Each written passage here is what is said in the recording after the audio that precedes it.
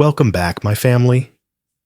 Before we dive into tonight's creepy little journey, make sure to like the video, subscribe to the channel, and share this with someone who loves a good scare before bed.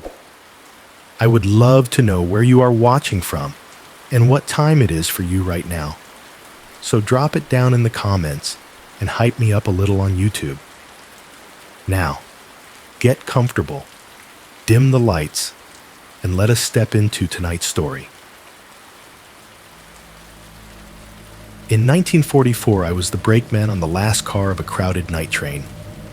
We went into a mountain tunnel with over 600 souls on board, and only my car ever came out alive.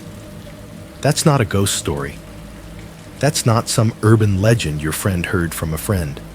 That's my memory. And if you're hearing this, it means I finally worked up the nerve to tell it. I want you to picture something for a second. It's after midnight in the middle of a war. The world outside that train is dark. No city lights, no highway glow, just black trees and black sky, and the faint reflection of the moon on wet metal rails. The only light comes from inside the train. Weak yellow bulbs, swinging over packed bodies, over tired faces, over people who have put everything they own into one small bag at their feet. You can hear it already, can't you? The low, uneven roar of the engine somewhere up ahead. The steady clatter of steel wheels biting into the tracks. The occasional high-pitched screech when the rails are slick and the train slips for a second before catching again. Inside my car, the caboose, the air is thick with coal smoke and wet wool. Every time I breathe in, it tastes like old pennies and burned rock. The window beside me rattles with every curve. Somewhere in the distance, a whistle blows, once long and hollow, then dies away into the mountains. There are supposed to be freight crates in those cars behind me. That's what the paperwork says, but I know better. We all do.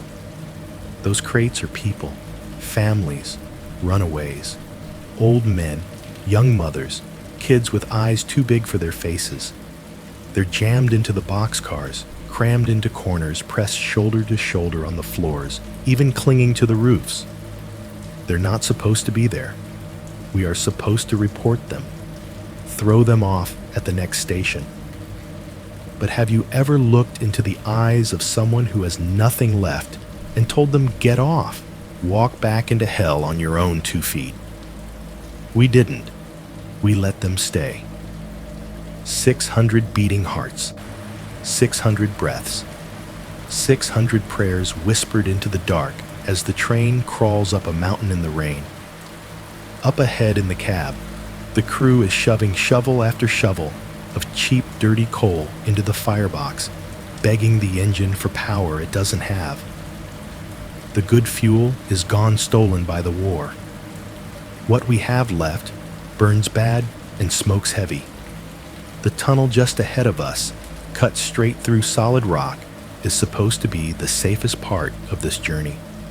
No ice on the rails, no bombs from the sky, no cliffs waiting if we slide backward. Once we're in the tunnel, they told us we'll be fine. They were wrong. I remember the exact moment the front of the train slipped into that black mouth in the mountain. The wind disappeared. The sound changed. The engine's roar didn't vanish. It wrapped around us, came back at us, in a deep, echoing growl that shook the glass in the caboose windows. One by one, the cars behind the engine were swallowed by the dark. One by one, 600 people rolled into a stone throat with no air. And back in the last car, just outside that tunnel, I stood with one hand resting on the brake lever listening to the engine struggle, listening to the wheels slow, listening for the conductor's whistle. That never came. Instead, as the train shuddered and finally died in the center of that tunnel, I heard something else. A new sound.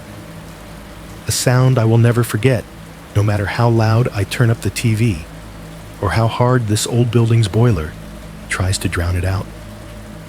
A single heavy thump from somewhere up ahead. Then another. And another. Something was happening in that tunnel. Something that killed almost everyone on that train. Without a scream. Without a broken window. Without a drop of blood on the walls. If you want to know what happened in there, if you want to know why I still wake up at night hearing that sound under my floor, then listen carefully, because this is what really happened on the one-way train to hell. I don't usually tell this story to anyone. Most nights, I just sit here in my little kitchen above the strip of stores, letting the sounds of the building talk to me instead. It's a cheap place in a cheap part of town, one of those two-story strips you can find off any four-lane in America. Downstairs, there's a liquor store, a nail salon, a pizza place that stays open too late, and a vape shop that changes its window stickers every week. The parking lot is a patchwork of cracked asphalt and faded white lines lit by street lamps that turn everything the color of weak tea. From my kitchen window, if I lift the blinds with 2 fingers, I can see the whole lot, the dented pickup that always parks, crooked the silver sedan with one headlight out the dumpster, glowing faintly under a buzzing security light. Beyond that, across the road, the silhouette of a warehouse, and farther still, the faint suggestion of trees.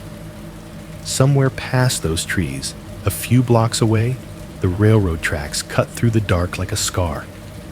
You might think it would be quiet up here at this hour. It's not. Not really. The HVAC unit in the wall to my left mutters constantly a low, tired hum that never quite settles.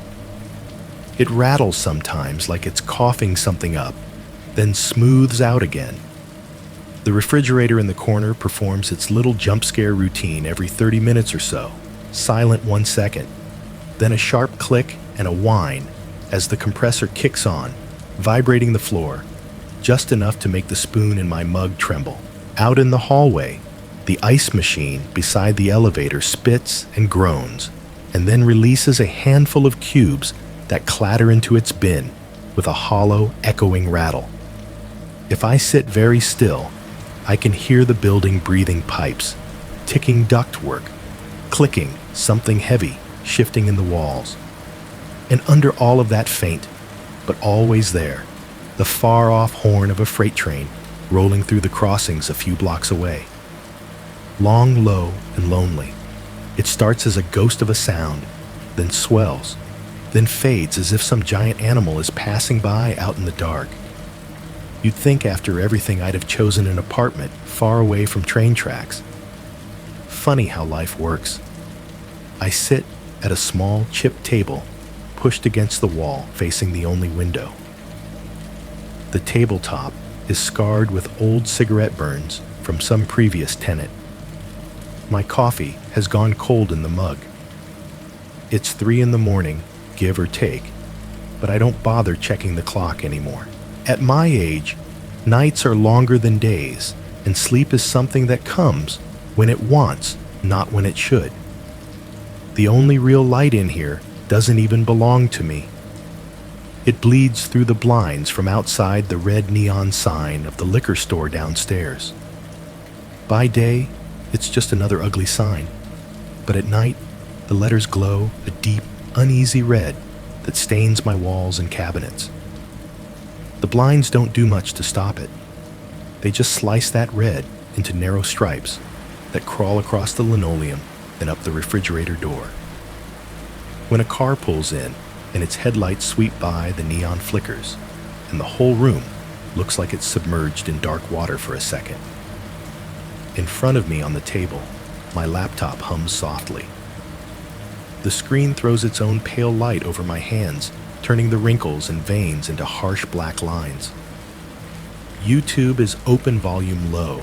The autoplay bar is a graveyard of titles. True terrifying Home Alone stories. 3, Dark Road, Trip Nightmares. True horror stories from night shift workers. all that stuff people listen to while they fold laundry or scroll their phones in bed. I listen too. I know the voices by now. The calm narrators with their practiced cadence, the way they lean on certain words to make them drip. They always say the same thing at the start. If you like the strange, dark, and mysterious delivered in story format. I could mouth it along with them if I wanted. Sometimes I do. It's not that I enjoy being scared. I've had enough of the real thing. But there's something comforting, I guess, about hearing other people's nightmares dressed up and packaged as entertainment. It makes mine feel less lonely, less like a mistake that only ever happened to me. Every so often, one of these channels gets close. They'll mention a mysterious train disaster or hundreds dead in a tunnel. They'll show a black and white photograph of a locomotive half lost in steam talk about wartime shortages, about tragedy. And for a moment, my chest tightens, and I lean closer, waiting to hear my story told back to me in somebody else's voice. But they never quite touch it. They skim the surface, skip the details, hurry past the worst part, the part I can't stop hearing. So tonight, with the HVAC whispering in the wall, and the refrigerator growling, and the ice machine coughing, I'm thinking maybe it's time I tell it myself. Not because I want to relive it. God knows I don't. But because I'm 80 years old, my hands shake when I pour coffee, and my lungs aren't what they used to be. Because the doctor says the boiler in this building is old, and the landlord is cheap, and if that carbon monoxide detector ever goes off, don't ignore it. Because there's a strip of plastic screwed to my wall that's supposed to save me if the air in here turns against me. And because last night, that little white detector beeped. Just once. No chirping, low battery warning. No continuous alarm. Just a single sharp beep that cut through the room like a needle. It woke me up out of a dead sleep. For a second, I didn't know where I was. I was back in that tunnel, in that suffocating dark engines, screaming lungs burning. Then the red neon showed between the slats of the blinds, and I was back in my kitchen, heart pounding with the sound of the boiler rumbling up through the floor. I lay there, staring at the ceiling, waiting for the detector to scream again, to flash red, to tell me the air was poison. It didn't. The HVAC kept humming. The fridge kicked on. Somewhere down the hall, someone's TV laughed at a joke. And deep in the guts of the building, the boiler exhaled a long, low breath. Then I heard it, a sound I know too well. A heavy, muffled thump from somewhere beneath me. Not a door closing, not a cabinet slamming, something weighty solid falling, that last half inch to rest. My brain went two directions at once. The sensible part said, it's the pipes. It's the boiler. It's someone dropping a box downstairs. The other part, the part that has never left that tunnel, heard bodies slipping, rolling, dropping from someplace they had no right to be. I got up, shuffled to the hallway, listened. Nothing. Just the soft fizz of the exit sign, the faint hiss of the ice machine cycling. No shouting, no smell of gas, no smoke. The detector on my wall stared back at me with its blank little eyes silent and green. Still, I couldn't shake it. That single beep, that single thump. So now I'm here at the table. The neon painting my hands read the freight train in the distance, crying out over the rooftops. And I've got your channel's email form open in another tab. Submit your true horror story. It says like it's nothing. Like some things end when the story does. Maybe for most people they do. For me, the story never ended.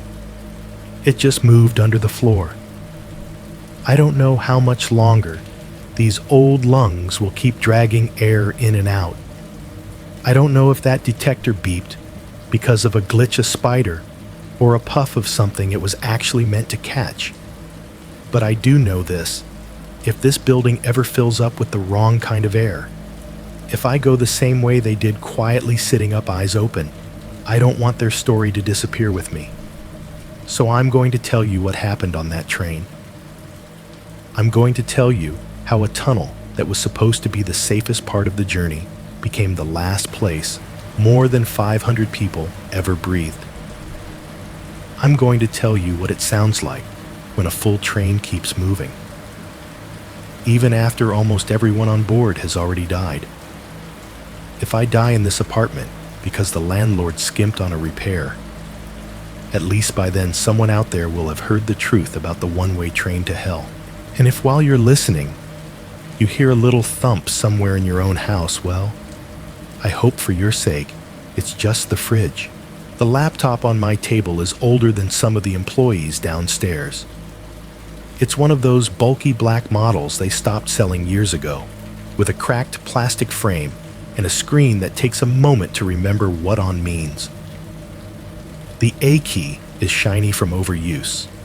The N is half missing, and there's a faint crescent of dried coffee along the spacebar, where I once spilled a whole cup and panicked with a dish towel. Between the keys, crumbs have taken up permanent residence chips, bred something I hope was once a cookie. When the fan kicks in, it sounds like a small animal wheezing. I pull it closer, the rubber feet scraping softly against the scratched tabletop. The cord is stretched tight to the outlet by the fridge, wrapped in tape where the insulation cracked. If I move too far, the whole thing blinks off, like someone pulled the plug on my thoughts. So I don't move. I hunch forward instead, shoulders rounded, neck aching. On the browser, the Horror Channel's website waits, big red letters, "Submit your true story." Underneath a cheerful little description, we read the scariest real experiences sent in by viewers like you. Anonymous submissions, welcome. Anonymous. That's the word that's been staring at me the longest. There's a name field at the top of the form, a simple white box with a blinking cursor. I click it, type my first name, then my last. The black letters look too sharp on the screen, too official. I backspace the last name out one letter at a time, watching it disappear, like it was never there. I try a fake last name, something simple, forgettable. Smith. Stare at it. It feels wrong, like lying in a confessional. Backspace again. The laptop registers each delete with a soft clack that sounds much too loud in the little kitchen. For a moment, I just leave the first name. That feels half honest and half cowardly. Finally, I move to the message field and start where the truth actually begins. You can use my story on your channel, just don't use my last name. I read that line 3 times. It feels like the start of something, and also like an apology. Not to you. To them. Outside the parking lot coughs up a new sound. A pickup truck pulls in its muffler, complaining bass, rattling the loose license plate. The driver's door slams, and a few seconds later, I catch the muffled thump of rap music as he pops his trunk and digs around. The lyrics are just vibrations through the glass. Nothing intelligible, just a beat pressing against the windows like a distant heartbeat. Somewhere to my right, down at street level, the liquor store's metal gate shrieks as someone hauls it down. It's a long scraping sound that makes my teeth ache. I know the rhythm by now. Pull clatter, pause, lock.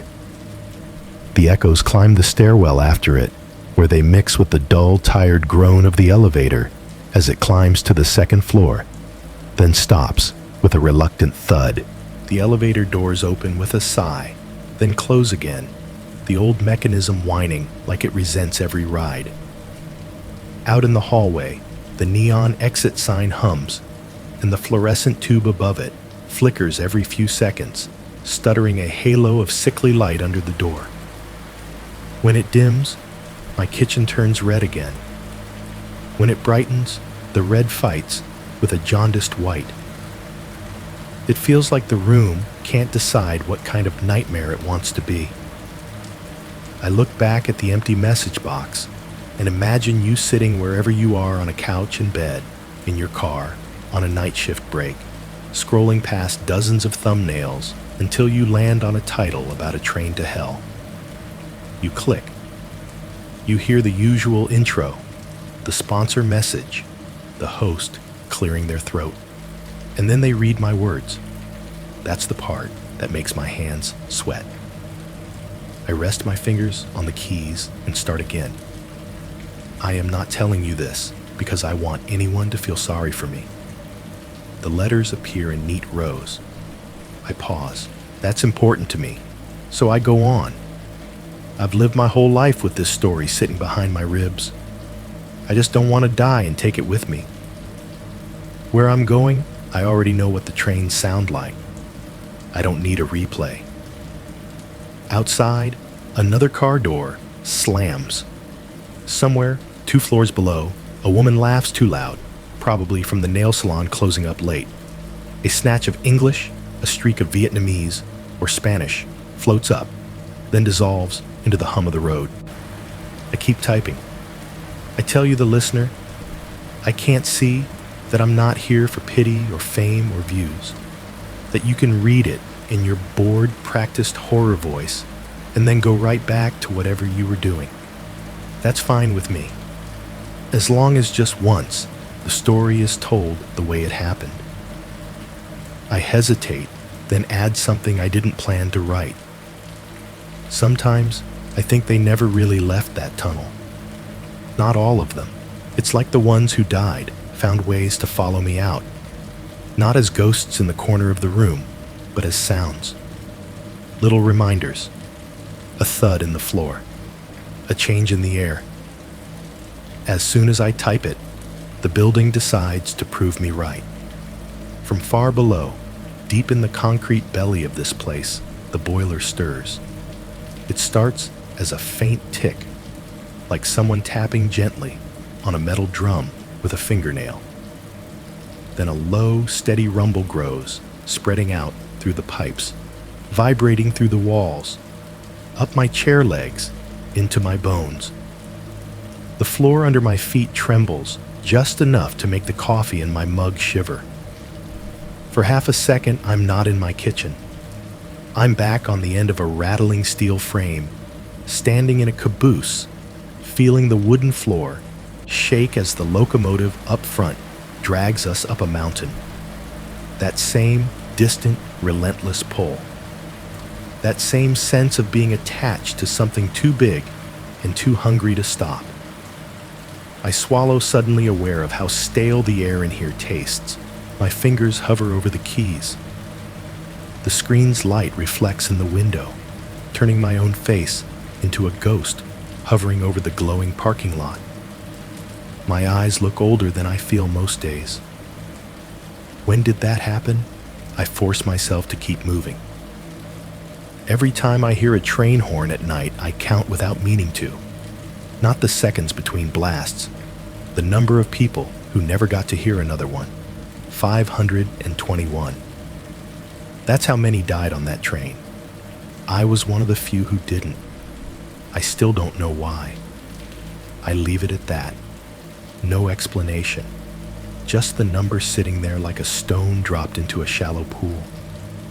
You can feel the ripples without me pointing them out. Inside the walls, the boiler shifts gears, giving off a deeper grumble. The pipes respond with a hollow talk that marches along the line, coming closer, circling the apartment like footsteps that don't belong to anyone. When it passes under the floor near the table, there's a single sharper thunk, like something heavy inside the duct knocked against it.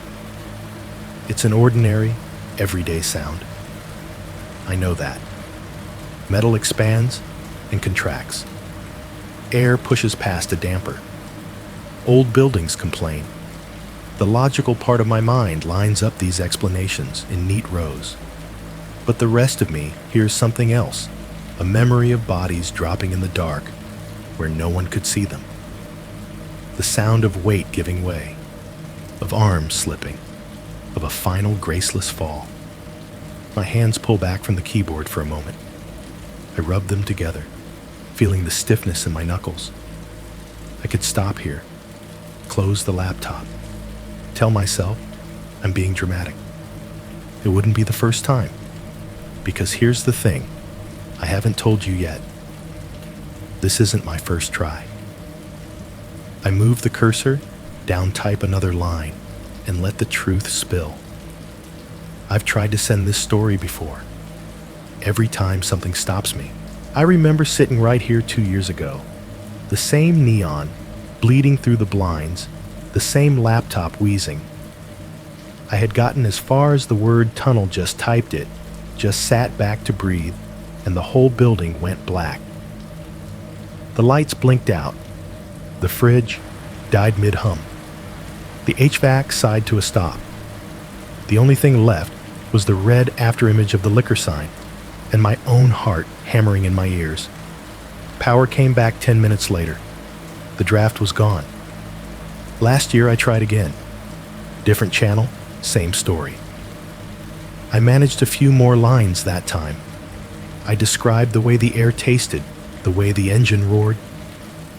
As my fingers hovered over the word door, the hallway fire alarm suddenly shrieked to life, a high piercing scream that turned my bones to water. I stumbled out, half expecting to see smoke orange light something. The hall was empty. The alarm blared for almost 5 minutes, then stopped. No explanation. No fire trucks. The building manager shrugged the next day. Faulty sensor, he said. Maybe it was. Maybe all of it was. And maybe that doesn't matter anymore. I bring my hands back to the keys and type what I've never admitted out loud. Every time I get close to talking about the tunnel itself, something happens. Power cuts, alarms, banging on the walls for no reason. Maybe it's bad wiring. Maybe it's coincidence. Or maybe some part of me is still looking for excuses not to go back there. My fingers hesitate over the next word, then press down firm. This time, I'm going to tell it from the beginning, and I'm not going to stop when I get to the tunnel, whether the lights stay on or not. The boiler rumbles again, beneath me a low animal growl. The floor vibrates just enough to send a tiny ripple through my coffee. Somewhere in the pipes, another dull thunk answers me, as if the building itself is giving its opinion. I stare at the blinking cursor, the red neon stripes across the table, the trembling surface of the mug. Then I start to type. There's one more thing I should tell you before we go back. You've probably already seen the phrase in the title, or in the thumbnail, depending on how whoever runs your channel decides to dress this up the one-way train to hell. It sounds like clickbait, like something a bored intern threw together to grab views. But that phrase didn't come from a headline, or from a documentary, or from one of those late-night list videos. No newspaper ever called it that. No official report dared to be that honest. That's my name for it. The name I've used in my head for 80 years. Because unlike the historians and the commentators and the top 10 narrators, I didn't read about it in a book. I heard it from the inside while it was happening, with my hand on the wall and my lungs full of the same air that killed almost everyone around me. When I say train to hell, I'm not talking about flames or devils or anything with horns. I'm talking about the way the world sounds when metal screams against stone and the dark presses against you from all sides, and you know there's no way out except forward. And forward is the part that's already trying to kill you. Even now, sitting here, I can close my eyes and I'm there. The smell hits, first damp coal piled in the tinder soaked from the rain, giving off a sour mineral stink as it burns. The smoke was thick, not the clean white puffs you see in old movies, but greasy black ribbons that crawled along the ceiling of the tunnel and came back down on us. It stuck to the back of your throat, turned every swallow into a scrape. Under my boots, I remember the rhythm of steel wheels chewing on the rail, ka-tunk, ka-tunk, ka-tunk, steady at first, then strained like a breath held too long. Every so often there was a harsh high squeal when the wheels slipped on the wet grade, a note that made the skin between my shoulders tighten. Above it all, the whistle-long, mournful blasts that bounced off the rock and came back at strange angles so you could never be sure where the sound was really coming from. The cars behind me were not supposed to be full of people, but they were. I didn't have to see them. I could hear them. A cough here, a child's thin voice asking a whispered question, someone muttering a prayer under their breath. The occasional thud of a boot against a wall as someone shifted, trying to make room for tired legs. There's a particular sound human beings make when they're trying not to be heard, when they're hiding, not sleeping. The air gets full of half-breaths and unsaid words. Those are the sounds I mean when I say hell. Not the screaming. The way the ordinary noises of life twist themselves into a knot right before everything stops. I hadn't planned to think about any of that tonight. I certainly hadn't planned to watch other people talk about it like it was a scene from a movie. But while I was sitting here, fingers hovering over the keyboard, the algorithm did what it does, and a thumbnail on my YouTube sidebar caught my eye. Top 10 Most Terrifying Train Disasters. A black and white image of a derailed locomotive, a red circle around one mangled car. Normally, I avoid things like that. I scroll past, pick the ghost stories instead, or the stalker tales, or the night shift confessions. But tonight, maybe the little beep from the detector had me feeling masochistic. Maybe starting this story had cracked something open. Whatever the reason, I moved the cursor and clicked. The Bluetooth speaker on the counter chimed softly as it picked up the audio. The host's voice came through smooth and excited, doing that theatrical whisper people use when they want to sound spooked, but still in control. They flashed through accidents in India, in America, in places I'd never been twisted, cars, statistics, dates. I watched the countdown descend. 10, 9, 8. With each new disaster, they tossed around phrases like horrific, devastating, a tragedy that shocked the world. They showed slow-motion recreations of what the trains might have looked like as they left the rails. Metal crumpling, fireballs, screams dubbed in from sound libraries. And then somewhere in the middle of the list, not number 1, not even number 2, they got to mine. They put up a photo of a tunnel entrance half covered in snow. They zoomed in on a grainy shot of a locomotive smoke curling out, made it look like the mouth of a cave exhaling. The host said, the year, the country, the approximate number of deaths. They mispronounced the name of the town. They said carbon monoxide poisoning like it was just another phrase to move the plot along. They spent maybe 15 seconds on it. 521 people turned into one bullet point in a list sandwiched between a bridge collapse and a brake failure. The exact details of what it was like inside that tunnel, the host said, are lost to history. I felt something hot crawl up my throat at that. A laugh or a curse, I'm not sure which. Lost to history. As if the fact I'm still breathing doesn't count. As if the noise I hear every time the boiler starts up is just some personal superstition. The video kept going, but my attention drifted. I found myself listening more to the sounds than the words. The rumble of recreated engines, the added-in screech of wheels, the background music, low tense strings building and building as if horror needs a soundtrack to be real. And then something stranger happened. The boiler downstairs chose that exact moment to wake up again. The rumble from the video engine and the growl from the building's guts met somewhere under my feet and decided they liked each other. The Bluetooth speaker glitched just a tiny hitch in the sound, but in that split second, the audio from the video warped.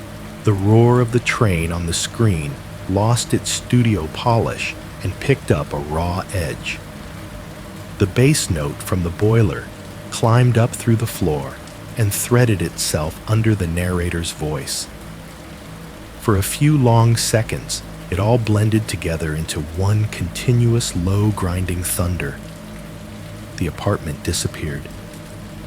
I was back in that stone throat.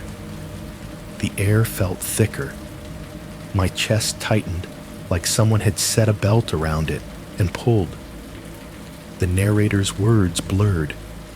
All I could hear was that engine that wasn't an engine, that monster of steam and gas and pressure pushing and going nowhere.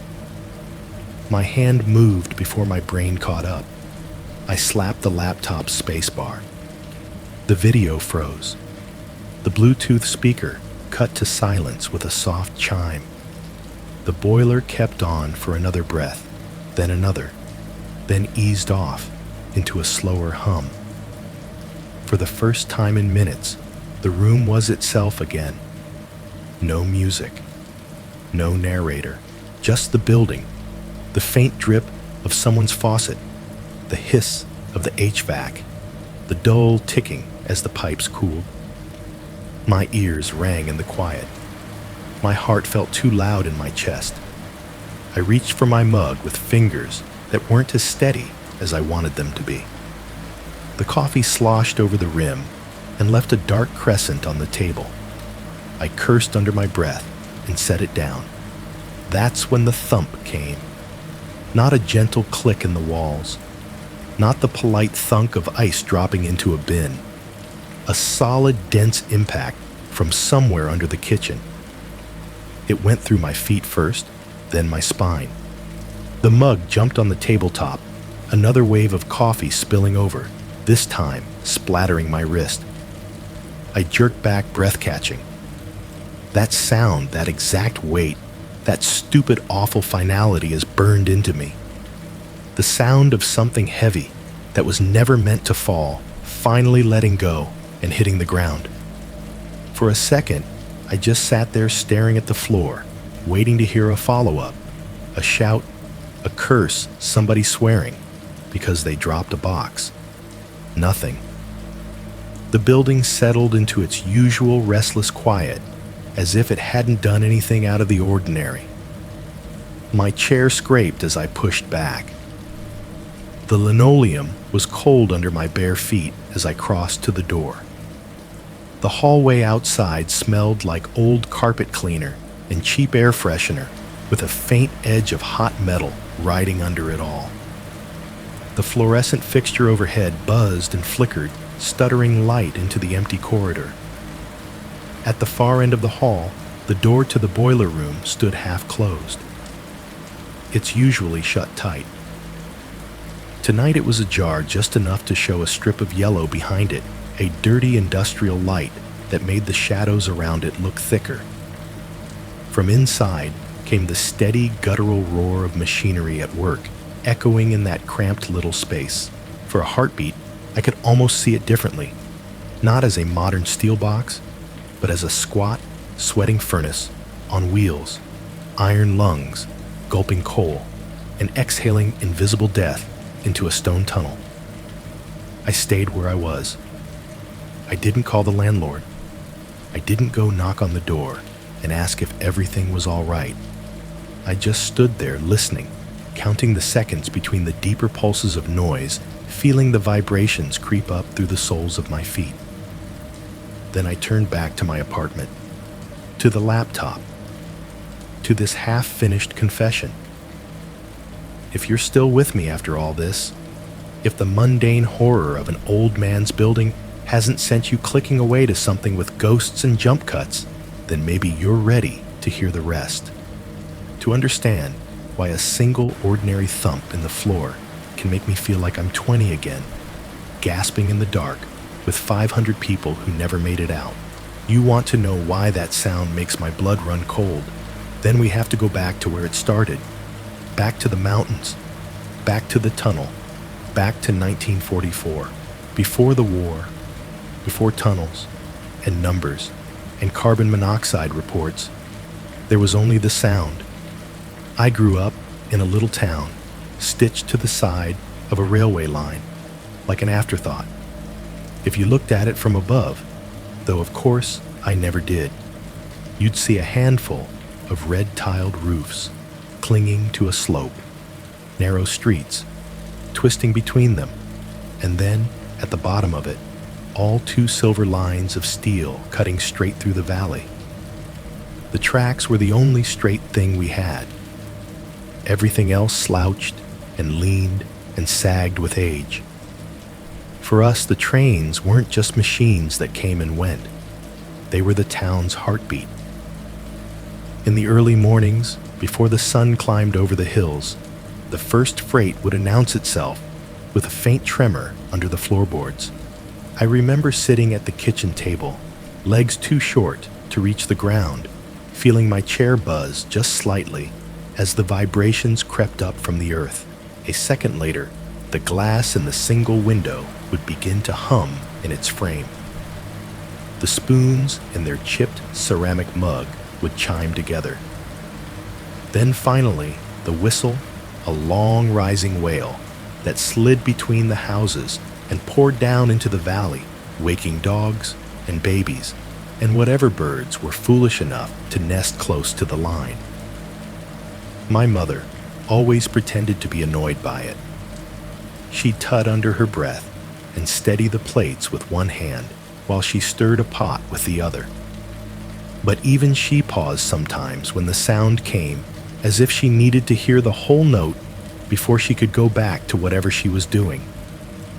When the trains were late, or didn't come at all, the whole town felt off balance, like we'd missed a beat.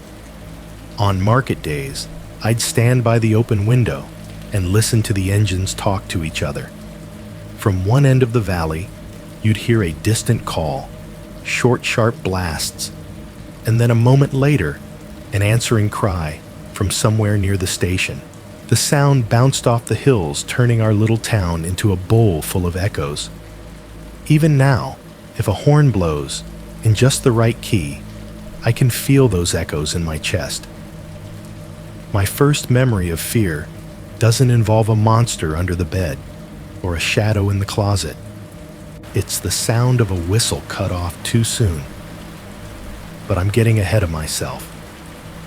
Back then, I didn't think of danger when I thought of trains. I thought of adventure. To me, those iron beasts weren't just hauling coal and grain. They were dragging invisible threads to other places, bigger places with bigger streets, and brighter lights, places where people didn't all know each other's names and business. I was a stupid, fearless child. Most children are. I'd wait until my mother sent me to school and turn left instead of right, slipping between houses and down narrow stone alleys until I reached the dirt path that led to the tracks. I knew the schedule better than most adults. I knew exactly how long. After the church bell struck 9, the morning passenger train would thunder past, and how much time I had before someone noticed I wasn't in class.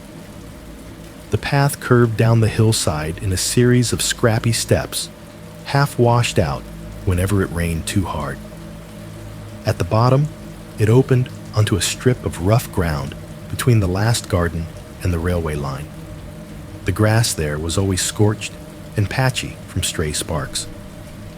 Bits of trash and old metal lay half buried in the dirt-twisted nails.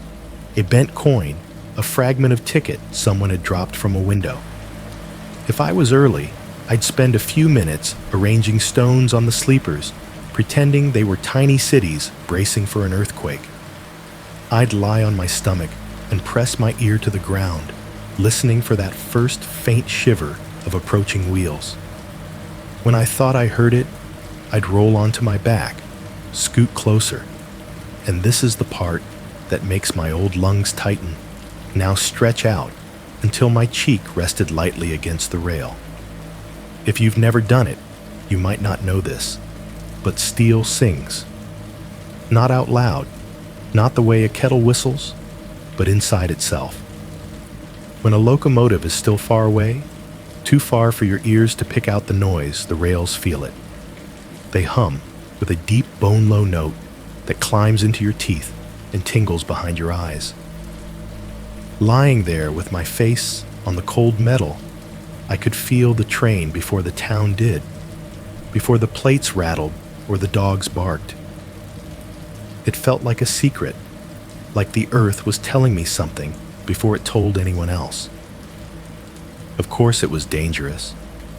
Of course it was stupid. Try telling that to a boy who thought he was invincible.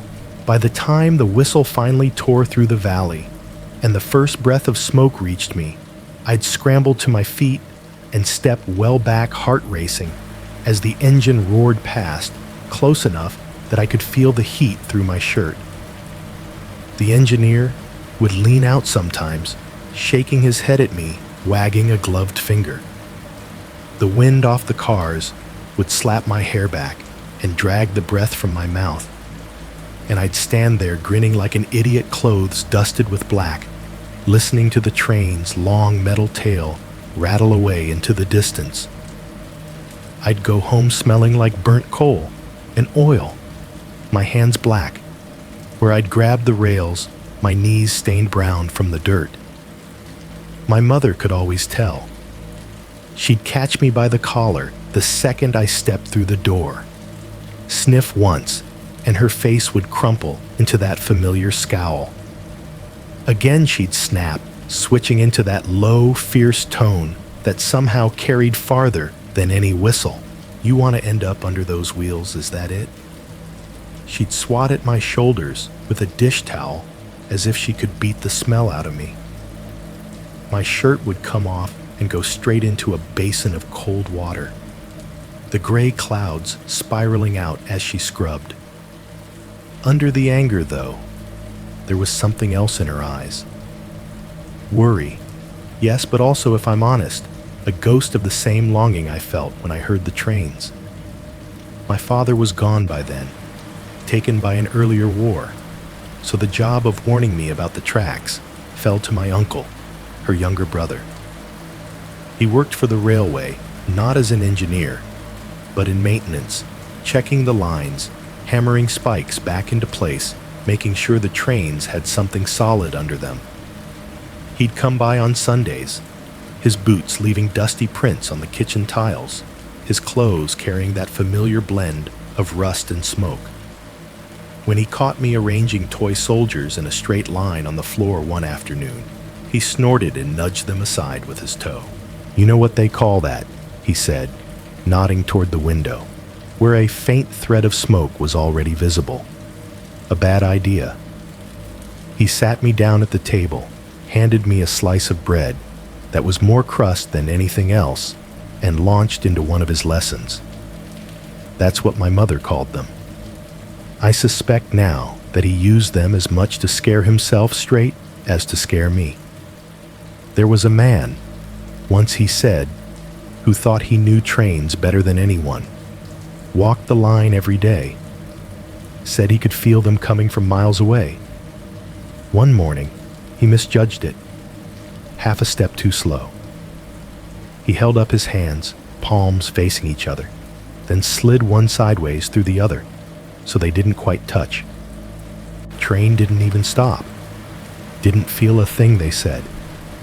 Just two pieces where one used to be. You want your mother to have to pick up pieces of you, I laughed like any boy would, half trembling, half titillated. The image lodged in my head, though. Not the blood or the bones, my uncle never described those. What stuck was the way he said it. Train didn't even stop. The idea that something so huge, so loud, could do something that final and not even notice. I pretended to be afraid for his benefit, nodded solemnly, promised to be careful. The next week, I was back by the tracks. For a while, it was all just noise and daring, and the wild, foolish joy of standing close to power without understanding it. Then came the night that taught me that trains didn't always pass through our valley cleanly.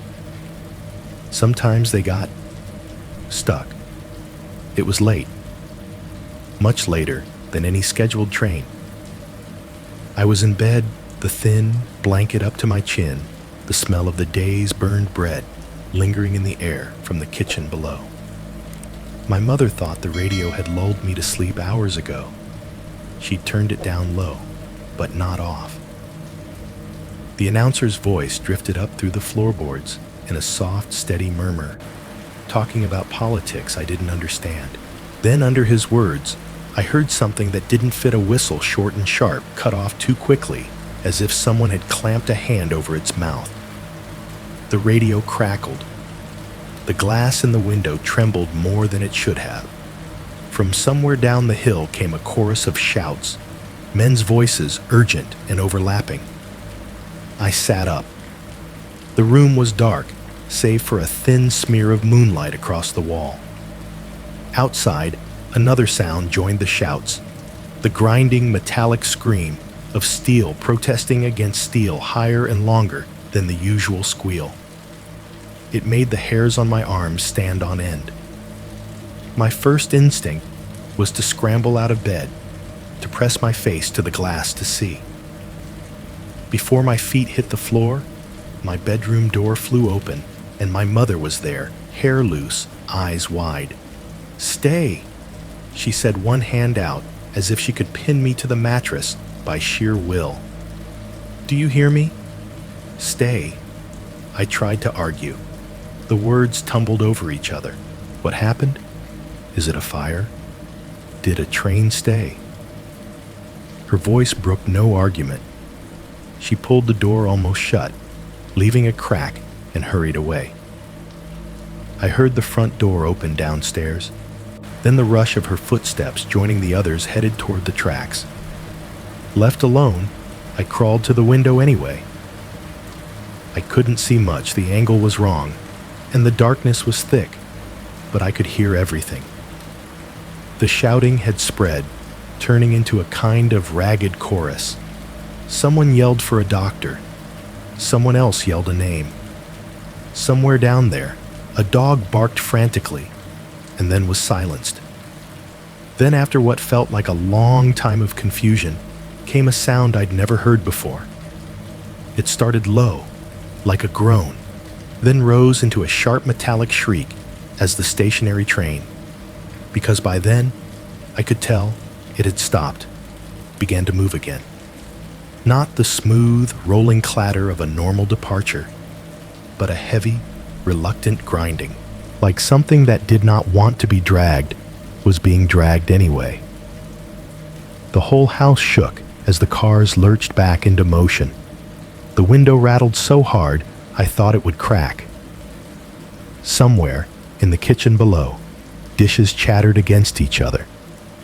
The whistle blew, once a short choked blast, then nothing. After that, only the distant murmur of voices growing quieter as people dispersed, and then the familiar, steady hum of the radio again. In the morning, my mother's eyes were ringed with shadows, and my uncle sat at the table with his hands wrapped around a mug he wasn't drinking from. They spoke in low tones until they realized I was listening. Then they switched to the kind of silence that is louder than any words. I heard the story anyway from the other boys. A man from the next town over had tried to cross the tracks while the night freight was rolling through, misjudged the speed, slipped, fell. The wheels did what wheels do. The train didn't stop until it reached the station. It reversed later slowly to let the men gather what was left. My mother wouldn't let me go down there. She kept a hand on my shoulder all that day, as if I might shatter like a plate. I didn't see the body. I didn't see the blood. What I had instead was the memory of that sound as the train started up again, the angry, reluctant scrape of metal over metal, like the tracks themselves were protesting what had just happened. I didn't know it then, but that sound would come back to me years later inside a tunnel full of dead and dying people.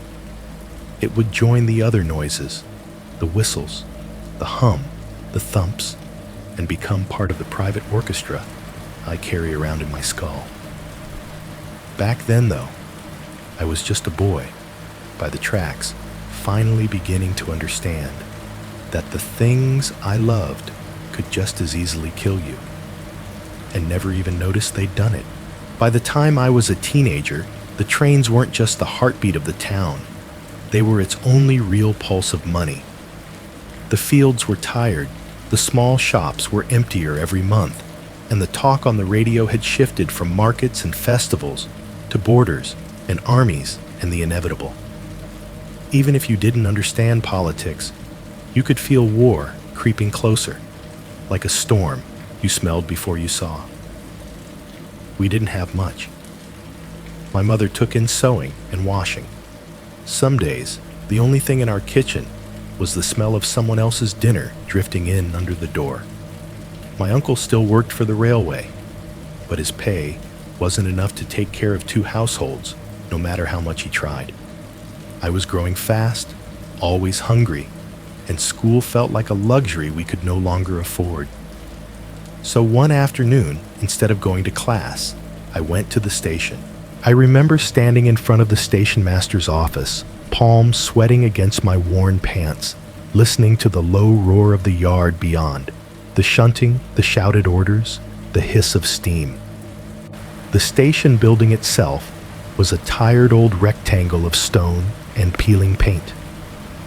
The sign with our town's name hung crooked, one of its bolts rusted halfway through. The station master looked me up and down without much interest.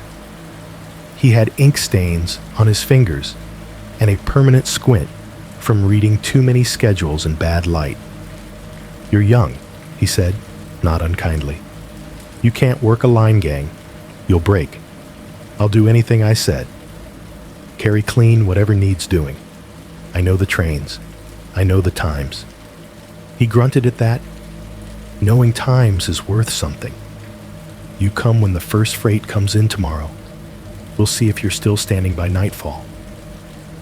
That was how I got my first job with the railway, not as anything grand, just as a pair of hands. At first, they gave me the tasks no one else wanted. I swept out passenger cars after long journeys, pushing piles of cigarette butts and crumpled tickets and breadcrumbs into neat little drifts before scooping them into a dented metal bin. I wiped down armrests sticky with spilled wine, scrubbed at muddy footprints, gathered up newspapers left behind with half-finished stories of distant battles. I carried buckets of water to men with coal-blackened faces and soaked shirts their thanks little more than a grunt and a nod before they upended the bucket over their heads. I didn't mind. Every job kept me close to the rails. Every stray story I overheard felt like a piece of some larger puzzle. My favorite place, though, was the crew room. It wasn't much to look at, a low-ceilinged rectangle near the yard with flaking plaster and a single barred window that looked out onto a slice of tracks and sky. The walls were yellowed from years of smoke, stained in uneven clouds, where hands had rested and shoulders had leaned. A long wooden table ran down the center of the room, scarred and nicked, ringed with mismatched chairs. Along one wall, a row of hooks sagged under sweat-darkened jackets and caps. The smell in there was a living thing. Sweat and tobacco, of course, sharp and sour and always present, but also coal dust ground into fabric machine oil on calloused hands, stale coffee, cheap wine spilled and wiped up badly. On colder days, when the iron stove in the corner was lit, the air grew dense with a dry heat that seemed to bake everything into a single heavy scent. In one corner, a small radio sat on a shelf. Its wooden casing cracked its cloth speaker mottled with age. It hissed and crackled more often than it spoke, but whenever the signal came through, the men would pause. Voices would drift out newsreader tones, recounting troop movements, shortages, speeches, competing with the ticking of the big round clock nailed above the door. That clock ticked loud enough to be heard over the clink of metal cups and the murmur of exhausted conversation. Those metal cups. I can still hear them. There was something about the way they sounded when they hit the table, a sharp little ring that cut through all the other noise. When a man was angry, he'd slam his down, making the spoons jump. When he was too tired to speak, he'd tap it gently with a fingertip, keeping time with his thoughts. As a boy, working in that room, sweeping under chairs, wiping up spills, ferrying more coffee from the pot, I became an unintentional sponge for stories. The older men would lean back, boots stretched out, and start sentences with, "You think this was bad? You should have seen." Then they'd talk about derailments in other towns, about couplers failing at the worst possible moment, about men who stepped between cars at just the wrong time. They spoke about accidents the way fishermen talk about storms, with respect, with fear, and with the faintest flicker of pride at having survived them. I learned quickly that laughter in that room could turn to silence on a single word name. Say the name of someone who died on the line, and even the most hard-faced brakeman would pause, cup halfway to his lips, eyes flicking briefly toward the window and the tracks beyond it. The first time I saw the line between stories and reality blur was a day that at first didn't seem worth remembering. It was late afternoon, the sky a flat, colorless gray that made everything feel closer. In the yard, a short string of freight cars was being repositioned. I was standing near the crew room door, holding a crate of empty bottles, watching the shunter engine push the line back and forth in a slow, methodical dance. Men in caps and vests moved alongside, signaling with gloved hands, yelling instructions over the squeal and clank. I shouldn't have been that close. There were painted lines on the ground for a reason. But I was young and hungry for proximity to the machines, so I edged forward until my toes were just shy of the ballast. The nearest car rolled by at walking speed, its metal sides towering over me, the wheel flanges kissing the rail with a soft, almost delicate touch. Someone shouted something I didn't catch. A signal flag went up, but my eyes were on the wheels. The shunter braked a second too late. The coupler jolted, shoved harder than intended, and one of the cars, just one, lurched forward on its own momentum. It rolled past the chalked mark it was meant to stop at, white paint streaking under its wheels, and kept going, picking up just enough speed to be dangerous.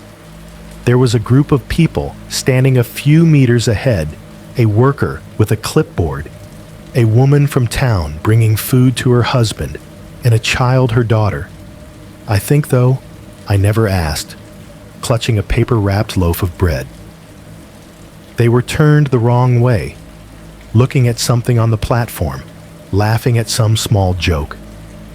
The girl's heel was a single step from the edge of the track. Time compressed. The screech of metal exploded through the yard as the emergency brake caught too late to stop the initial surge. The car's wheels screamed against the rail sparks, spitting the sound, a physical thing that clawed at my ears. Men shouted. Someone swore. The woman turned her head, eyes wide, but her feet didn't move. The girl did. She jumped back in surprise directly into the path the car would take if it bounced, if it climbed the rail, if anything went just slightly more wrong. And then a hand shot out fast, as if it had been waiting for this exact moment for years. An older man, in a brakeman's cap, lunged from beside the car, grabbed the girl by the back of her coat, and yanked. The force of it nearly lifted her off the ground. She dropped the bread. It tumbled onto the ballast. Her cry was swallowed by the shriek of the wheels. The car shuddered to a stop, with its coupler hanging out over the line where their bodies had been a heartbeat before. For a few seconds, everything was noise and motion, men running voices overlapping the girl, sobbing against her mother's skirt. Then the engine cut back, the pressure eased, and the yard slowly exhaled. The smell of hot metal and burned brake pads mixed with the usual coal dust and oil sharp and acrid. I couldn't take my eyes off the man who'd grabbed her. He was older than most of the others, with a thick mustache, gone mostly gray, and skin that looked like it had been carved from old leather. His brakeman's jacket was faded, his cap sweat-stained along the brim. He stood there for a moment, breathing hard eyes, locked on the halted car, as if daring it to move again. Then he looked down at the girl, checked her over with a quick practiced gaze, and patted her awkwardly on the shoulder. "Watch where you put your feet," he said, voice rough but not unkind. "The train never will." Our eyes met briefly. I must have looked as shaken as I felt, because he gave me a look that landed somewhere between a warning and an invitation. Later in the crew room, after the adrenaline had ebbed, and the story of how close she came had been told and retold with larger gestures and more swear words, I found myself alone with him for a minute. The radio muttered nonsense under static. The clock ticked steadily above our heads. The rest of the men were outside dealing with paperwork and apologies. I was wiping down the table, trying to pretend my hands weren't trembling. He poured himself coffee from the dented pot, then filled a second cup and set it in front of me without asking. "First scare?" he asked. I nodded. He took a careful sip, watching me over the rim. "Won't be your last if you stay here." I swallowed a mouthful of coffee that tasted like burnt earth and tin. I thought they had everything under control. The signals, the brakes, they do, he said. Most of the time. But most of the time is what kills you. I frowned. He leaned back in his chair, metal legs creaking, and tapped the side of his cup with a thick finger. On the rails, he went on, the first thing that kills you isn't the wheels. It's habit, routine. He let the words sit for a second. You get used to the sounds, the whistles, the clanks, the squeals. At first, every noise makes you jump. Then after a few weeks, a few months, it all turns into background. You stop hearing the difference between everything's fine and get the hell out of the way. He tilted his head toward the window, where a distant engine was shunting cars, its chuffs barely audible. When you're too familiar with the song, he said, you stop noticing when a note is wrong. That's when the train takes its payment. I don't know why those words stuck more than the others. Maybe because I'd spent my whole childhood chasing those sounds, letting them soak into me until they felt like home. Maybe because somewhere under my awe, I'd already started to tune certain tones out. His name was Marco.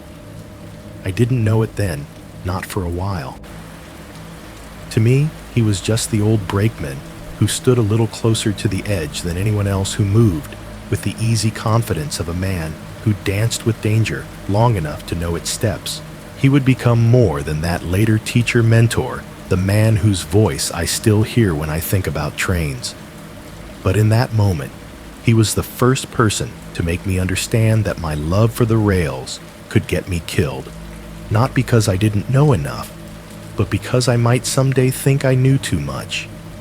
I went home that night, with coal under my nails, and the echo of his warning in my ears. When the midnight freight went through the valley and the glasses rattled in the cupboard, I lay awake and listened harder than I ever had before, trying to hear the difference between the sound of life moving on and the sound of something going very, very wrong. I never meant to end up at the very back of a train. When you're young, you imagine yourself at the front hand on the throttle whistle cord wrapped around your fingers, the whole world unrolling in front of you. Nobody dreams about the caboose. The caboose is an afterthought, a punctuation mark at the end of a sentence. But if you stay around the yard long enough, take enough orders, and keep your ears open, the railway has a way of putting you exactly where you need to be. It was Marco, the old brakeman, with the leather skin, and the graveyard of stories who first suggested it. "You've already got the ears for it," he said one evening in the crew room as I refilled the coffee pot. "Might as well teach you how to use them for something other than getting scared." Training such as it was didn't happen in a classroom. It happened on platforms and in sidings in the din of the yard and the cramped quiet of the caboose. Marco started by making me listen. "Close your eyes," he'd say, standing with me at the edge of the tracks as a freight rolled through at half speed. "Tell me what you hear." At least 10 cars, I'd guess. Maybe more. 2 locomotives. "Don't count cars," he'd snap. "Anyone with eyes can count cars. Listen to the wheels. Hear that." He pointed not with his hand, but with his chin toward the midsection of the train. "That squeal on the 3rd axle, slightly sharper. That's a wheel that's not sitting right. Remember that pitch." On other days, he'd march me up to the station roof and make me sit with my eyes closed while trains came and went below. How many whistles, he'd ask. 1 short, 2 long, I'd say. And that means what I'd repeat the codes like prayers. 1 long blast for approaching 2 short, for starting 3 short, for backing 1 long, and 3 short for trouble. But he wouldn't let me just recite. He'd make me repeat the sounds back, whistling through my teeth, until I could mimic the shape of each signal in my throat. Someday, he said, you won't see the engine. You'll only hear it. And if you mistake all clear for get off the tracks, you won't get a second chance. When they finally put me in a caboose, it felt at once like an exile and a promotion. The first time I climbed the metal steps and stepped inside, I paused in the doorway, letting my eyes adjust to the dimness. The caboose was smaller than I'd imagined and somehow bigger too. A narrow rectangle of space perched on the back of the last car, painted in tired reds and browns. The walls were paneled wood, darkened by grime and the touch of 1,000 hands. A small square table was bolted to the floor on one side, its surface scarred with knife marks and cigarette burns. 2 hard benches flanked it, their cushions long since beaten flat. Above the table, a cupboard with a crooked door held tins of coffee, a few dented cups, and a rusted tin of sugar that had long ago solidified into a single rock. At the far end, a tiny iron stove squatted in the corner, its pipe disappearing through the roof. On cold nights, someone would coax a fire into it, and the whole caboose would fill with the dry heat of it, the smell of scorched dust mingling with coal smoke sneaking in from outside. On warm nights, it sat cold and useless, a metal reminder that no space on a train is ever truly empty. The windows were narrow and set high, more like slits than proper openings. They framed the world in strips, a slice of sky, a slice of track, the edge of a hill sliding by. Up above, two small cupola seats, perched over the center of the car, accessible by a pair of ladder-like steps. From up there, you could look forward, over the tops of the cars, watch the line as it curved and straightened. It was like sitting in the crow's nest of a ship, with more smoke and less romance. I learned to feel the train through that floor.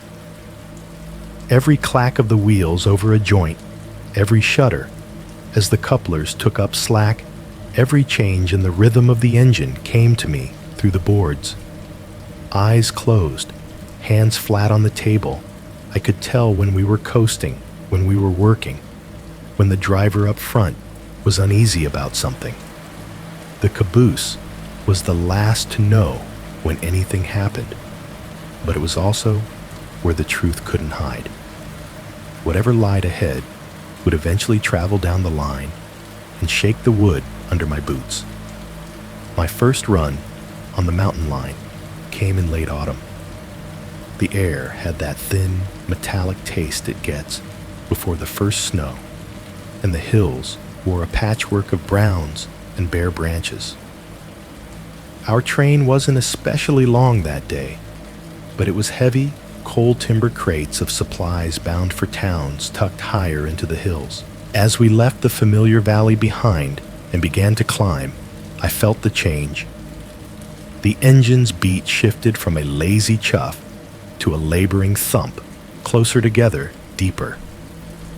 The caboose groaned as the couplers stretched, as if the whole train was holding its breath and leaning forward. The wind started to come at us, not from the side, but from below, rising up out of the ravines as we crossed narrow bridges. From my seat in the cupola, I watched the landscape tilt. The tracks ahead curved along the side of the mountain, hugging rock on one side and air on the other. Down below, the valley floor dropped away in a tumble of trees and stones. The rails glittered where they'd been polished by years of wheels. The sound of the engine echoed differently up here, bouncing off cliffs and bouncing back a heartbeat later, so we seemed to be chased by our own noise. I felt for the first time that particular mix of excitement and unease that only comes when you realize how small you are on top of something very big and very indifferent. One wrong thing, a rock slide, a missed signal, a brake that didn't catch, and all that weight behind me could become a weapon. I loved it. I feared it.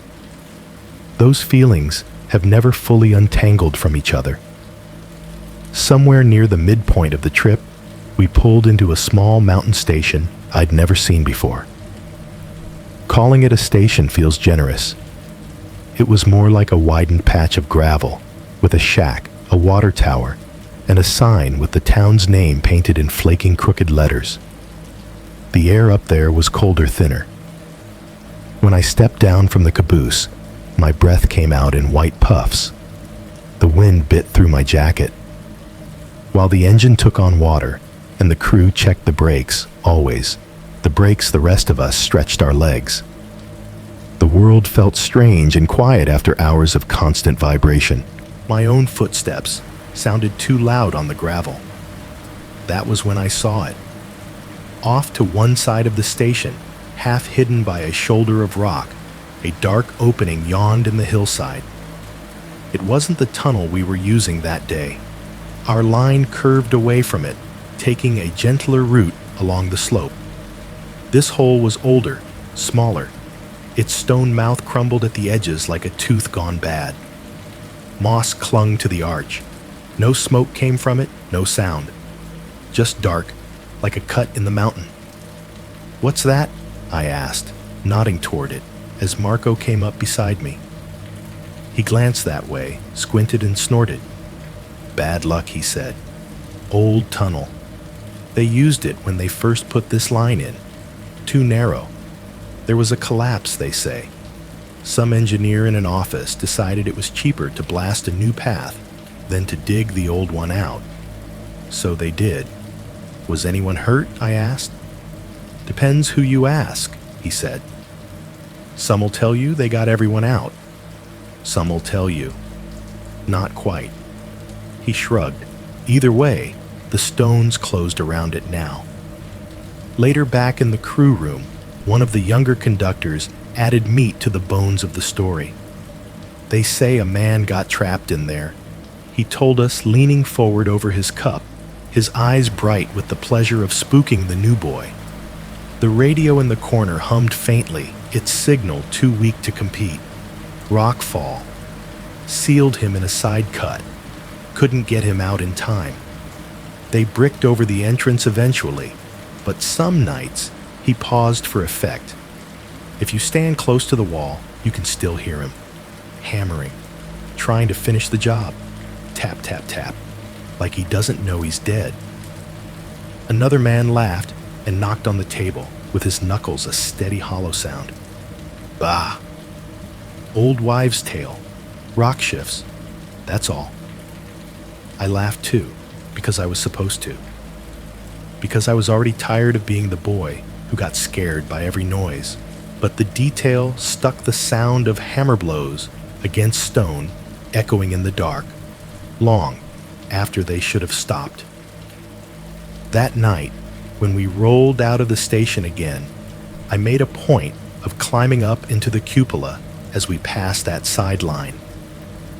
The engine whistled, the cars clanked back into motion, and the world outside our little glass rectangle began to move again. We rounded a slight bend, and there it was, the old tunnel's entrance, much closer this time. From the cupola, I could see more of it than I had from the ground. The stones around the mouth were blackened where smoke had once stained them. Thick weeds had taken root along the ledges.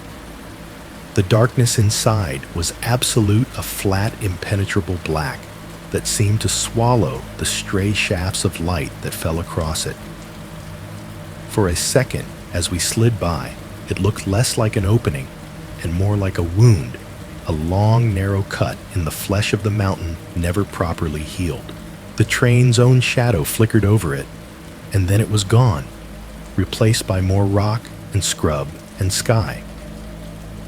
The line we were on curved away, following the newer route, the safer route, or so everyone said. I didn't think much of it after we descended back into the valley, after the mountains shrank behind us, and the familiar station came into view again. There were other runs, other stations, other small crises to occupy my attention. The story of the trapped worker became just another piece of railway folklore to pull out on long nights, a ghost in a wall I'd probably never stand next to again. It would be years before I recognized that arch in a blurry photograph, before I heard a documentary narrator mention the older tunnel nearby as if it were just a geographical footnote. Years before, I understood that on the night everything went wrong, we didn't just stall in any random hole in the mountain. We choked to a stop in the shadow of that same unlucky cut, the one that had been trying to warn us in the language of stone and echoes long before I ever set foot in a caboose. Back then, though, I was young, and the future was just another stretch of track I hadn't ridden yet. I watched that dark mouth slide past and did what everyone does when they pass a place that makes them uneasy. I looked away. By the time the war really sank its teeth into our country, the town by the tracks didn't look much different from before. The houses were the same tired shapes. The church bell still rang on Sundays. The trains still came and went. But everything in between had shifted a few inches toward hunger and fear. You could see it first in the bread lines, where there used to be a handful of people at the bakery door each morning.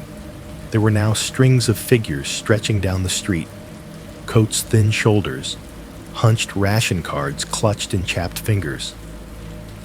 They waited in a silence that wasn't really silence at all, just the absence of the easy chatter that used to fill those queues. Voices were lower now. Laughter was rare, and when it did break out, it sounded like something stolen. The radio in our kitchen had become less a source of music and more a weather vane for dread.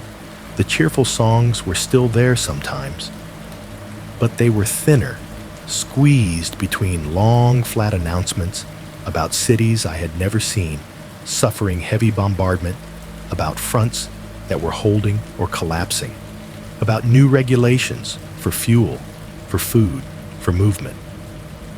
Every so often, in the middle of the announcer's measured tones, a siren would cut in, rising and falling, an animal howl of metal and air. Even when it wasn't ours, even when it was just a recording from some other place, my skin prickled. We all learned to listen for it under everything else. The railway felt that pressure more than anyone. The sidings were never empty anymore.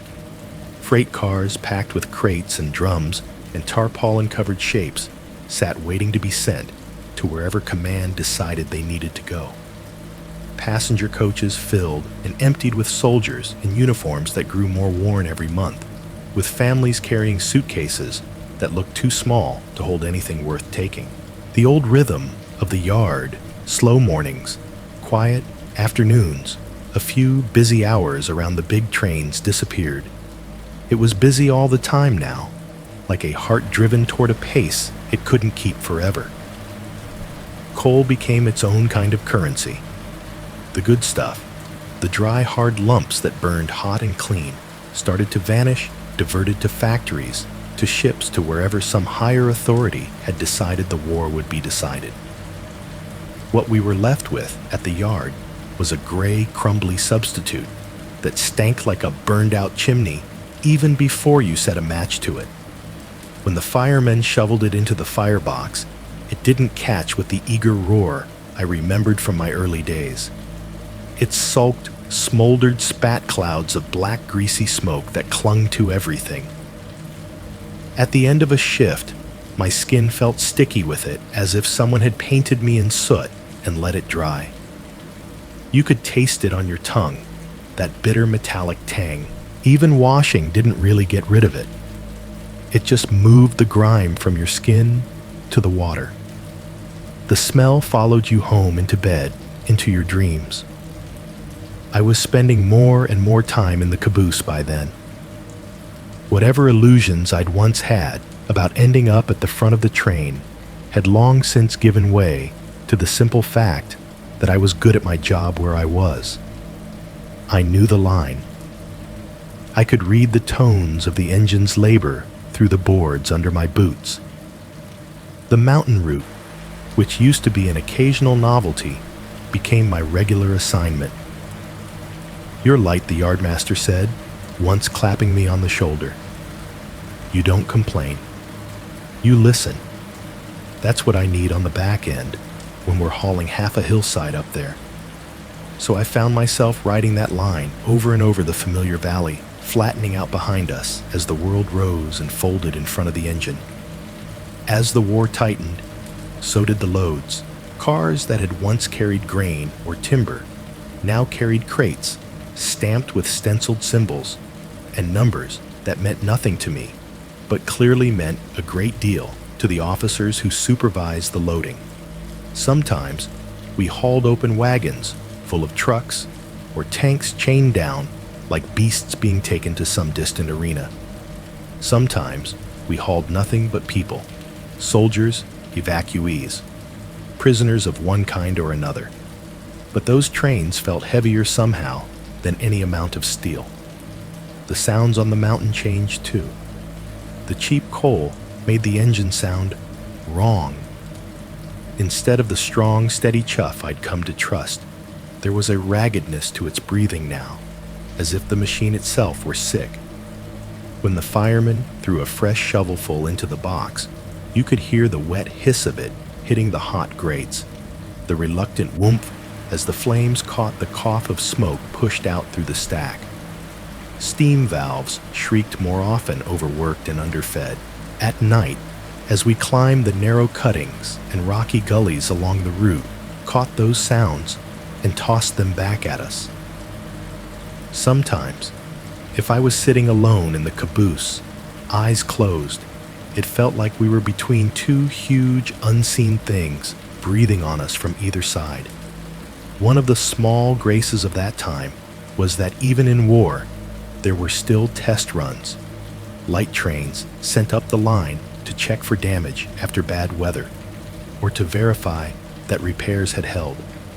Those trips carried no cargo, no soldiers, just a handful of crew, and the hollow echo of what would follow. It was on one of those tests that I got my first real taste of what later became routine stopping in a tunnel and counting breaths. It was a short tunnel, not the long one that would become the site of our disaster. This one was more like a notch in the mountain, a stone swallow of track used only when another route was blocked.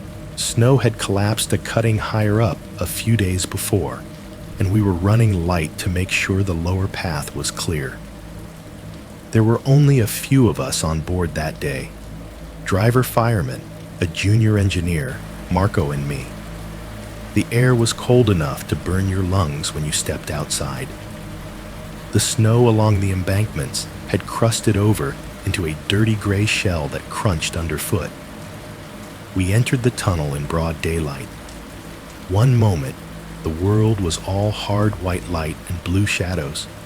The next, the caboose plunged into a thick, resonant dark. The lamps we had were weak and yellow, barely pushing back more than a few yards of gloom. The engine's noise, already unhealthy from the cheap coal, magnified itself twofold in that confined space.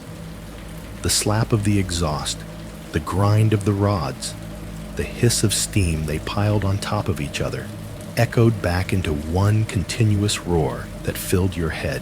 I was in the cupola, watching the small oval of light from the entrance shrink behind us when the engine suddenly throttled back.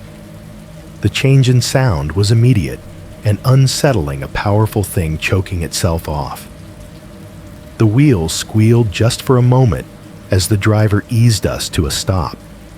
The sudden stillness that followed was worse than the noise. In that pause, all you could hear was the tick of metal cooling, the drip of condensed moisture from the roof, the faint whisper of our own breathing. And underneath it, almost imperceptible at first, the growing sting of smoke pressing down. The engineer, a young man with more confidence than common sense, poked his head into the caboose doorway. "Just a short hold," he said, voice echoing oddly off the curved roof. "Signal up ahead. We'll be moving in a minute." Marco grunted, but said nothing. He was watching the air, the way one watches clouds before a storm. I could smell it too, the sharp, sour bite of the cheap coal turning into something worse in the confined space. It wasn't the usual outdoor smoke that stung your eyes and then blew away. This was thicker, heavier. It felt like it wanted to sit in your lungs and stay there. The engineer sniffed, coughed, and made a face. "Smells like the devil's kitchen in here," he said, forcing a laugh. 10 more minutes of this, and we won't need coffins, eh? Just leave us right here." He chuckled at his own joke. No one else did. After a moment, Marco jerked his chin toward the door. "Go tell him to stop playing with the throttle and move us," he said quietly to me. "We're not supposed to sit in a hole like this with the box going. Ever." I found the driver already looking uneasy, hand on the controls eyes on the vague shape of the signal ahead. When it flicked to allow us through, he didn't waste time.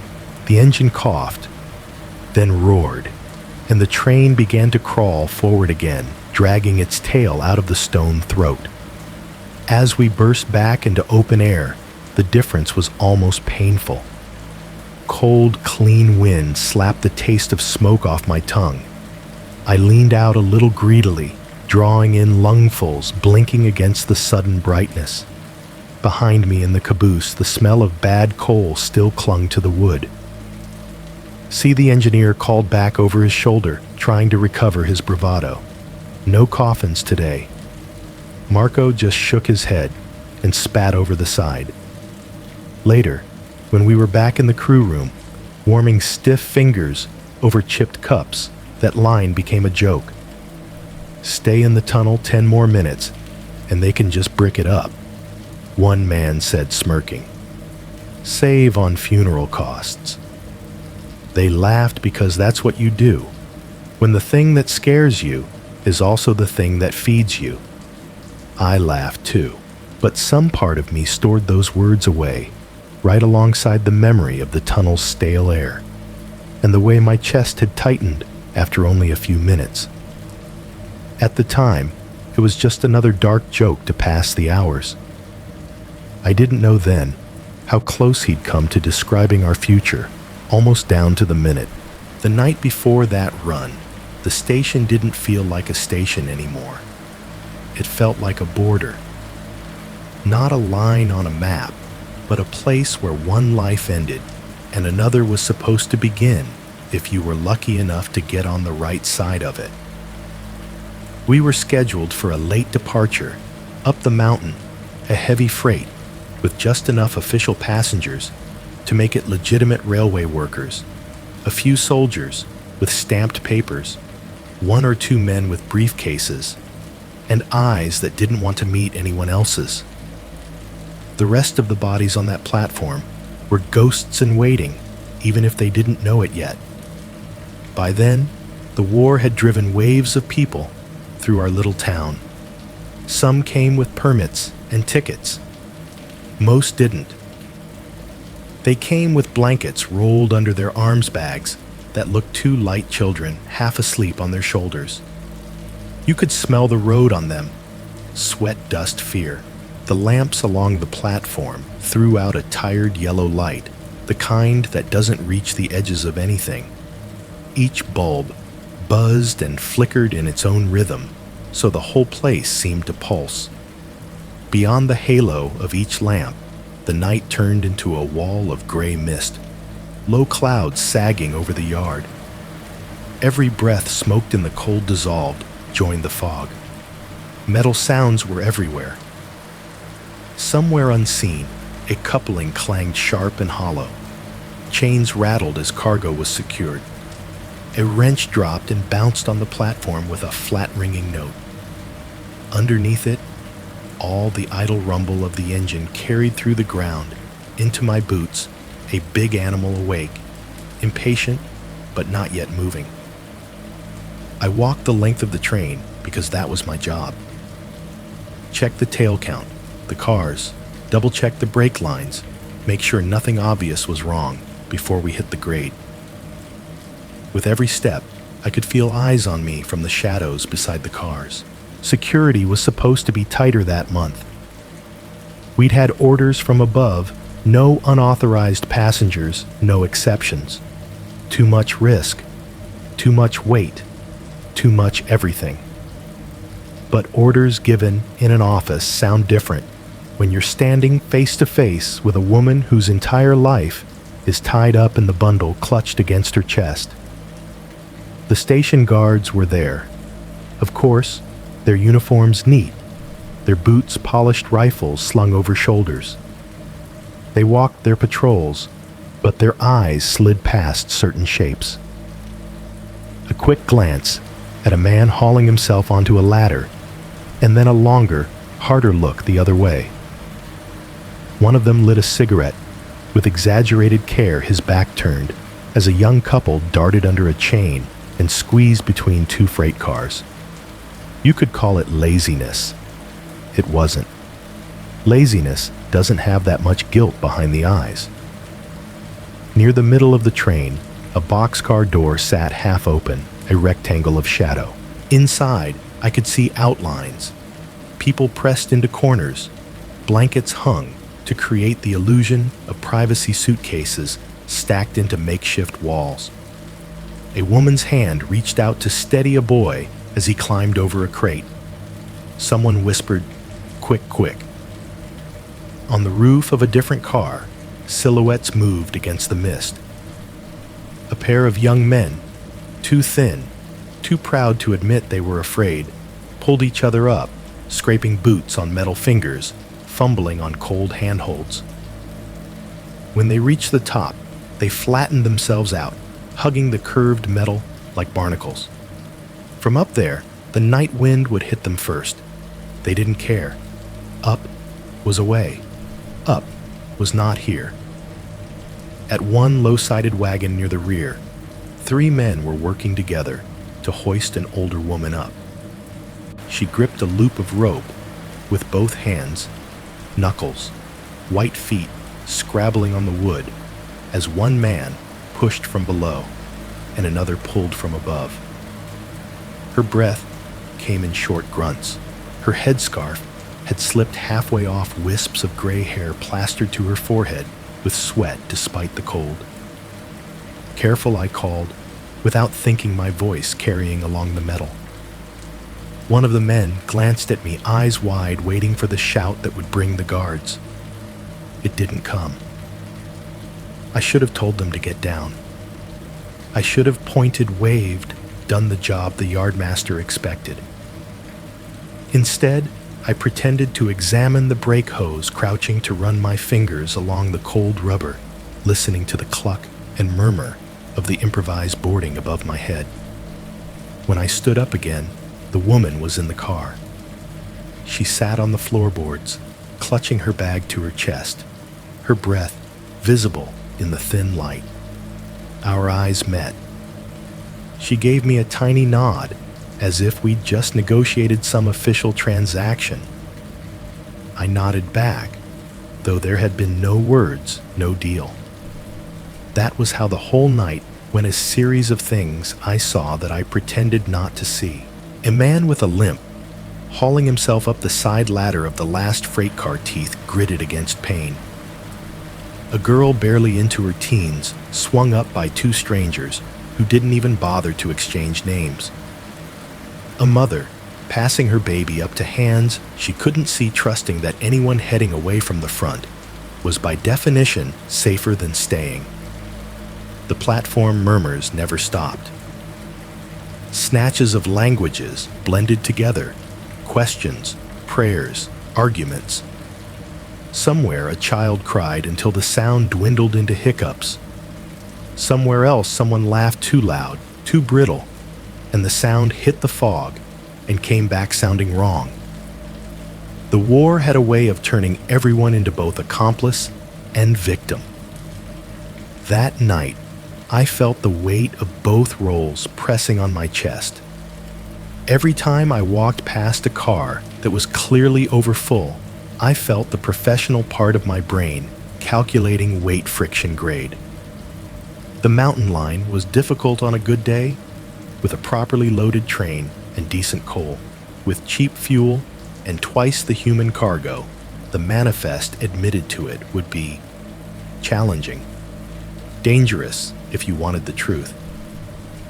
But then I'd catch a glimpse through a crack, someone's hands shaking as they finally sat down, a small smile exchanged between strangers who'd managed to secure a spot on the same floorboard, and the other part of me, the part that had grown up listening to my uncle's stories and my mother's sighs, would whisper, "Would you throw them back into that, into bombs, into hunger, into whatever they crawled here to escape responsibility, tugged one way. Conscience tugged the other." I walked the line between them, literally and figuratively, my boots clacking on the sleepers. Toward the front, under one of the stronger lamps, the scene was almost orderly. Official passengers queued with papers in hand, stamping their feet against the cold breath fogging around them.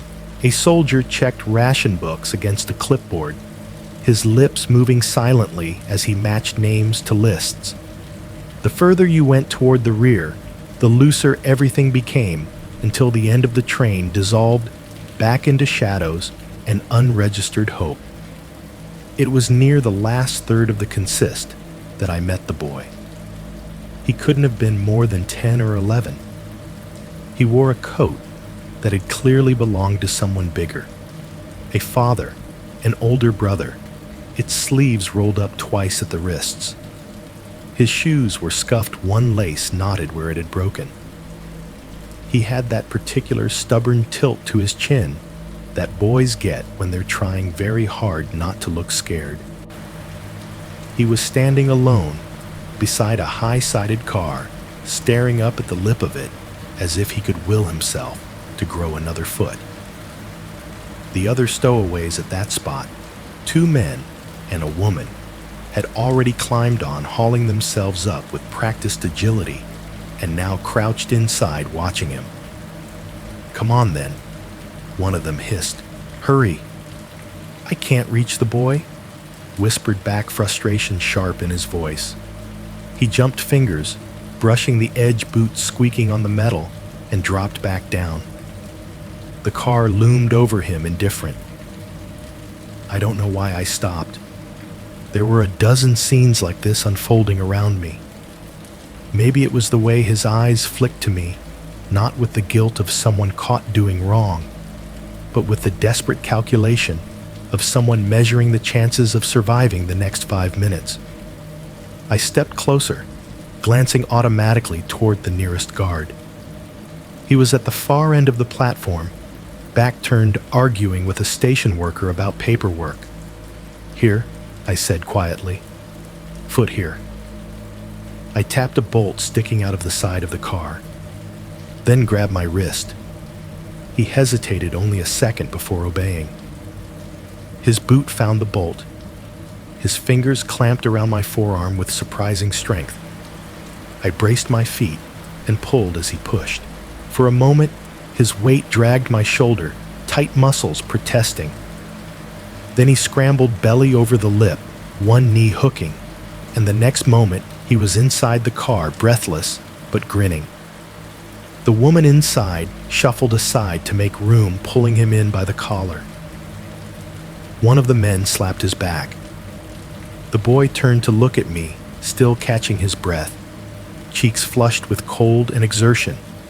"Thank you," he said. "Stay low," I told him, "and stay quiet when we move. Understand?"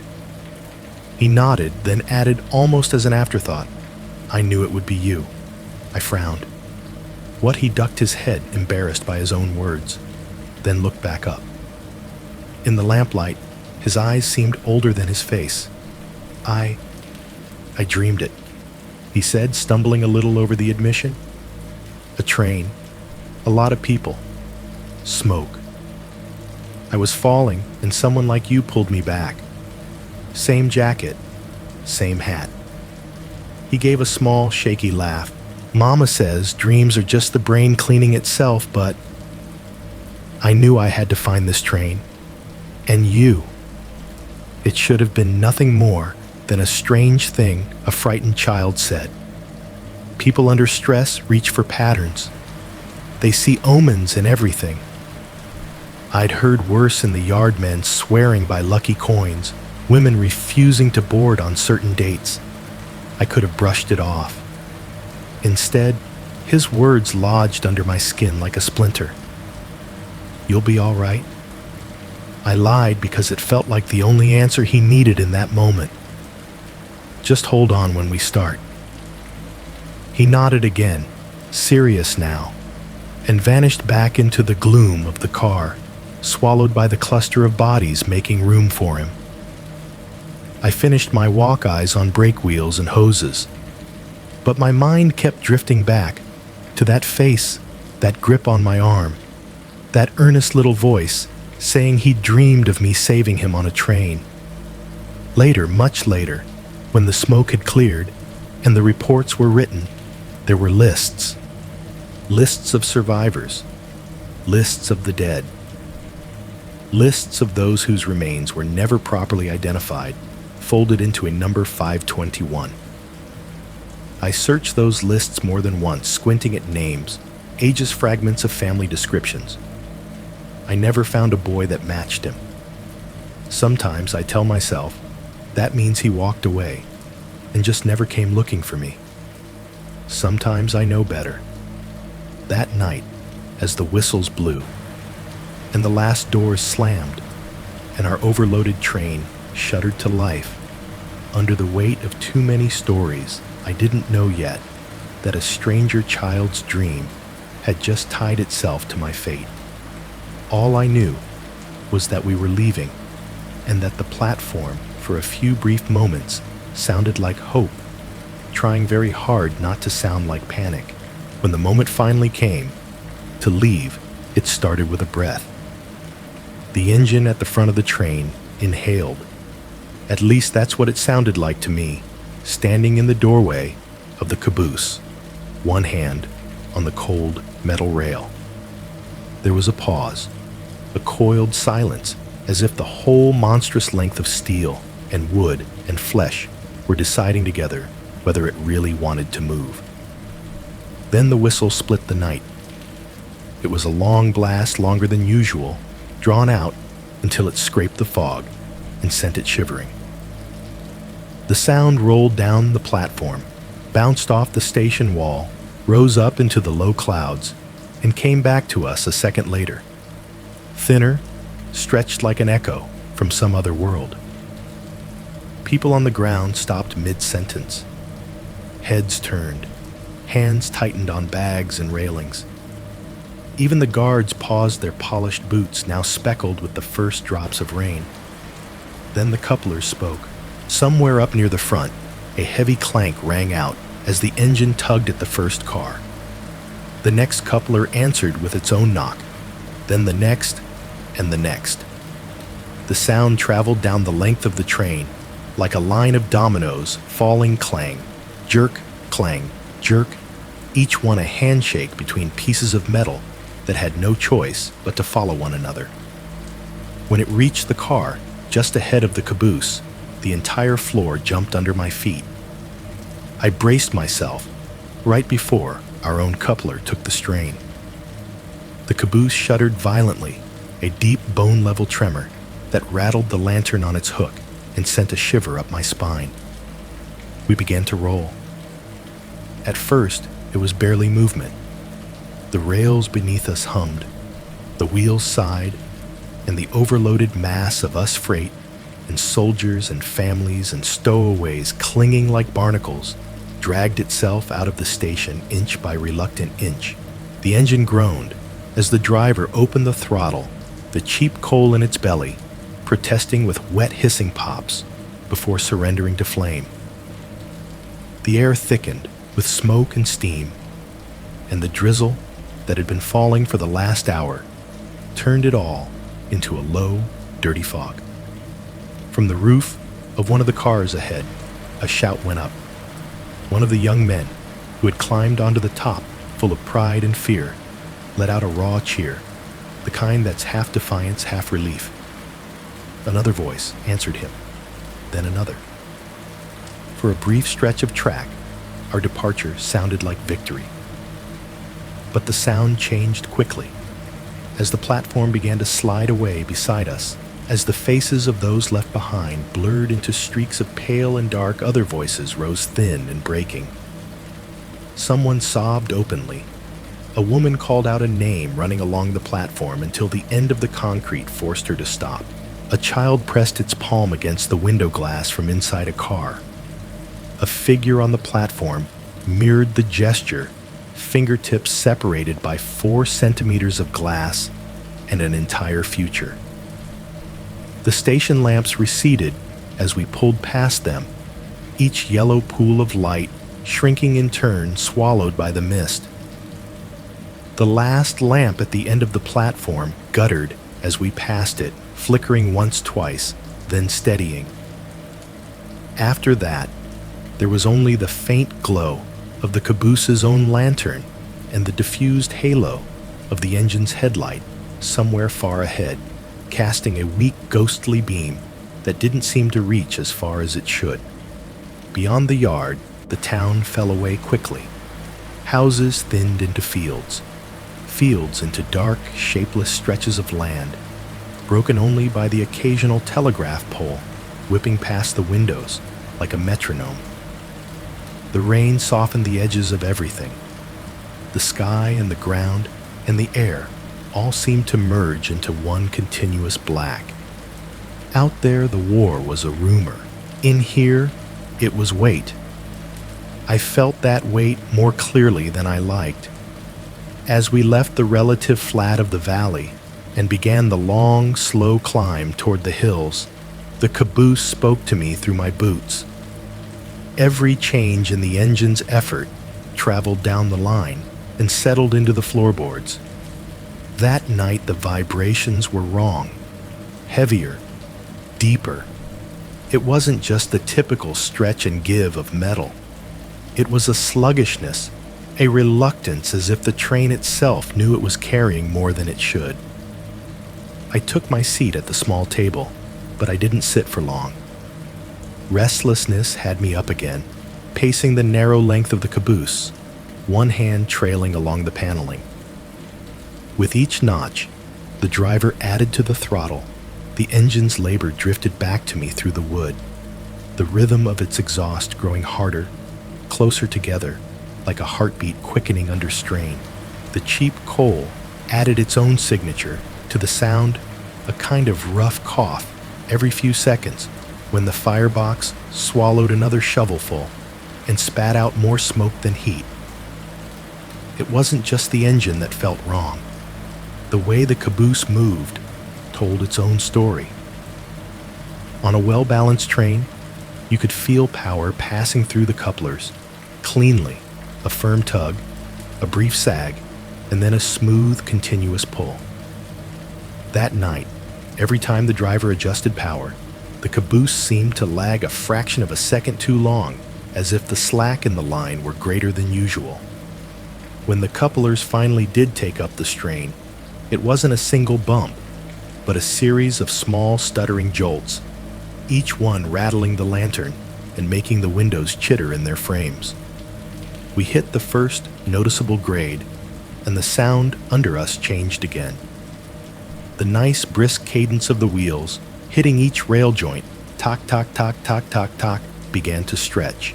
The gaps between impacts lengthened as our forward speed bled away into the effort of climbing.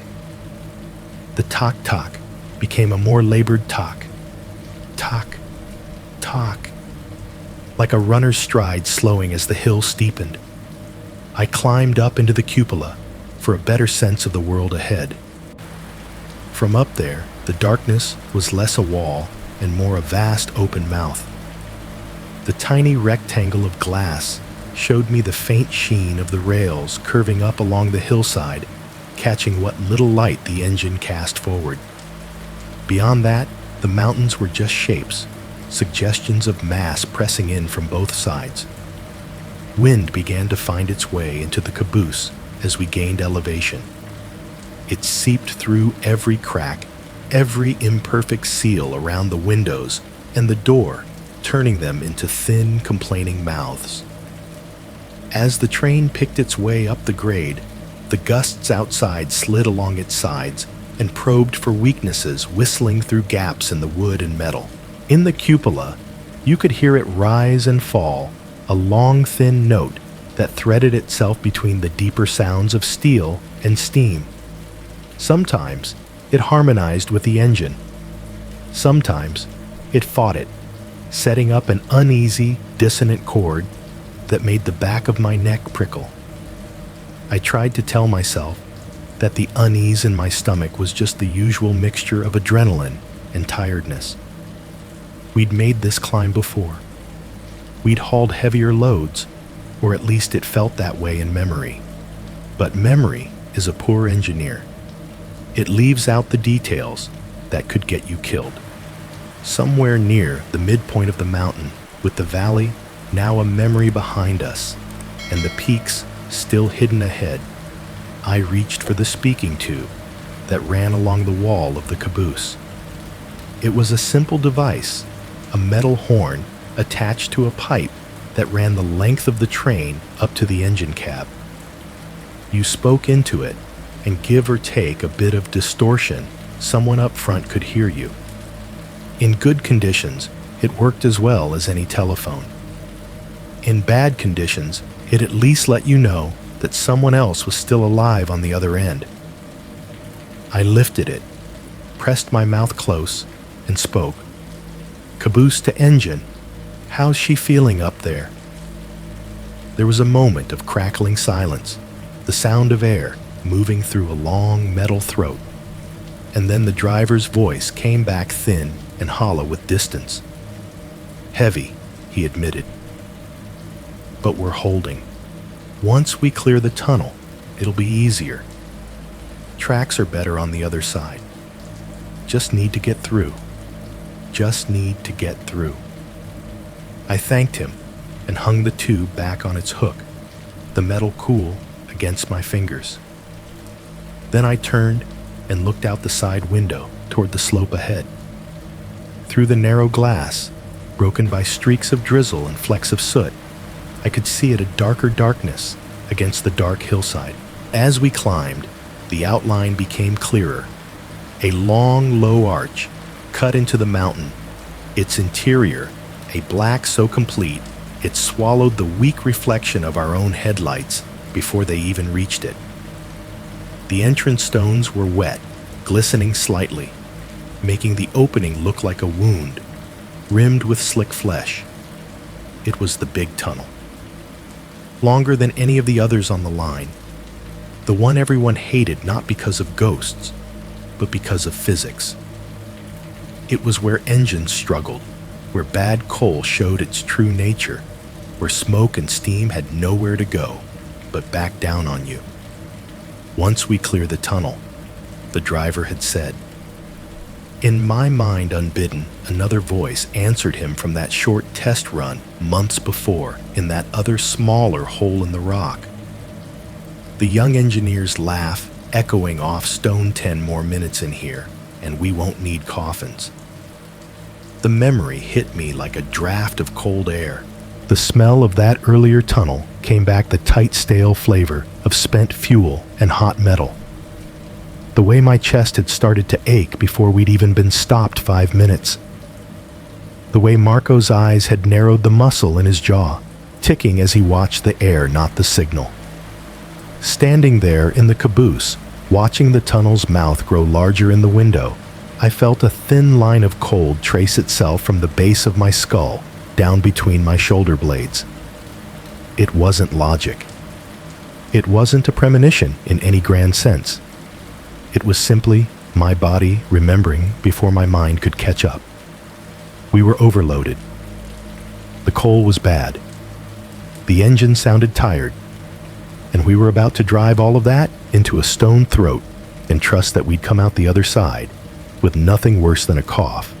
I didn't know yet how wrong that trust was. I didn't know the number 521. I didn't know that decades later, in a cramped apartment above a strip mall, a boiler's rumble would still make me clench my fists. But as the tunnel loomed, and the wind turned our windows into thin, humming instruments, I knew one thing with perfect, unwelcome clarity: whatever waited for us inside that mountain was not going to feel like a simple climb. And for the first time in a long time, I found myself wishing, with a tightness in my chest I couldn't quite explain, that the driver would throttle back, pull the brake, and leave us out in the open air. You don't really feel the mountain at first. It's not like a wall you suddenly hit. It's more like a hand that starts to press slow and steady until you realize you're working harder just to stay upright.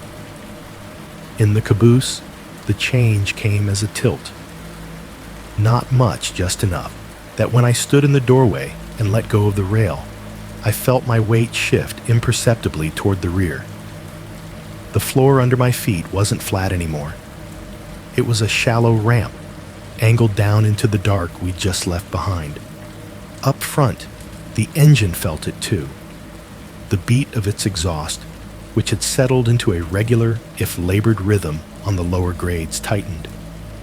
The chuff, chuff, chuff that had been spaced like a man's steady breathing now came closer together, sharper, each burst of steam a little more urgent than the last. The sound bounced down the length of the train and reached the caboose as a continuous throbbing pressure in the wood and glass. I closed the door and latched it more to keep the wind from stealing what little warmth we had than anything else, and moved toward the brake stand. The lever was a familiar presence at my side, curved metal, worn smooth in the spots where hands had clamped it 1,000 times before mine. I set my palm on it, fingers wrapping around the cold, and left it there, not pulling, not yet, just ready. Don't fall in love with the feel of the train running, Marco had told me once years before, when I was still green enough to lean into every curve like I was dancing with the cars. The worst thing isn't when it's moving. The worst thing is when it decides to move the wrong way. He tapped the brake lever, then knuckles, making a hollow clack. Going forward, you still have a say. Sliding backward, you're just a passenger, like everyone else. Outside, the drizzle had thickened into a fine needling rain that pattered on the caboose roof with increasing insistence. Each drop was a tiny drumbeat. Together, they became a soft, relentless hiss, like someone tearing cloth very slowly. The sound crept in around the windows, merged with the hum of the wheels and the chuff of the engine, and turned everything into a single complicated noise that you felt more than heard. Under that rain skin, the rails shone like wet bones. The wheels knew it. Where before the steady tock-tock-tock of the joints had marked our progress like a metronome now, there were subtle changes, tiny hesitations, a fractionally higher note when the flanges bit down a little harder than they should have. Every time the engine pushed, the couplers stretched, and the whole train seemed to hold its breath between one impact and the next. I checked my watch. The luminous hands, faint but still readable in the dim light, pointed close to 1 o'clock. The kind of hour where the world feels thinner, where even people who pretend not to be superstitious start counting how many hours until dawn. Somewhere ahead, in those overloaded cars, the stowaways had mostly surrendered to exhaustion. On the last check, before we hit the grade, I'd seen them through door cracks and gaps in the slats. Bodies curled around bags, children draped over their parents' legs, young men using their bundled coats as pillows, staring up at the ceilings until their eyes slipped shut. Fear can keep you awake for a long time, but not forever. Eventually, the body demands its due. They had trusted us, these strangers. Trusted the rails and the engine and the anonymous crew in the caboose to carry them over the mountain while they slept. The thought settled on me like an extra weight. I climbed up into one of the cupola seats to get a better feel for the grade. From up there, I could see the line ahead in fragments, the way the rails curved and climbed, disappearing and reappearing between the folds of the mountainside. The headlight from the engine painted a faint tunnel through the darkness, barely enough to outline the next few meters of track. Beyond that, the world was just a suggestion. The wind up there was sharper too. It found the cracks around the little windows and forced its way in, whistling in thin, high threads that wove between the deeper bass of the engine. Every gust made the caboose shiver on its springs wood creaking softly. The climb grew steeper. The chuff, chuff, chuff of the engine turned into something more like a gasp, chuff, chuff, chuff, chuff. No rest between beats, each one punching against the cold air and the cheap coal alike. The tock, tock, tock of the joints under us slowed, stretching out. Each gap felt longer than the last, as if time were distending along with the grade. I slid back down from the cupola, not liking the way the view made my stomach twist, and returned to the brake. My hand found the lever again. I didn't squeeze it, but my fingers tensed around it, the way you might curl your hand in someone's sleeve while walking along a slippery path. The engine labored on. The gusts of smoke that blew past the caboose were thicker now, darker, carrying with them a smell that wasn't just coal, but something more sour, like burned oil and damp stone. The tunnel entrance was somewhere ahead. I could feel its approach, the way you feel a room before you see it. But from back here, we were still in open air. The first slip was minor. If you didn't know the line, you might not even have noticed it. There was a tiny hitch in the movement, a brief skittering squeal from somewhere up the train, as one set of wheels lost full contact and skated for half a rotation before biting again. The sound reached me as a flick of higher-pitched pain over the usual mechanical roar. The caboose gave a little shake like a dog when a fly lands on its back. I felt my shoulders go tight. My thumb pressed involuntarily against the brake handle. "Easy," I muttered to myself, to the train, to whatever might be listening. "Easy." For another minute or two, we seemed to stabilize. The engine settled into its strained rhythm. The wheels grumbled along. The rain at least stayed a drizzle instead of turning into sheets. I almost let myself believe we'd found the balance point, just enough power to keep moving, not enough to break traction. Then the mountain reminded us who was in charge. It started as a subtle sensation, the tiniest sense that the weight behind us was no longer quite in line with the direction we wanted to go. The floor under my feet developed a faint tremor that didn't match the engine's cadence. Somewhere up ahead, metal protested. The wheels screamed. This time, there was no mistaking it. The scream started at the front and tore its way down the length of the train, a long, high, agonized shriek of steel against steel. It was the sound a knife might make if you dragged it the wrong way across a stone.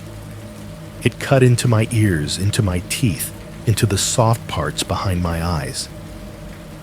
The caboose lurched sideways a fraction, then bounced bolts rattling in their holes. The tock-tock-tock of the joints vanished, replaced by a drawn-out, nails-on-glass wail, as multiple axles lost grip at once. We weren't rolling. We were skidding uphill the engine, forcing the wheels to turn faster than the rails would allow. For a single horrifying second, I felt the subtle shift as all that weight cars and cargo and 600 souls pulled back against the couplers, dragging on them like a hand closing around the throat of the train. My fingers tightened on the brake lever so hard my knuckles ached. Every lesson, every warning, every story about runaway trains and backsliding on grades flashed through my mind in a disjointed rush. This is it, I thought. This is where it lets go. This is where the whole thing starts to slide slow at first, then faster, until the engine is nothing but a useless ornament on the front of an avalanche. We'd pick up speed backwards, blind our own momentum, the thing that killed us. The men on the roof would be torn off. The people in the cars would feel the floor disappear from under them. Someone might try to jump, misjudge the darkness break on the rocks. Finally, at the bottom, if there even was a bottom, we could reach, before derailing the wreckage would pile and fold and break on itself, metal and wood, and flesh turned into a single mangled mass. It took less than a heartbeat for that vision to flash through me, less than a heartbeat for me to understand with terrible clarity how quickly hundreds of lives could be snuffed out in a night where most of them had fallen asleep, believing the worst was behind them. I was a breath away from yanking the brake with everything I had rules, or no rules protocol, or no protocol, when the scream changed. The wheels caught. You could feel it as much as hear it. The shriek of metal dropped half an octave, turned into a rough growl as the flanges bit back into the rails. The caboose jerked forward twice as the couplers slammed tight, the slack snapping out of the line. The floor under me steadied. The engine up front roared like a wounded animal and shoved again. Slowly, grudgingly, the tock, tock, tock of the joints resumed, though now the rhythm was slower than ever, each impact a labored footstep upward. I realized I'd been holding my breath. I let it out in a shaky exhale, my hand loosening a fraction on the brake, the muscles in my jaw unclenched enough for me to notice they'd been locked. We were still moving forward. We had not slid back. The catastrophe I'd seen in my mind's eye remained for the moment imaginary. I told myself that was a victory. The rain on the roof softened again, then strengthened, then softened, like someone unsure how hard to knock. The engine continued its hoarse chant. Somewhere ahead, past the limit of what I could see from the caboose windows, the tunnel mouth was getting closer with every grudging meter of track.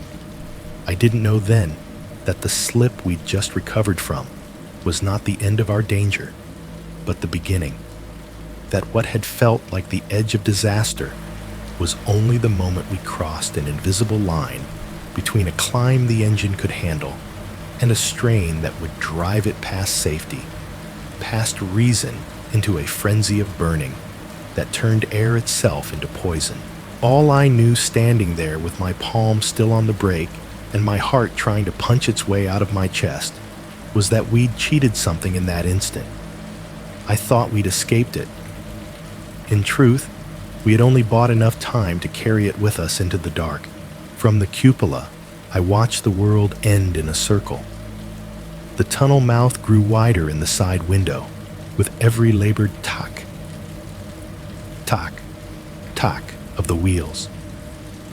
At first, it was just a shadow, where the hillside broke an absence of starlight on the slope. Then the headlight glow reached it, and the arch of stone took shape, blackened blocks stacked into a curve, edges wet and glistening water streaking down in thin silver lines. Beyond that arch, there was nothing. No reflection, no detail. Just a flat, absolute black that swallowed the light instead of returning it. The engine reached it first, of course. One moment, the front of the train was pushing through wind and drizzle smoke blowing back along the cars in ragged ribbons. The next, from my vantage point far behind, I saw the headlight vanish, as if someone had pinched out a candle. The sound changed a heartbeat later.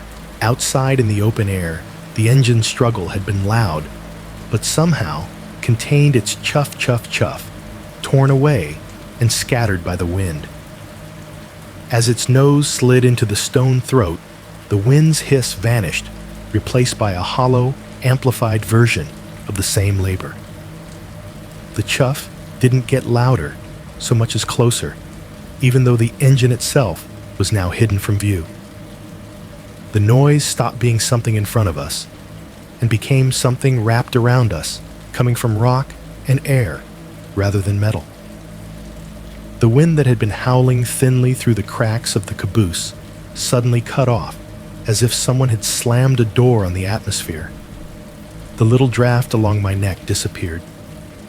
The windows stopped their faint complaining rattle. For a moment, with the caboose still outside, it felt like we were parked in a yard, not climbing into the mountain. And yet, I could hear the difference. When the first few cars behind the engine entered the tunnel, their wheels still on wet rail, there was a brief skitter of protest, short, sharp squeals, where flanges met slick steel. Then as more of the train followed, and the entire weight of the consist settled onto track that was dry and sheltered from the drizzle, the slipping stopped. The scream of metal against metal smoothed out into a lower, steadier growl. The wheels bit cleanly now. The rails, no longer slick with rain, offered more purchase. For a second, it felt like the train sighed in relief. I felt it in the caboose, in the way the jerking eased. The coupler behind us stopped tugging and sagging like a stretched rope and began to hold a more constant tension. The tock of the joints under our wheels became more regular.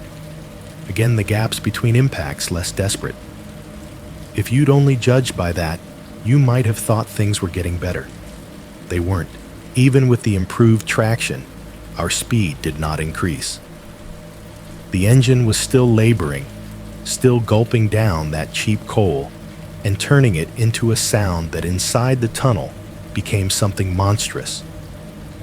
The chuff, chuff, chuff bounced back at us from stone walls and low ceiling, compressing into a continuous roar that filled the length of the train like water in a pipe.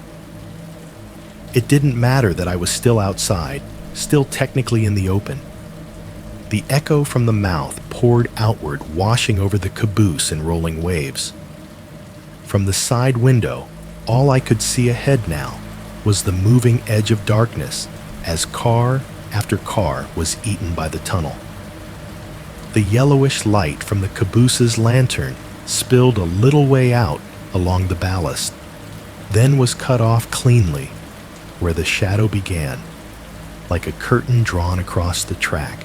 The only real sign of progress was the way the open country behind us receded the faint smudge of the valley, the suggestion of trees, the ghost of a distant station lamp, all dragged backward inch by inch until the rear window showed nothing but the thin line of track vanishing into night. Light, sound, and motion all seemed to be pulled forward toward that hole in the mountain like water circling a drain. I found myself counting without meaning to. Not the rail joints this time, not the breaths between exhaust beats, but minutes. 1. I checked my watch. The luminous paint glowed weakly just after 1 in the morning. We'd entered the approach to the tunnel at a crawl. I knew roughly how long it usually took to get through at that speed. Long enough to be unpleasant lungs, scratched raw from smoke eyes watering but bearable. If we kept moving steadily. 2. The caboose rolled closer to the entrance. From where I stood, half the side window showed the black void of the tunnel. Half still showed the open slope and the stars hiding behind cloud. It was like standing with 1 foot in a cellar and 1 on a porch. The edge between the two felt unnaturally sharp.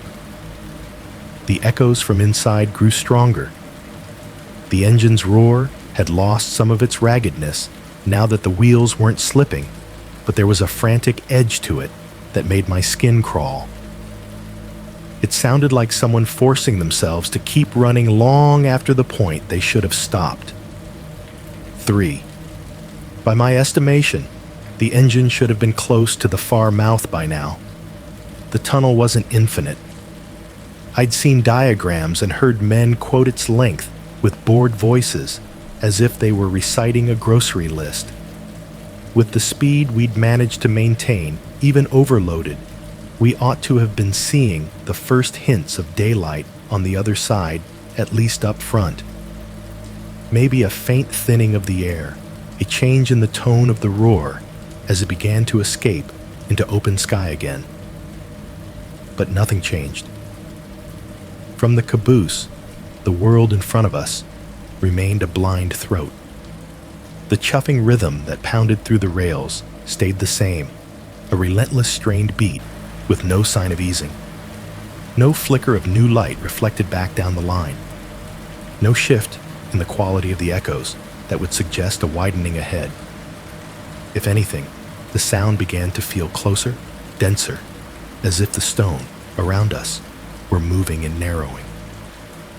My ears popped, though the elevation hadn't changed enough to justify it. The air that blew back from the tunnel, even out here by the entrance, felt warmer against my face when I cracked the door. Something in my chest tightened.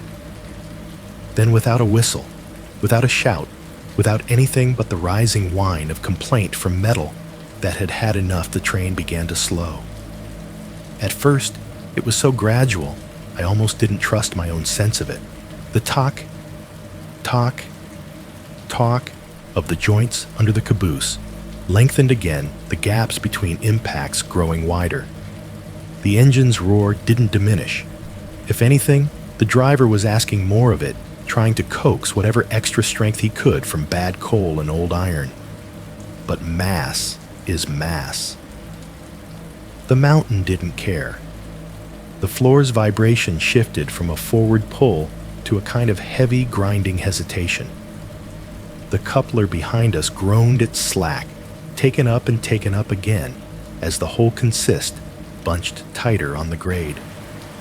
Somewhere up front, brakes hissed softly feathered to keep us from surging and slipping again. Our forward motion ebbed away.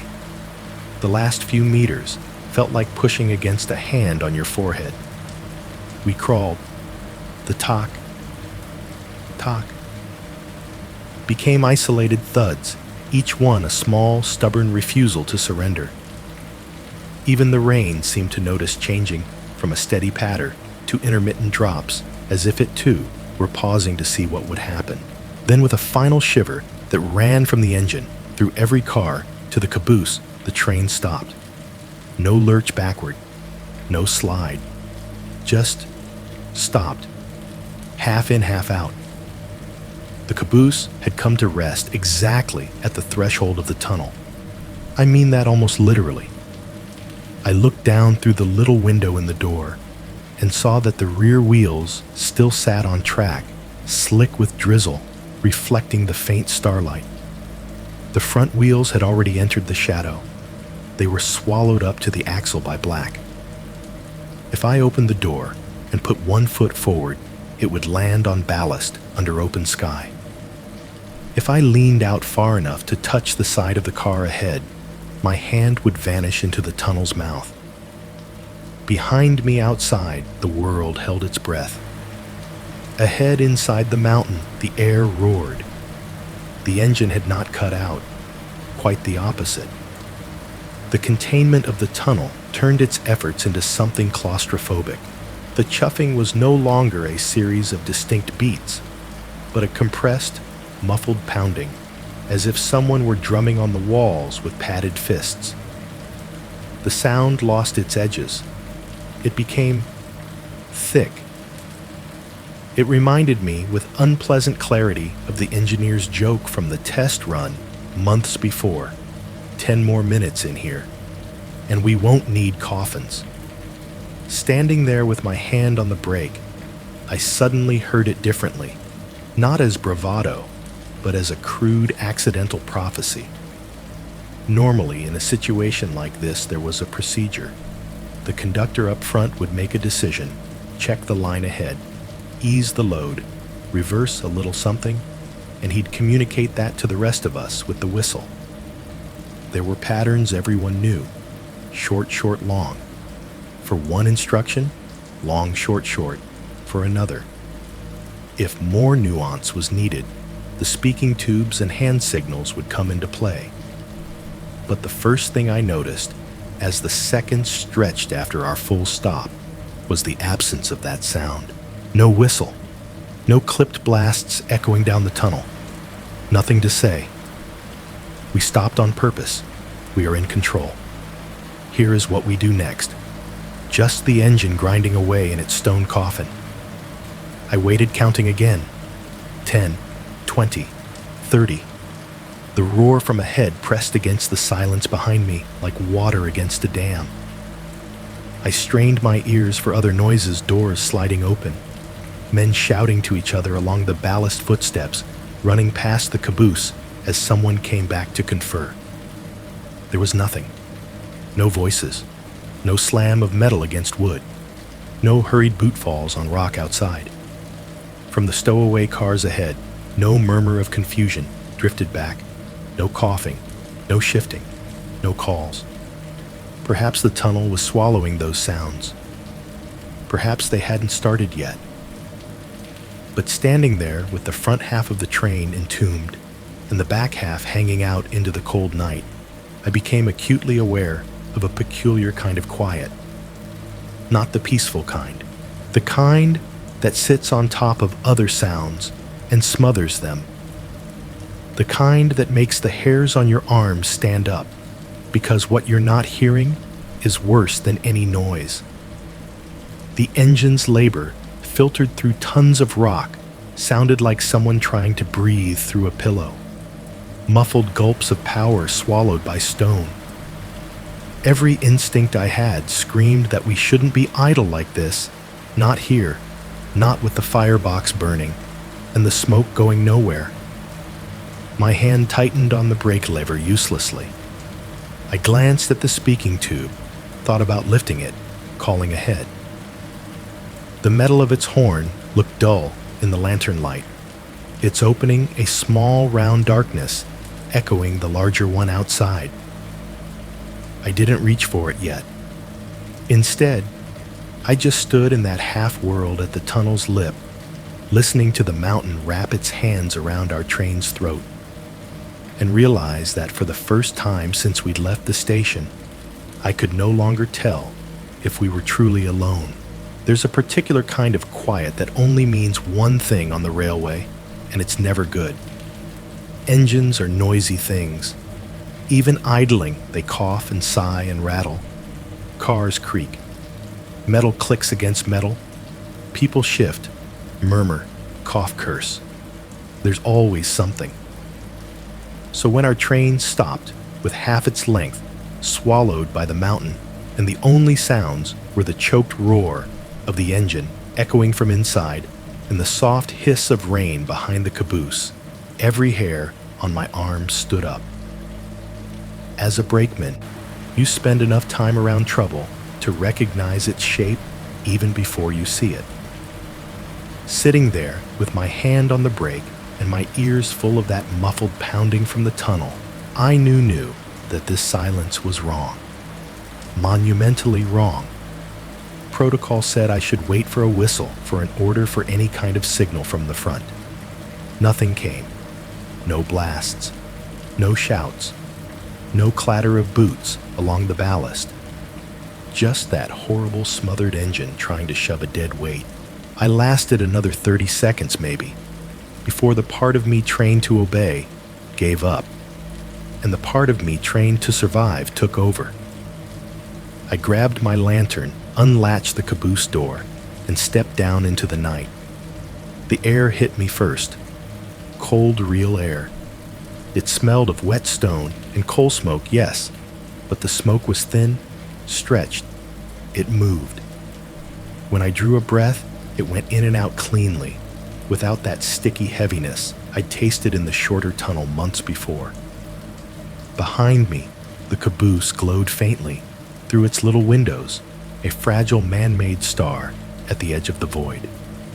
Ahead, the tunnel mouth yawned like something waiting with its jaw open. The ballast crunched under my boots as I started forward. Each step made a small, sharp sound, stones shifting, grinding against each other. The rails on either side glistened slick with the last of the drizzle. I kept one hand on the side of the caboose, at first more for comfort than for balance, then let go and moved into the open. The closer I got to the entrance, the more the air changed. The rain faded behind me. The wind dropped away. The engine's noise, which had been a dull, distant pounding, swelled and wrapped itself around me. The arch overhead swallowed the night and replaced it with a low gray nothing. The first breath I took inside tasted thicker, warmer. The faint bite of exhaust scratched at the back of my throat. I slid my hand along the tunnel wall as I walked. The stone was cold and wet, slick with condensation and seeping groundwater. Moisture collected in little beads that broke under my fingers and ran down over my knuckles. The tunnel smelled of old rock-damp earth and the sour tang of cheap coal smoke that had nowhere to go. Somewhere ahead, Unseen wheels clicked and shifted as the engine tried to hold us in place. Steam hissed echoes, bouncing back and forth so many times that direction became meaningless. I could no longer tell exactly how far the sound was, only that it filled the space like fog. That was when I heard the first thump. It came from up ahead, somewhere inside the black throat of the tunnel. A single heavy impact that traveled through the ground and the air at the same time. The kind of sound you feel in your soles as much as in your ears. Not metal on metal, not rock on rock. Something softer hitting something harder. I stopped dead. For a heartbeat, I tried to make it into something harmless. A crate shifting in a half-secured car. A tool dropped from a worker's hand. Some piece of cargo rolling out of place. Then the second one came. Thump. This time the sound was more complex. I could hear the sequence, a dull, meaty thud, as something hit the curve of a car roof or side a scraping slide, and then another thud, lower down directly on the ballast between the rails, like a sack thrown from a height that bounced off the wagon and dropped to the stones. The noise bounced between the tunnel walls, magnified. For a moment, it felt like there were a dozen of those impacts stacked on top of each other, each one overlapping the last. Then the echoes faded, leaving me with the damp, vibrating hush of the engine's muffled agony. I swallowed my throat suddenly dry, despite the wet air, and forced myself to keep going. The first car full of stowaways loomed out of the darkness. Its shape emerged from the black in fragments. First the pale rectangle of its side streaked with grime, then the suggestion of a sliding door shut tight.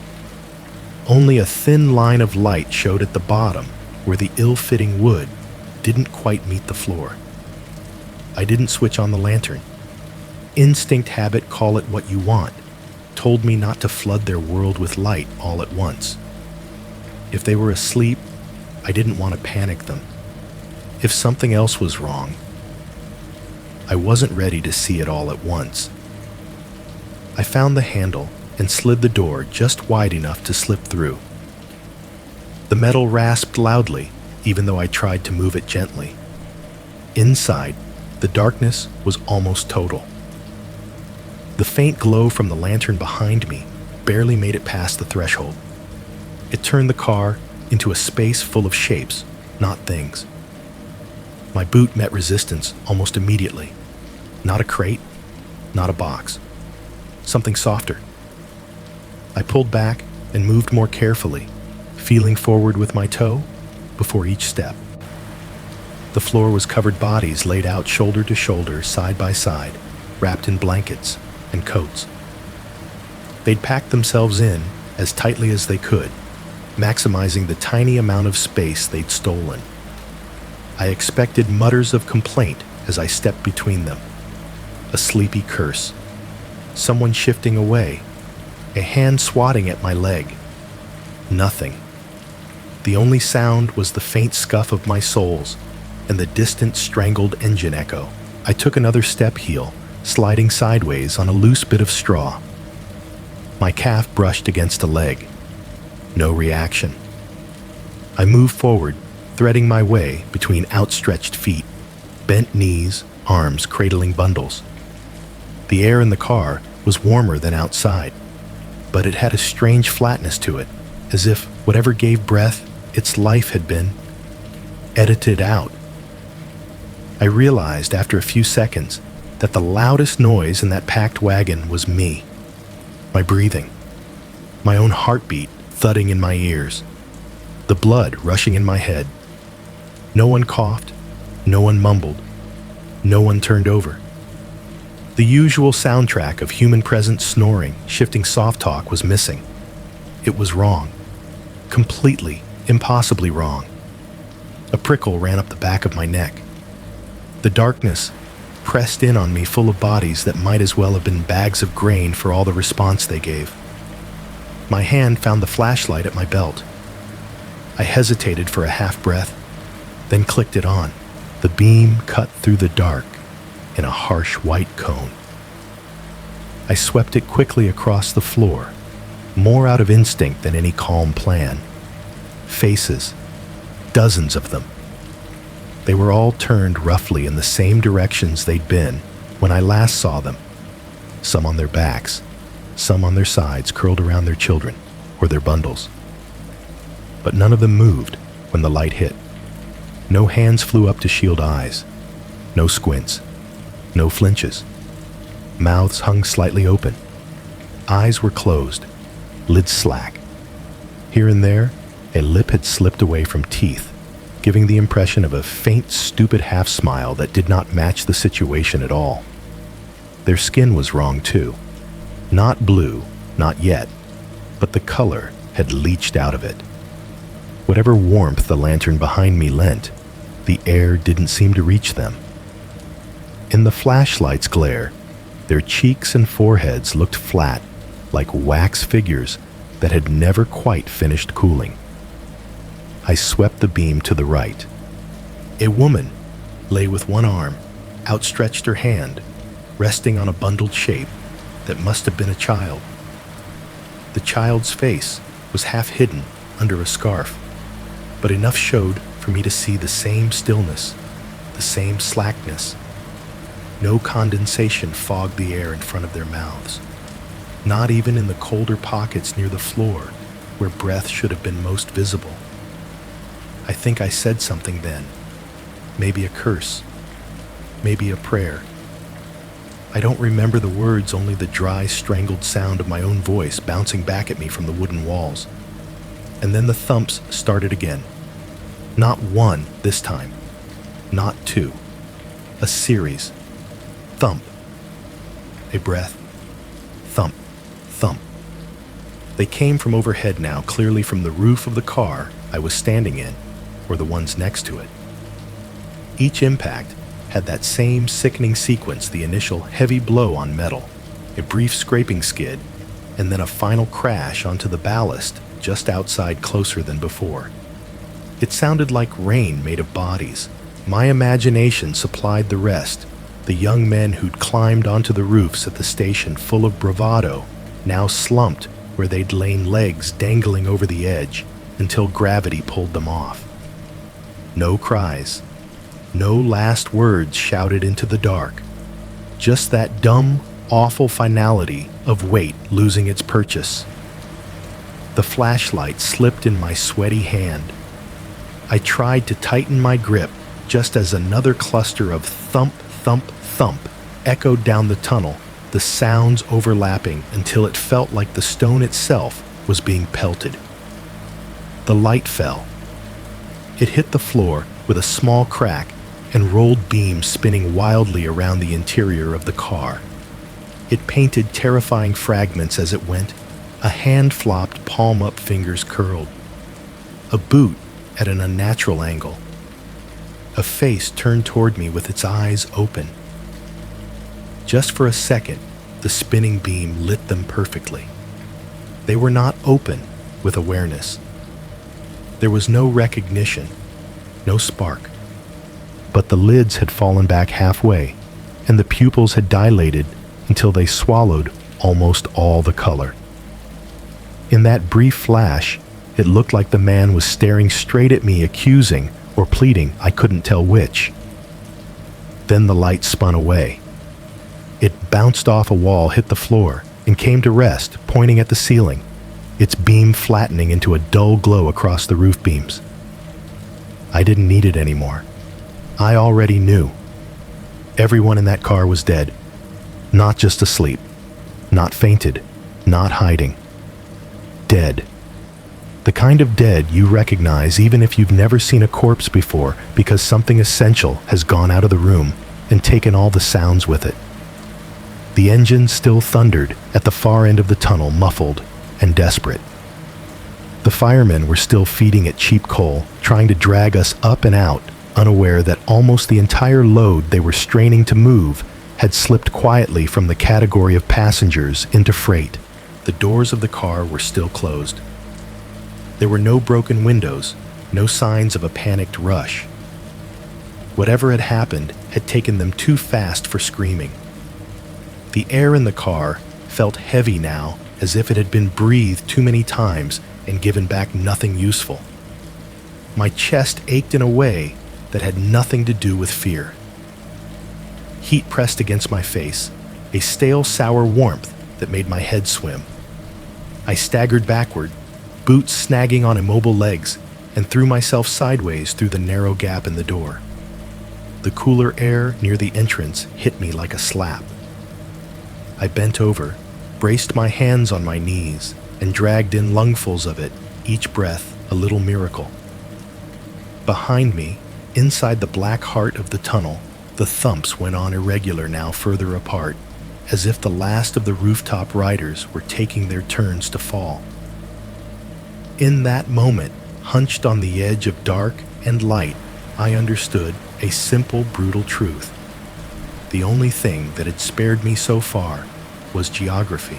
The caboose, my little wooden island, was still half outside the mountain. Half of its wheels kissed wet rail under open sky. Its cracks leaked real air. While the people ahead had been sucking in poisoned breath in a sealed stone tube, I'd been standing with one foot in the world listening to their deaths arrive as echoes. If I had been 2 cars forward, if the train had rolled just a few meters more before stopping, I would have been inside with them. My lungs would have filled with the same invisible killer. My body might have been one of those thudding shapes dropping from the roof. Instead, I stood there alive, heart-pounding ears, ringing the taste of coal and something worse on my tongue, listening to the mountain finish what the engine had started. I don't remember making the decision to run. One moment, I was half and half out of that boxcar full of dead, my pulse hammering in my ears, the smell of used-up air and cheap coal clinging to my lungs. The next, my body had already turned toward the pale smudge of the entrance, and my legs were moving. I stumbled over the threshold boots, sliding on damp ballast. For a second, I thought I was going to go down my toe, caught on something, a sleeper, a stone, maybe a hand sticking just a little too far out of the car behind me, and my arms pinwheeled. Somehow, I stayed upright. Somehow, I kept going. The deeper you are in a tunnel, the more the dark behaves like a liquid. It presses against you, fills your mouth and nose, gets into your eyes, until you can't tell where the stone ends and the space begins. Moving toward the entrance felt like wading against a current of black. The engine's roar swelled behind me, pressing at my back, while every breath I dragged in scraped through my chest like it had gravel in it. My eyes burned. There was a stinging at the corners that had nothing to do with tears, or at least not only tears. The smoke and gas we couldn't see had been working its way into my blood the whole time I'd been inside, even in those few minutes biting at the inside of my lungs. My head felt light and heavy. At the same time, my thoughts sluggish, like they were trying to move through treacle. The only solid things left were the sensations under my boots and under my hand ballast, crunching rough and uneven. The tunnel wall slick with condensation cold as the inside of a grave. I kept my palm on the stone as I half ran, half stumbled, using it to keep myself moving in a straight line.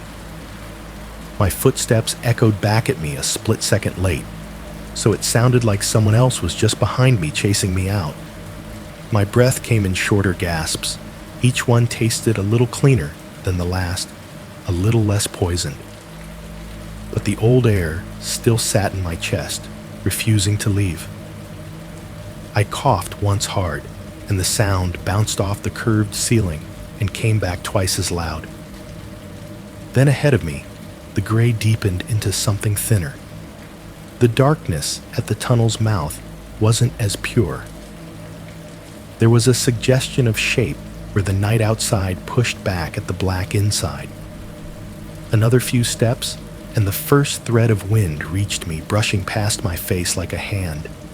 I broke out of the mouth of the tunnel, like a swimmer breaching the surface of a lake.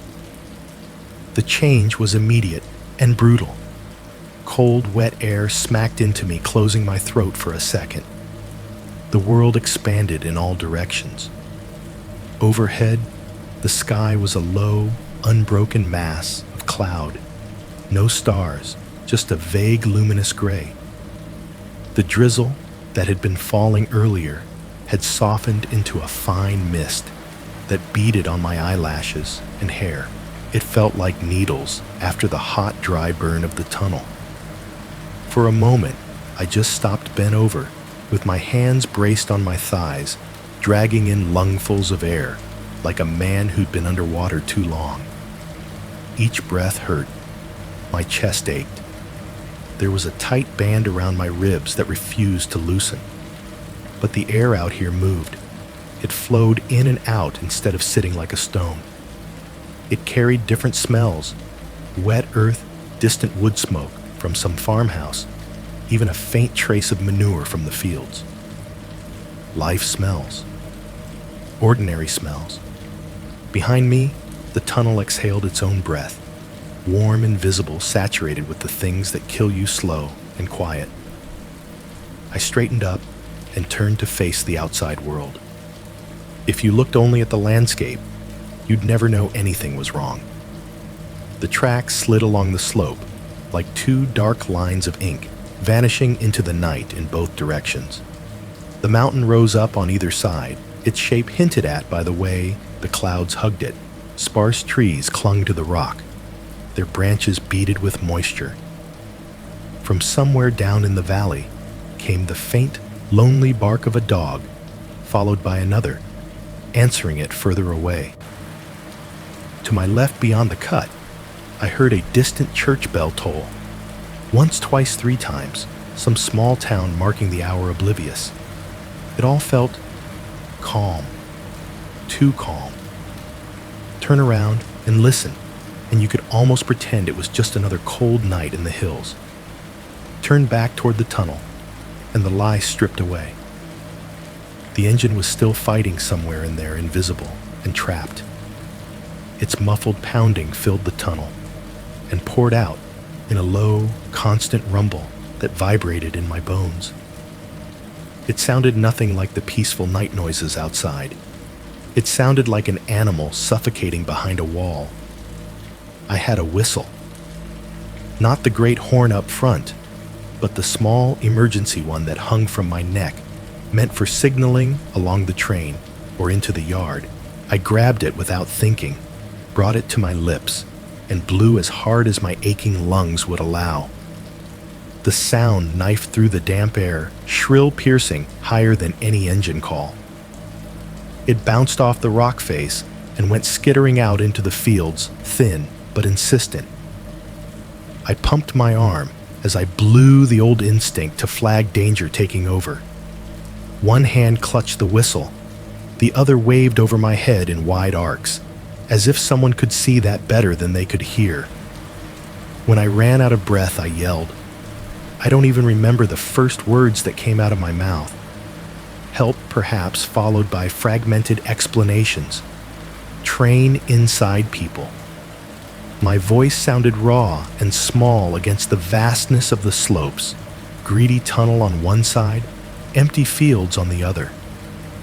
For a few seconds, there was no answer. Just the echo of my own shouts, bouncing back faintly, and the relentless choked roar from within the mountain. Then from down the line toward the small station we'd passed not too long before, I saw movement. Lantern light bobbing tiny and golden in the distance. Shadows of figures against that light. Muffled voices. The faint clank of tools, of rifles of equipment being grabbed in haste. The whistle had done its job. The night was awake now. I kept shouting as I walked a little away from the mouth of the tunnel not wanting to stand directly in the line of whatever might come out of it.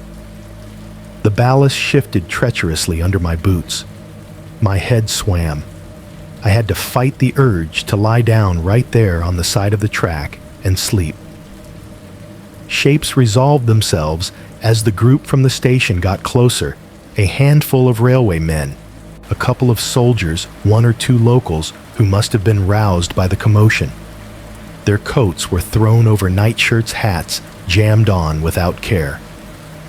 One man still had his work apron on over his greatcoat. Their lantern lights sliced the dark into shards, swinging wild arcs across the rails and the stone embankments. "What happened?" one of them called out before he'd even reached me.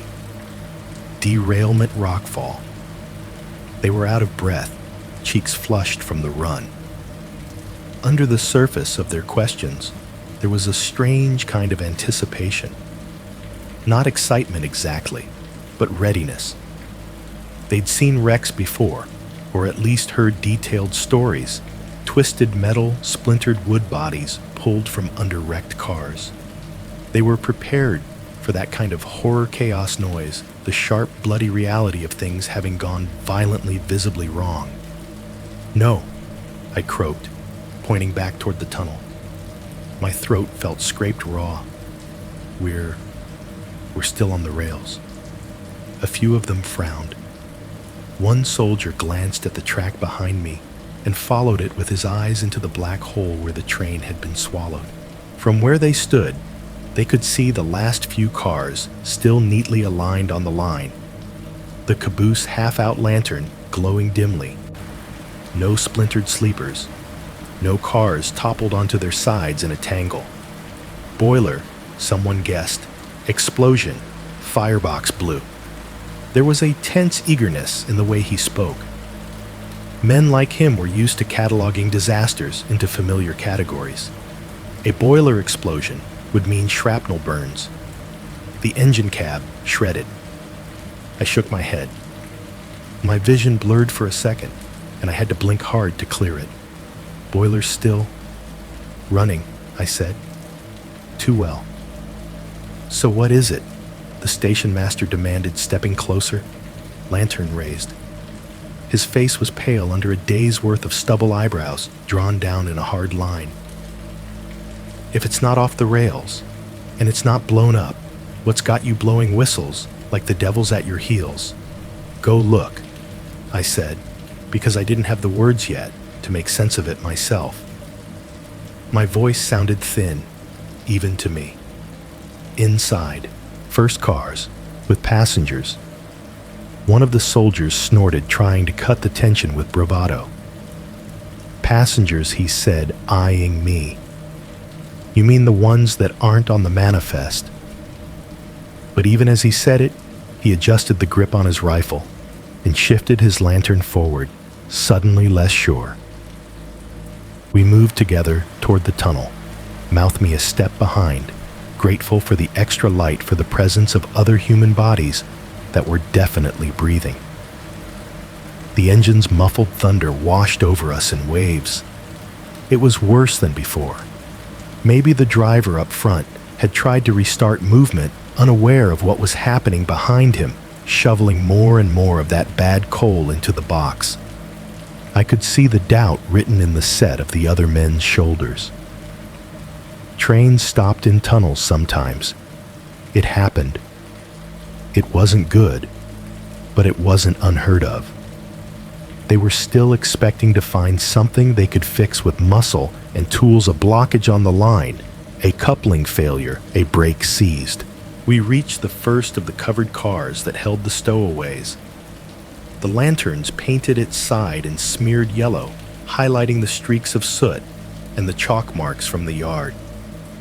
The sliding door was still only open a crack from when I'd squeezed out of it. A sliver of darker dark inside hinted at the space beyond. "Stand back," the station master said, more from habit than necessity, and nodded to one of the yard men. Together, they grabbed the handle and heaved. The door rattled along its runner metal, squealing, and then slammed fully open with a bang that echoed down the tunnel. They all leaned in at once, lanterns raised, expecting, I don't know what. Injured. Panic. People stumbling toward light and fresh air, coughing, gasping, clawing their way to the opening. Instead, the light poured into the car and spilled across a motionless sea. For a second, before the details resolved, it looked almost peaceful. A floor covered in sleeping forms, bundled in blankets, children nestled against adults. A makeshift camp, hurried and cramped, but at rest. Then the station master's lantern beam paused on the nearest face. His breath hitched.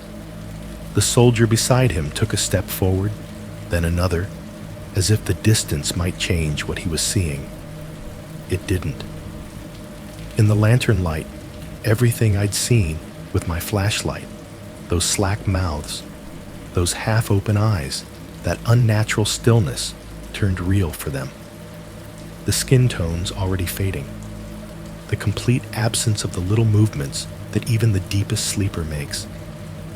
The way limbs lay where they'd fallen careless of discomfort. No blood, no broken bones jutting through flesh, no smashed wood, no twisted metal. The car itself was untouched doors, functioning roof intact, just bodies, neatly arranged by their own earlier desperation, now unified by the same invisible hand. Someone swore under his breath, a soft, strangled sound. Another man crossed himself. Without thinking, the motion automatic, his eyes never leaving the tableau inside. The soldier, who joked about the manifest, swallowed audibly Adam's apple bobbing and took his cap off without seeming to realize he'd done it. This, the station master, began then stopped. He cleared his throat and tried again, voice smaller. This isn't an accident. He didn't mean that it wasn't a railway accident. Of course it was. The train, the tunnel, the engine still roaring uselessly somewhere ahead, all of that belonged to our world. But what he and the others had expected, mangled iron-splintered cars. The violence of impact wasn't here.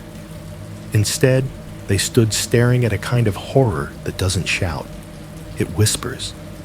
It slips in through noses and mouths, while people nap against each other for warmth, and it takes everything from them without leaving a mark.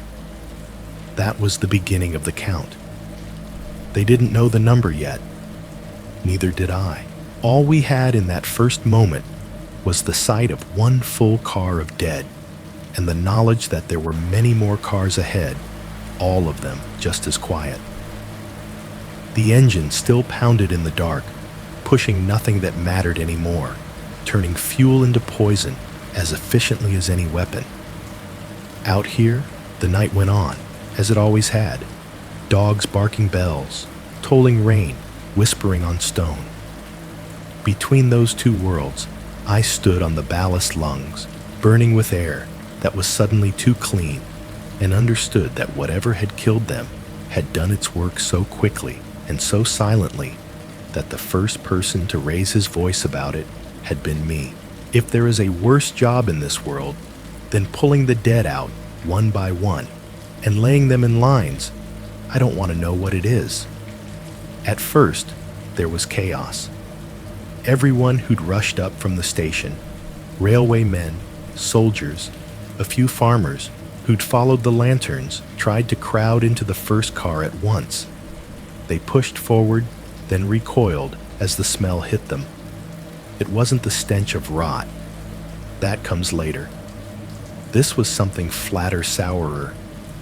The odor of too many lungs exhaling their last in a space that never got new air. "Cover your mouths," somebody shouted. Another voice snapped. Wet cloth. Anything men yanked scarves up over their noses, tore strips from shirts, soaked handkerchiefs in a bucket of cold water hauled up from a drainage ditch. The station master wrapped a damp rag around his face, his hand shaking as he tied the knot. It was already too late for some. One of the younger yard workers, Anton wide-eyed, always whistling off-key on normal days, climbed into the car without bothering with a cloth. He got 3 steps and lantern held high, then swayed. "It's hot," he muttered voice, muzzy, and dropped to one knee. Someone grabbed his collar and dragged him back out into the open, just as his eyes rolled up. They laid him on the ballast, slapped his cheeks, shouted his name. After a few seconds, he gulped a lungful of cold air and started coughing so hard he retched. "That's it?" a soldier barked. "Nobody inside without cover. You want to join them?" He jerked his chin toward the motionless forms in the car. I wrapped my own handkerchief around my mouth and nose, soaked it with water that felt like ice on my fingers, and nodded when the station master looked my way. The fact that I'd already spent time in there didn't seem to occur to him. Or maybe he just thought I'd been spared once and might be again. We worked in teams. 2 would climb into a car with lanterns and wet cloths. They'd choose anyone, and check for a pulse, a breath, a flutter of eyelids. If there was nothing, they'd lift the body under the arms and knees and carry it to the door, where 2 more were waiting to take over, to pass it down and lay it on the ballast in a growing, horrifying row. The ballast became a graveyard without graves. Feet slipped on the shifting stones. Boots thudded. Men cursed softly when hands cramped or backs spasmed. Over it all, the engine droned on, in the tunnel finally allowed to cool, only after someone had braved the walk, up to pound on the cab and scream at the driver to kill the fire. When they did, the sudden drop in its voice made the mountain seem to exhale. I helped where I could. My arms felt like lead from the climb, and from whatever poison I'd already taken into my blood.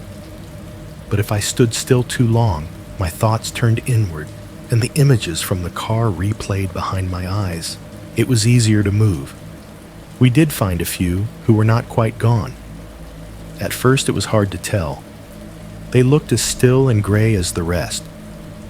But every now and then, someone would lean close, fingers pressed clumsily to a neck, and feel the ghost of a pulse. A flutter thin and reedy, a chest that rose just enough to fog the air once twice. "There's one," a man cried, at one point, voice snapping like a whip. "He's still breathing." The living were moved differently. No slow dignity, no measured pace. They were hustled, jostled, passed from arm to arm. The makeshift wet cloths were pressed harder against our own faces as we carried them toward the outside, as if we could barter our good air for theirs. A doctor from the nearest town had been fetched. He and a nurse worked under a lamp near the tunnel mouth, its glass fogged with their own breath hands raw from the cold. I watched one man, a middle-aged fellow, in a threadbare coat, hair matted to his forehead, with sweat cough, weakly as they laid him on a blanket. His eyes opened a crack. For a moment they met mine. There was a flicker there, confusion, fear, the last scraps of fight. His lips moved soundlessly around a word I couldn't catch. Then his gaze slid past me, fixation breaking, and his chest stopped trying. The doctor pressed an ear to the man's ribs, then straightened up and shook his head. Not dramatically, just a tiny economical movement, as if he'd already used up all the theater he had in him that night. The nurse reached for a pencil and added another mark to a sheet of paper on a board. That became its own rhythm. A body is brought out. Quick hands check for signs of life eyes flicking to throats and chests. A brief flurry of effort, if there's anything to work with, then a quiet verdict. A scribble of pencil. Another line in the tally. There were arguments, too. Of course there were. By the time the first dozen bodies were laid out, officers had arrived from farther down the line. Men in uniforms, stiff with damp boots, polished but now speckled with mud and soot. They conferred with the station master, with the engineers' voices low at first, then louder as the scale of it sank in. "It's asphyxiation," the doctor said flatly at one point, hands on his knees, as if daring anyone to contradict him. "They suffocated. Look at them. No trauma. No burns. Their lips the color of their skin, the way they dropped where they lay. Carbon monoxide.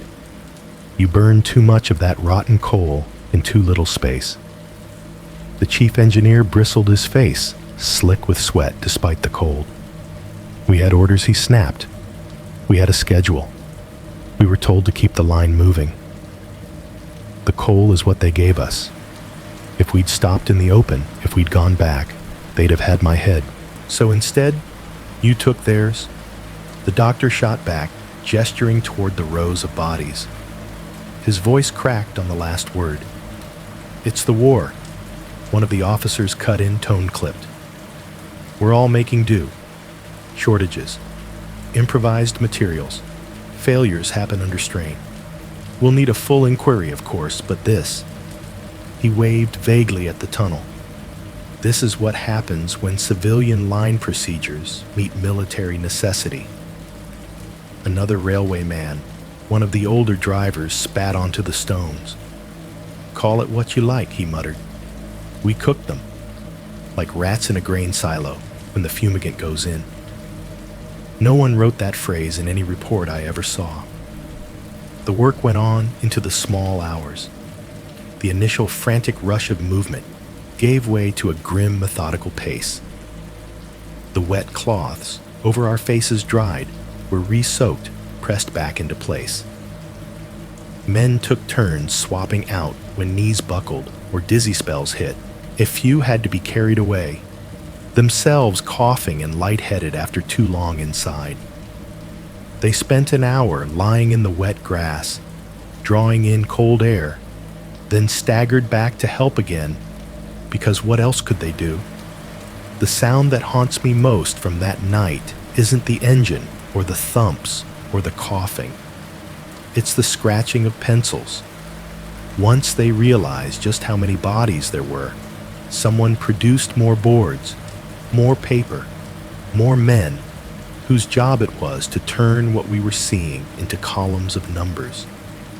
They stood a little apart from the mess under their own lamp, its glow pooling around their boots. Every time another line of bodies was laid out, one of them would walk the row lips, moving silently as he counted, then return to his board. Scratch, scratch. 50 more from the second car, one would murmur. Scratch, scratch. Children 7 in this lot. Scratch, scratch. There was no drama in their voices, no horror, just the flat tone of men handling figures. As dawn began to think about coming still a long way off, but hinted at in the slight thinning of the clouds, the numbers started to coalesce into something official. I heard them testing totals aloud, adding one sheet to another. 100, 180, 240, 3. No, that one's been counted twice. He was moved. 335. Their voices ran together, the cadence turning almost chant-like. Not a prayer, not comfort. A spell of arithmetic, trying to reduce what had happened into something they could put in a report.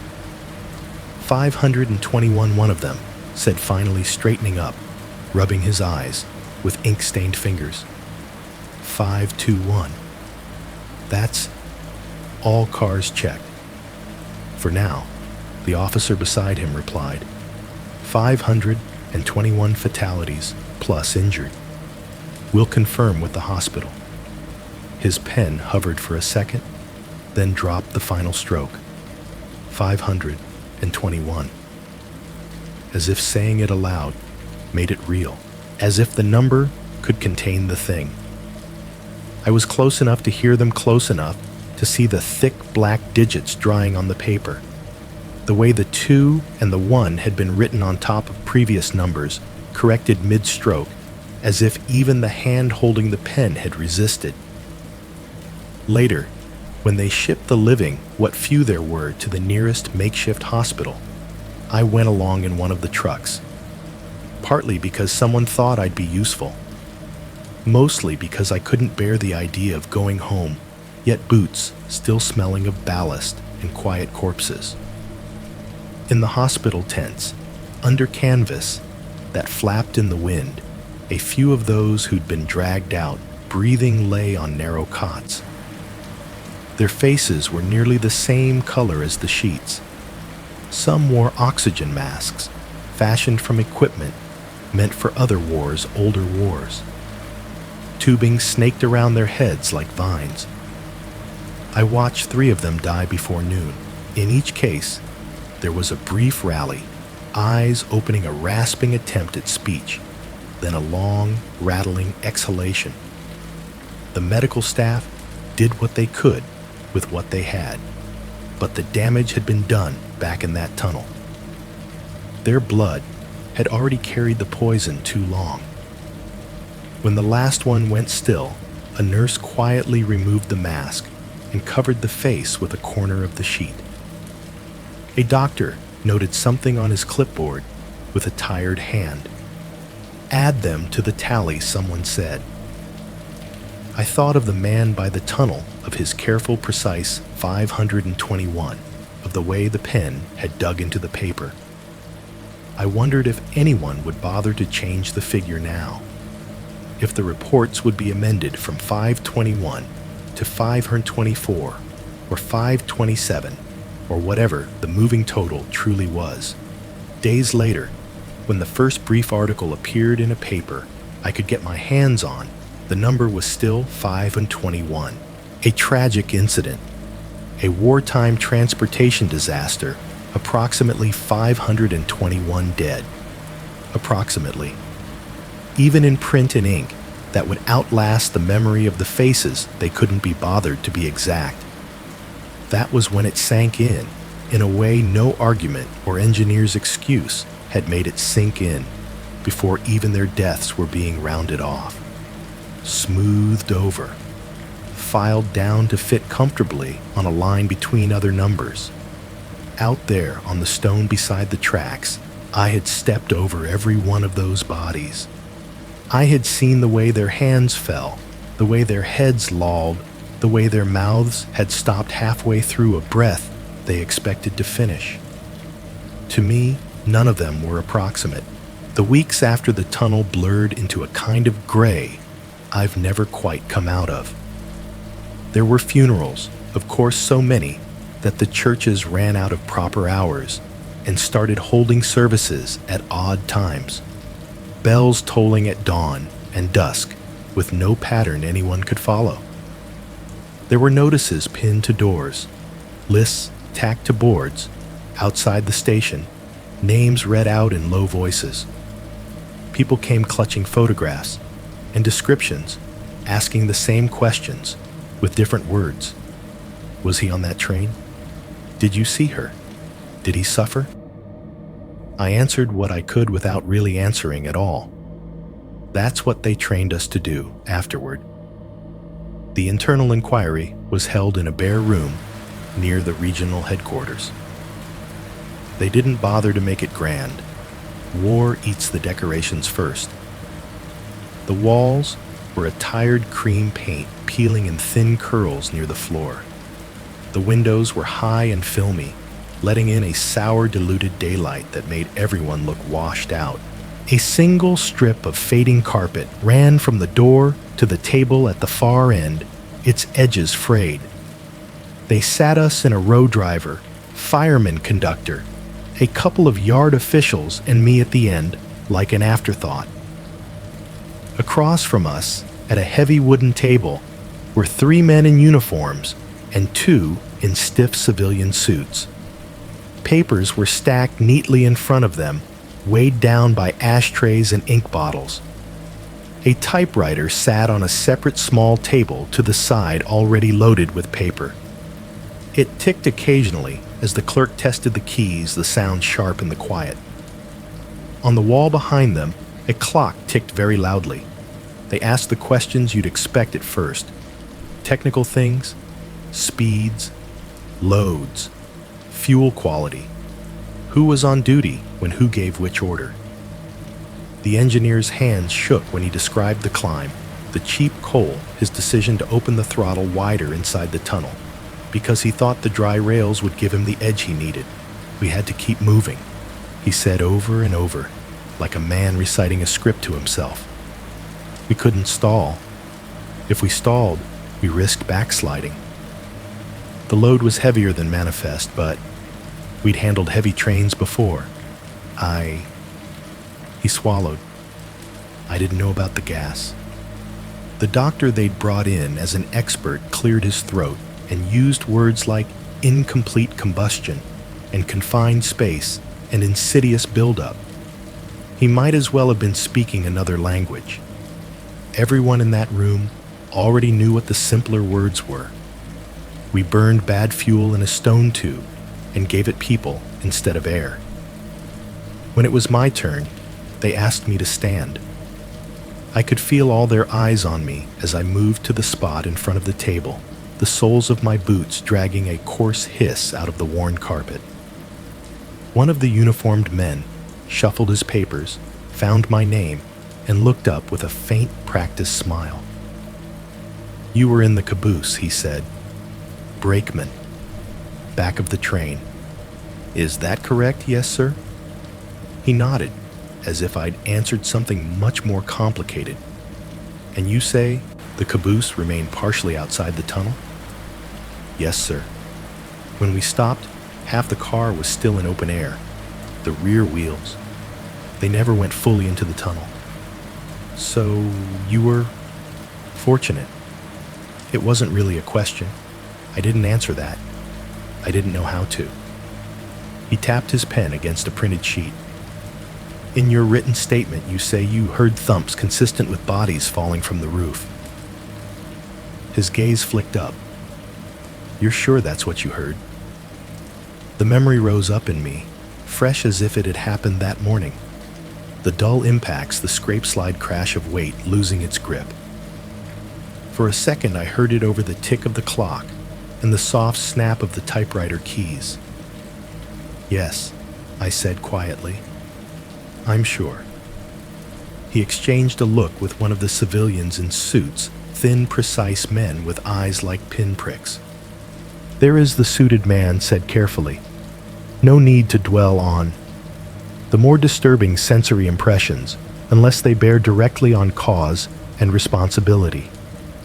He folded his hands on the table. His nails were clean, immaculately trimmed. We are primarily concerned with establishing the chain of technical decisions that led to this unfortunate event. Unfortunate event. Not slaughter. Not mass death. Something that could be filed under the same category as a bridge collapse or a delayed shipment. They circled back to procedures. Signals given and not given. Whistles that should have been blown, orders that should have been relayed. Slowly, as the questions wound on a pattern emerged, not in the answers, but in the spaces between them. Given the exigencies of wartime, one uniformed man began. With resources strained and experienced personnel redeployed to the front, another finished. And with railway lines expected to handle unprecedented volumes under threat of attack, added a third. The phrases repeated in different mouths like a litany. Exigencies of wartime, resource strain, unexpected volume, extraordinary conditions. Every time one of us tried to say something plainly, that the coal was garbage, that the train was too heavy, that security was looked at, but not truly enforced, we were steered back toward those words. The war, the strain, the context. In the end, it was the context that took the blame. They will want someone's head, the station master muttered during a break when we were herded into a side room with weak coffee and stale bread. They always do. They'll take a little from everyone, one of the other brakemen said. Spread it so thin you can't taste it. He was right. When we were called back and the men at the table had made their decisions, they didn't say this was inevitable. They were more careful than that, but they framed it as something like that. A tragic, unlikely convergence of factors. A series of small, understandable errors made under impossible conditions. A failure of equipment quality due to wartime shortages. Nobody said, we put too many people in a sealed tube and fed it poison. Afterward, they gave us papers to sign. The stack that slid across the table toward me was thick, the pages slightly rough under my fingers. The top sheet was all dense text paragraphs of regulations and statements of fact that had been assembled to tell a particular version of the story. Here was the route laid out in neat columns, departure time, expected speeds, grades, tunnel length.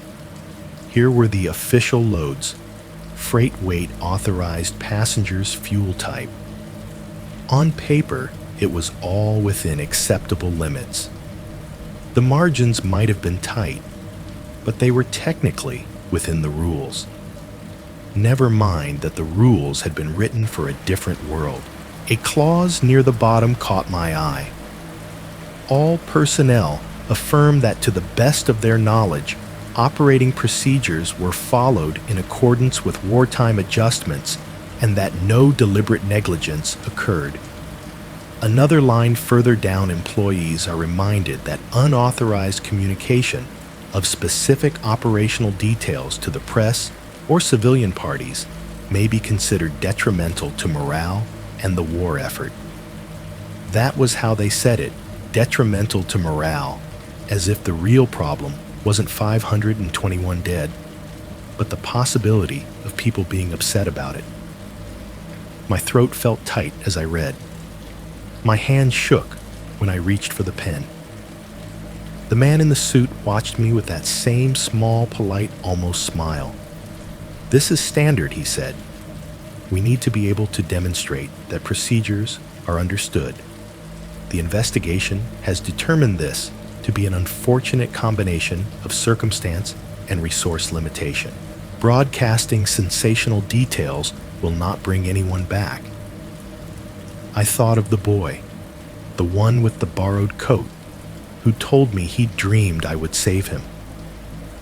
I thought of the way his fingers had dug into my arm when I'd hauled him onto the car, of how sure he'd looked when he said, "I knew it would be you." I signed.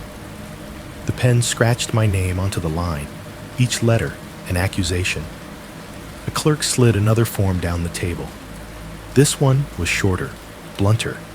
I acknowledge that I have been informed of the proper procedures for train operation under wartime conditions, and that deviations from these procedures are subject to disciplinary action. Another line about refraining from sharing unverified or alarming accounts with journalists or the general public. The stamp came last. They had a heavy rubber stamp with the word in red ink, big block letters, that looked almost cheerful until they hit the page. Confidential. The man in the suit inked it with a practiced motion, then brought it down hard onto the top of the report. The table thudded with the impact. The sound was small, compared to an engine, compared to an explosion, compared to a life ending. But in that room, it was final. It sounded like a gavel. It sounded like a lid being nailed onto a box. He did it again on another copy, and again. Each time, thud. A red word blossomed on the paper like a bloodless wound. Afterward, they told us in plain language what the forms had said in polite paragraphs: do not talk to reporters. Do not repeat the more colorful details. Do not dwell on the number. The war has enough fear, one officer said. We don't need people afraid of their own trains. On the walk back from the headquarters to the rail yard, my legs felt hollow. Streets I'd walked 100 times before seemed narrower, The air tasted of coal and winter, same as always, but I couldn't breathe it without thinking of what we'd done with air inside that mountain. The trucks that had carried the bodies in from the line had done their work days before. What was left now near a disused siding behind a low stone wall was the overflow, a grim little field of white and gray shapes laid out on wooden pallets and rough tables under tarps. From a distance, the canvas covers looked like rows of sacks of grain, necessary, impersonal. You could almost trick yourself into seeing supplies instead of what they really were. I shouldn't have gone that way. There were other streets, but some part of me felt dragged toward it the way a tongue keeps prodding a sore tooth. I turned the corner and found myself looking at the back of the makeshift morgue area. A couple of men were working there, still moving the last of the bodies into a building where they said they'd keep them until families could claim them. They hauled the shrouded shapes 2 at a time, grunting with effort, boots crunching on gravel. Their breath steamed in the damp air. I stopped half hidden behind the corner of a shed watching. One of the stacks of wrapped forms, coarse white cloth tied with rope at each end, was piled higher than the rest, a haphazard pyramid. As one of the workers tugged at a bundle from the bottom, the balance shifted. The whole pile trembled. Then, with a sound that made my stomach drop, one of the upper bundles slid. Thump. It hit the ground from waist height, rolled once, and burst the knot on one end. The cloth slackened and peeled back just enough for a hand to spill out. It lay palm up on the gravel fingers, slightly curled skin, a flat, awful gray that no living person has. The nails were small, bit and short. The wrist was narrow. It didn't move, of course. It never would again. But the way it had flopped there, the suddenness of the fall, made it feel like something had tried one last time to get our attention. One of the men swore under his breath, bent and hurried to retie the cloth.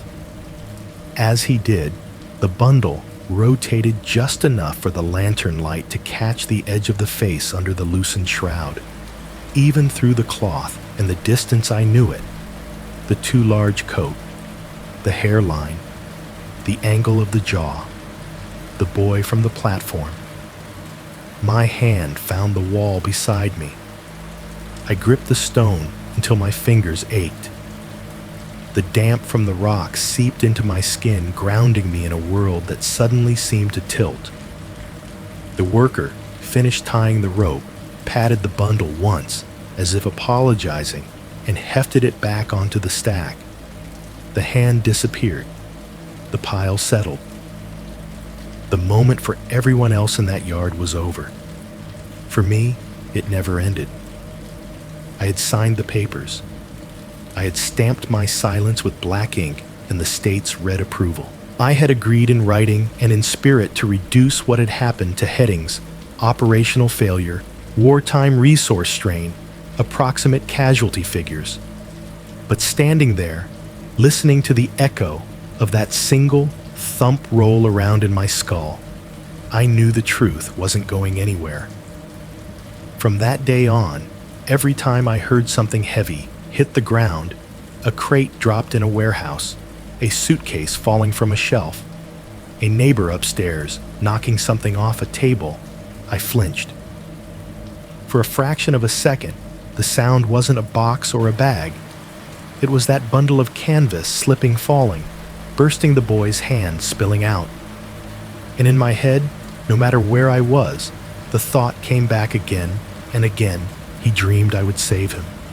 Instead, I get to hear him hit the earth over and over for the rest of my life. People talk about the end of a war, like it's a date you can circle on a calendar. Some speech, some document, a signature, and then suddenly the guns are quiet, and everyone goes home. It didn't feel like that where I was. It felt more like a fever. Breaking one day, you realize you're not sweating quite as much. The sky looks less bruised, but you're still lying in the same bed, staring at the same cracked ceiling.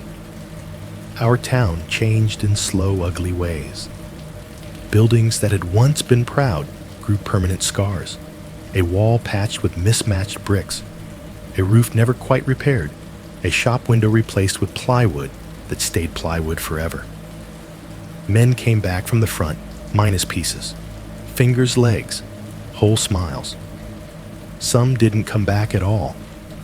Their names stayed chalked on the station boards longer than they should have, like the train bringing them was just delayed, not canceled.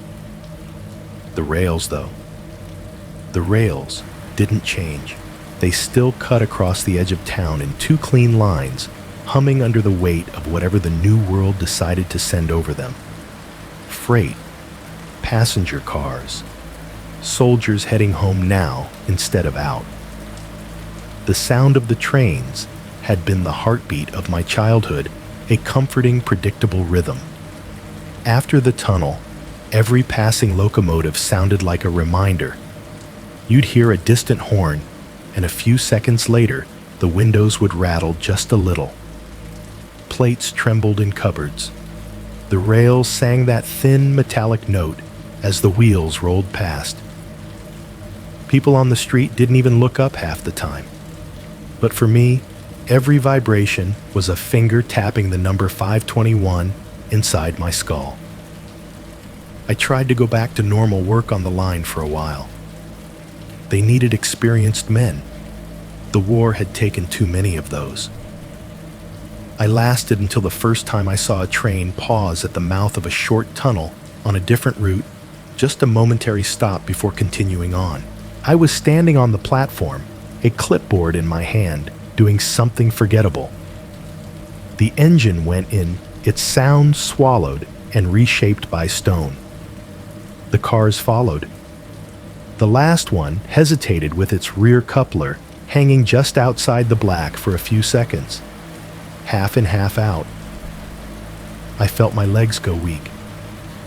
By the time it reappeared on the other side, all I could see was that clean, unbroken line of cars, and the men on the steps grinning as if they'd just played some harmless game. I couldn't breathe until the whole thing was well past the station. After that, whenever the schedule sent me near the mountains, I found a reason to trade shifts. Eventually, I stopped pretending. Leaving the job meant more than leaving a paycheck. Where I came from, the railway wasn't just an employer. It was a kind of inheritance. My uncle, my father's friends, half the men in my mother's stories, they all had calloused hands that smelled faintly of oil and coal dust. When I told her I was done, my mother didn't argue. She just looked at me for a long time, then said, "The mountain keeps who it wants," and turned back to the sink. I don't know if that was meant to comfort me. The town felt smaller after that. The rails were unavoidable. Their sound seeped into everything. Morning trains woke me before the sun did. At night, lying in bed, I'd feel the faint tremor of a freight going through some kilometers away, and my mind would fill in the rest tunnel walls. Thick air, the engine's choked roar.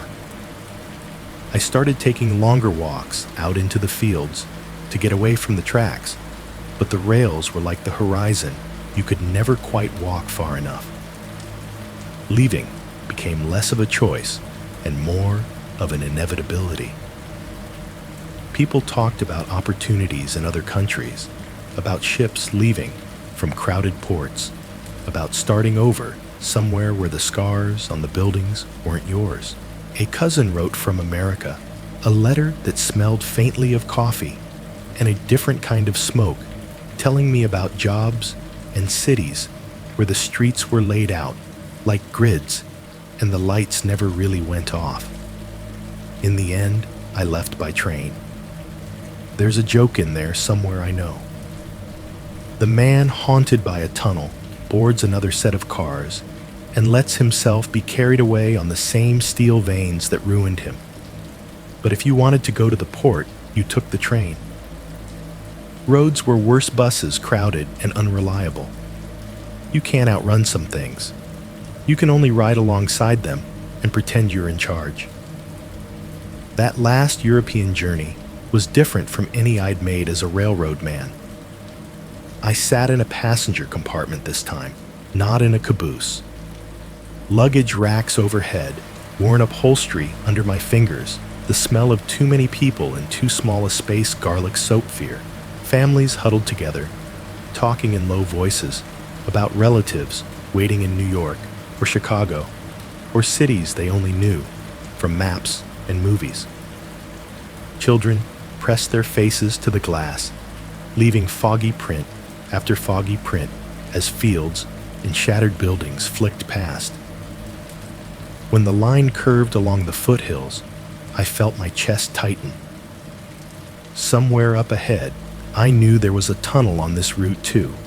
Not the same one, of course, but the idea of it was enough. I watched the approaches through the window, like a man watching storm clouds. When the black curve of stone finally appeared, swallowing the tracks in front of us, I stood up. I didn't try to pretend I needed the restroom or that I was stretching my legs.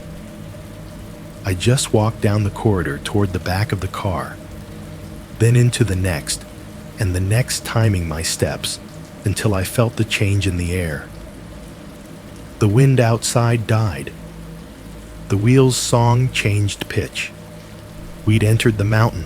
I moved as far away from the sealed doors as I could and pressed my palm against the carriage wall, feeling for the faintest hint of fresh air sneaking in from somewhere, anywhere. My mouth tasted like carbon and memory. The other passengers joked nervously, their voices echoing too loudly. Someone lit a cigarette, even though they weren't supposed to. I counted heartbeats and stared at the tiny seam of light under the connecting door that led back toward the last car, imagining that if things went wrong, I could somehow pry it open and outrun a gas that had no weight. Of course, nothing happened. The tunnel was shorter. The air wasn't good, but it wasn't lethal. A minute later, the windows brightened again.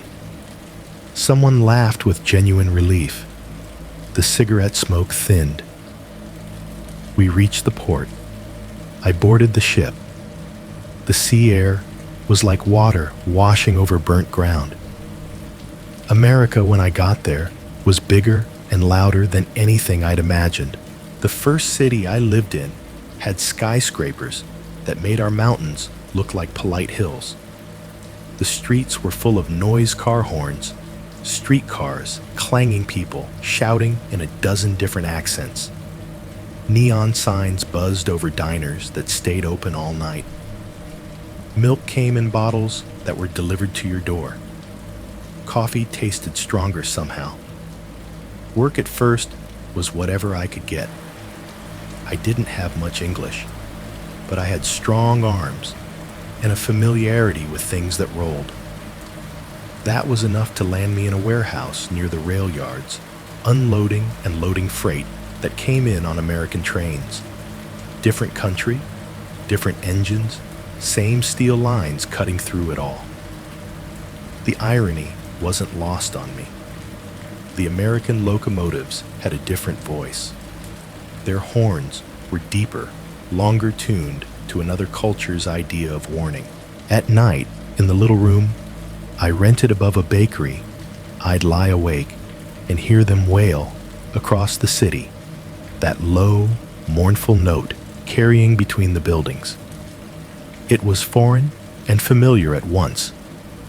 I could feel their vibration through the brick walls, like a ghost from another continent had followed me in changed clothes. In the warehouse, the sounds were constant. Containers slamming down onto flat cars with metallic booms. Forklifts beeping as they backed up a shrill, repetitive note that drilled into your skull until you only noticed it when it stopped. Men shouting to each other over the clatter of pallets and chains. Overhead, heaters kicked on in winter with a deep metallic sigh. The air tasted of dust and diesel cardboard and coffee. For a while, I told myself this was different. We were above ground now. The ceilings were high. Doors rolled open onto loading bays that let in slices of sky. The smell of the yard blew in with the wind. It wasn't a tunnel. Then one winter afternoon, the heaters broke. It started as a smell. Not the usual burnt dust stink when you first turn the heat on after a long summer, but something sharper chemical like exhaust drifting in through a half-open window. I was on the far side of the warehouse stacking crates when my nose wrinkled. I looked up and saw a faint haze near the rafters, more than the usual dust motes in the pale fluorescent light. "Smell that?" one of the guys asked, wrinkling his nose. He was American-born third generation, maybe used to the warehouse's usual symphony. "Probably the burners," the foreman called back. "They've been acting up. Keep working, we'll crack a door." We worked. The forklifts kept beeping. Containers kept thudding onto the floor. Somewhere a radio played tinny rock music, the singer's voice wobbling in and out of tune. My head started to feel cottony.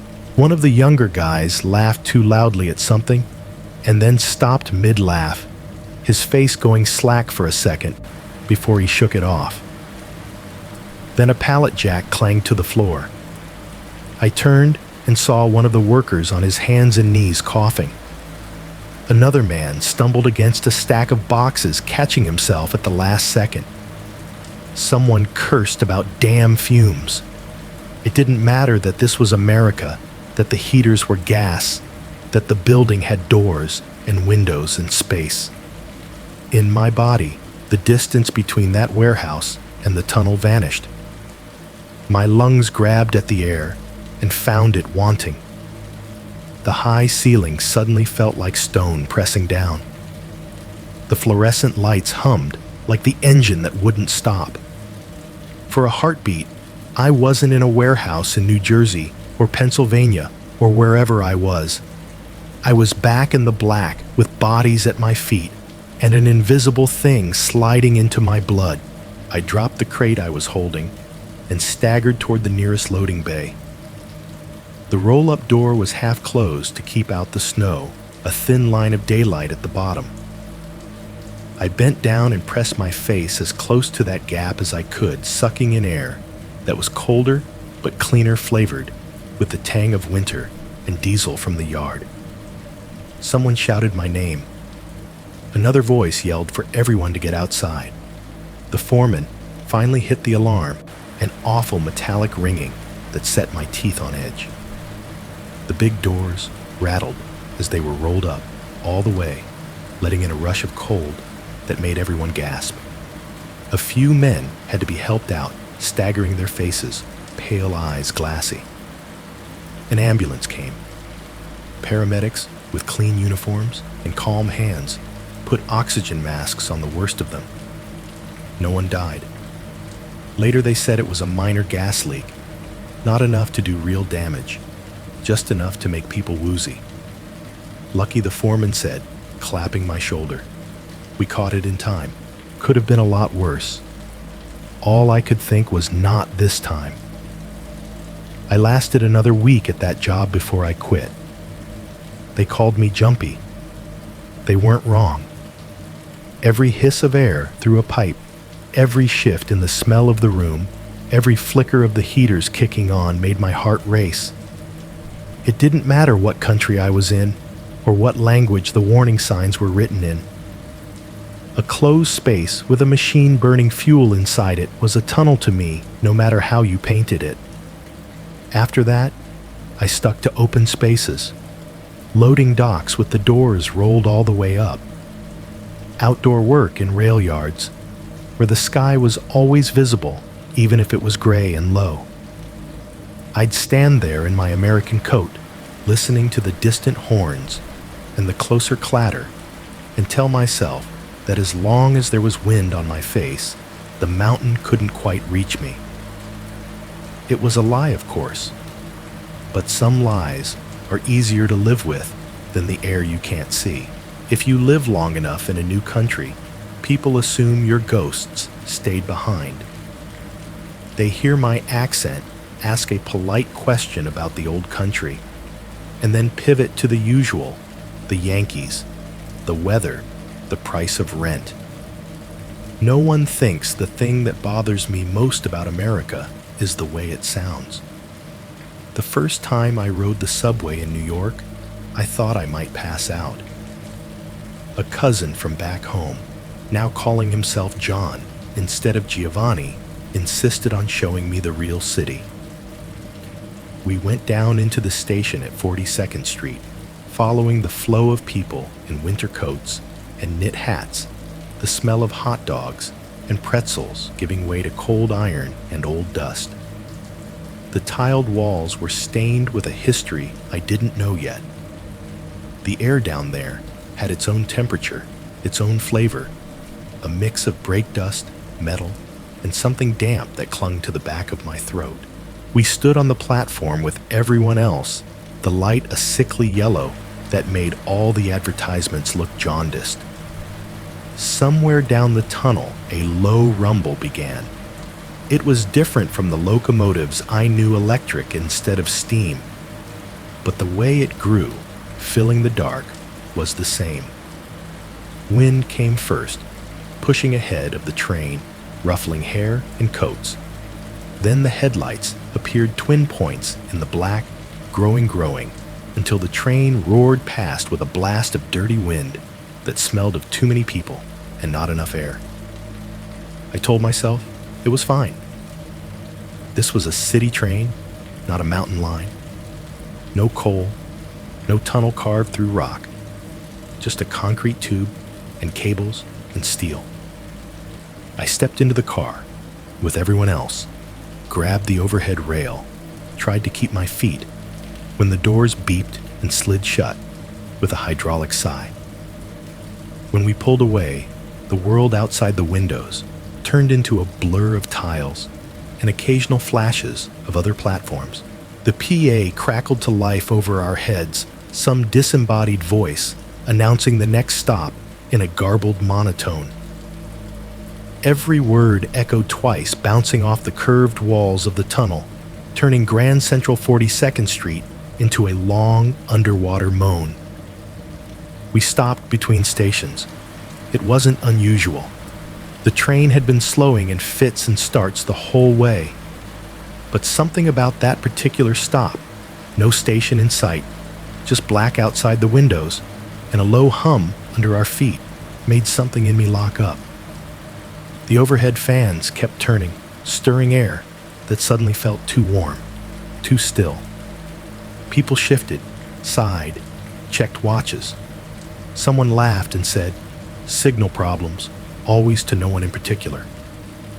In the space between one heartbeat and the next, the car became a box in my mind.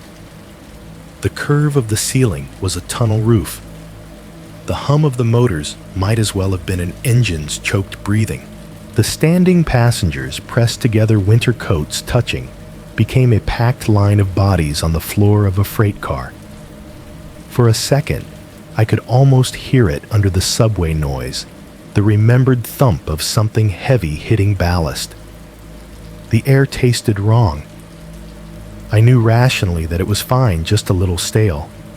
But my lungs remembered something else. My vision narrowed. The hand gripping the metal rail went slick with sweat. "You okay?" my cousin asked, his voice tinny far away. I nodded, because I didn't trust my mouth. I stared at the door, at the narrow black line where the two halves met, and counted breaths. 1, 2, 10. People around me barely noticed the delay. A woman popped her gum. A kid played with a plastic car on the seat. Somewhere, someone's headphones leaked a thin ribbon of music. When the train lurched back into motion and the next platform slid into view, I could have cried with relief. Underground parking garages were worse. You go down a ramp under a supermarket or a mall, and the concrete swallows the daylight in layers.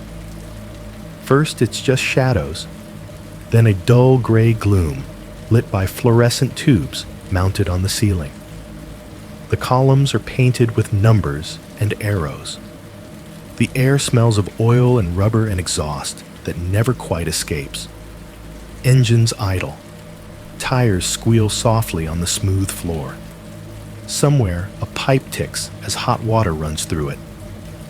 The first time I parked under a big grocery store, I stepped out of the car and heard a door slam somewhere behind me, a deep resonant thud that bounced off the low ceiling. The lights overhead buzzed, and one of them flickered, a quick stutter of brightness, followed by a steady humming dim. My chest tightened. I stood there, between painted white lines, holding a bag of oranges I'd just bought, and for one disorienting moment, the rows of parked cars became train cars, the concrete slab a tunnel floor. Every closing car door was a body hitting the ground. Every backfire was a coupler slamming. A ventilation fan kicked on with a low mechanical groan, and the sound of pushed air dragging through a duct was close enough to the tunnel's breath that I had to put a hand on the hood of my car to steady myself. People walked past, pushing carts, talking about sales and dinners, and school pickups, oblivious to the way the ceiling seemed to press down. "Come on, old man," I murmured to myself in English that still felt too big in my mouth. "It's just a parking lot." The words didn't help. What got me out of there was the sight of the ramp up toward daylight. I practically ran my cart toward it, the wheels rattling over the expansion joints, like little rail joints of their own. It's the little sounds that get you day after day. A car door closing in the street outside thunk. The upstairs neighbor dropping something heavy on their floor, which is your ceiling thump. Pipes banging somewhere in the walls when the heat kicks on. A trash can tipped over behind a restaurant. A delivery man letting a crate slide off the back of his truck, letting gravity do most of the work. Most people's ears register those noises as background. Mine turn them into echoes. Every dull impact is a bundle of canvas sliding off a stack. Every muffled clatter is a body finding the ground a second time. More than once, sitting in some cramped American kitchen with a cup of coffee, I've flinched so hard at a neighbor's slammed door that the liquid sloshed over my hand. Friends laughed it off. "You're a jumpy old-timer," and I let them. I tried to build something like a normal life. It didn't go particularly well. There was a woman, once American-born parents, from somewhere else like everyone's. She liked my accent, thought my quiet was mysterious at first. We got married in a church that smelled of candle wax and floor polish, the priest talking about new beginnings, about leaving the past behind. For a while, it even felt possible. We rented a small apartment over a laundromat. The constant churn and whir of the machines below passed for white noise. She asked about the scars on my forearm early on thin, pale lines from some long-ago scrape on a railcar ladder. I told her it was from a fall in the yard, a stupid mistake with a crate. Not a lie exactly, just not the part of the yard I was ever going to talk about.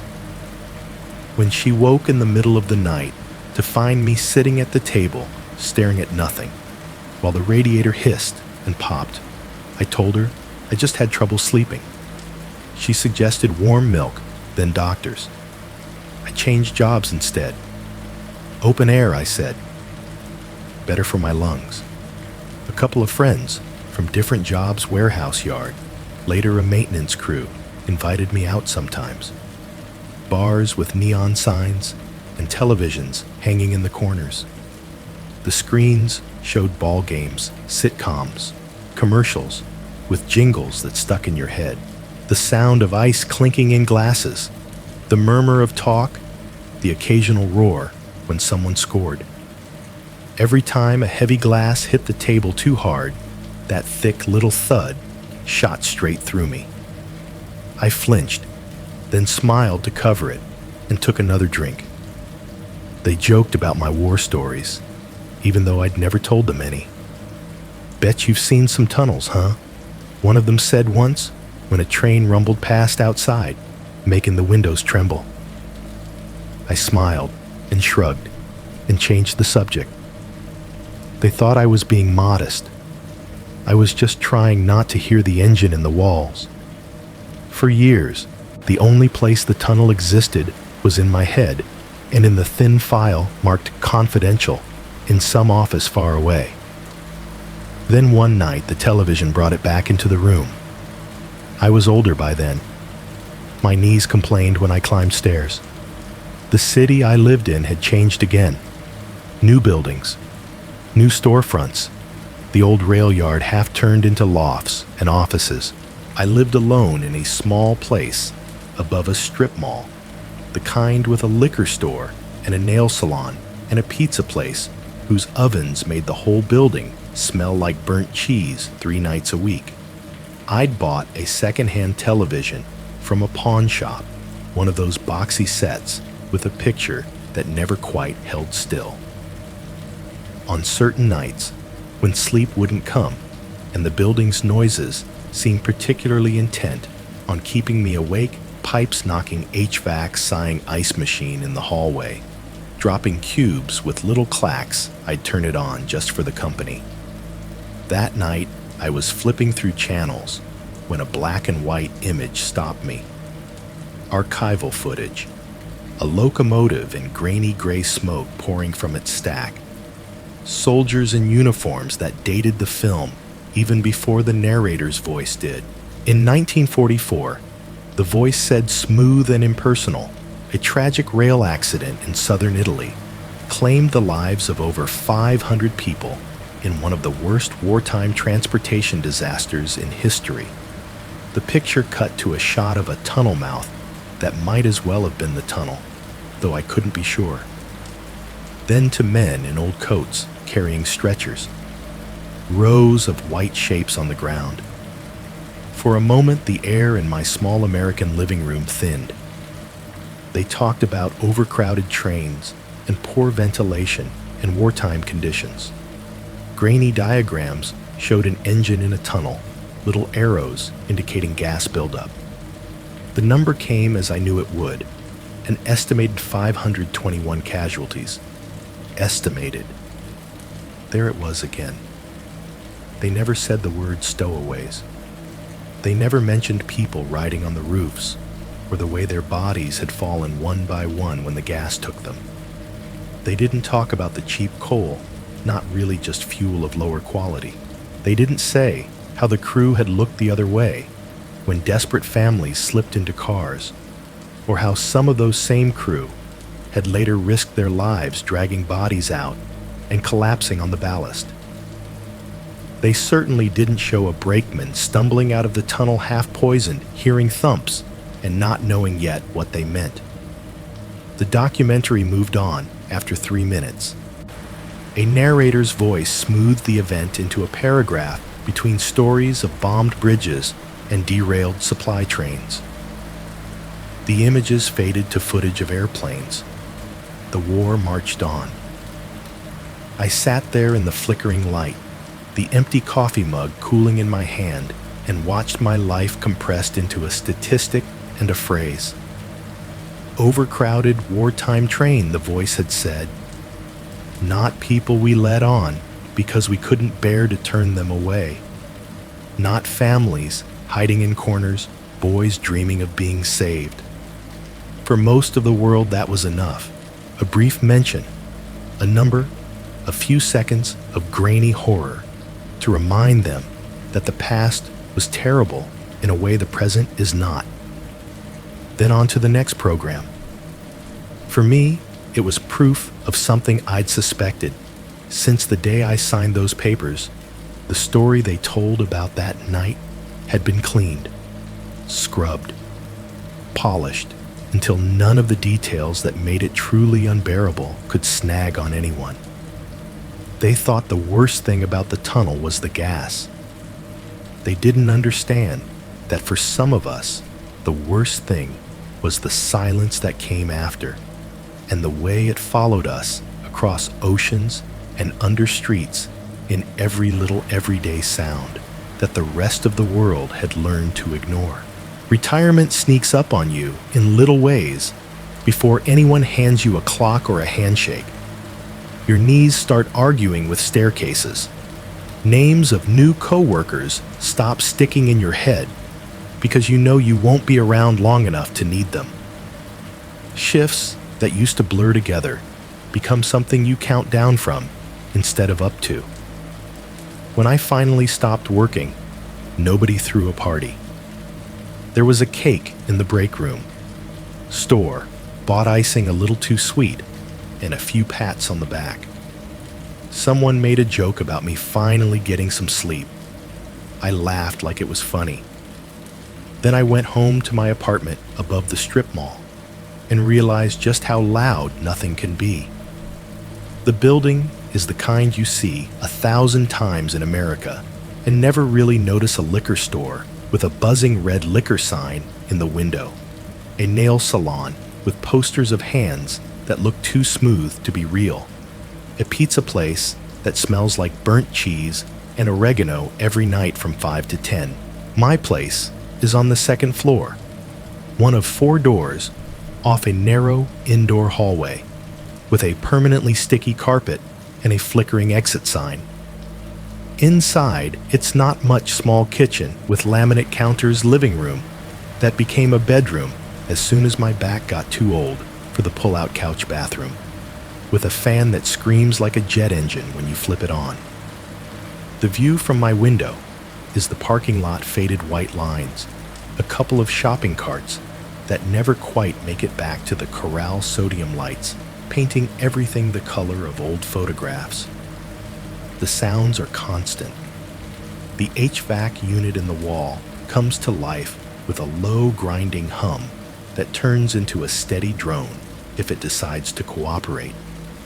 The refrigerator in the kitchen clicks on with a sharp electrical tack and then hums the compressor, rattling just enough to make the cabinet doors vibrate.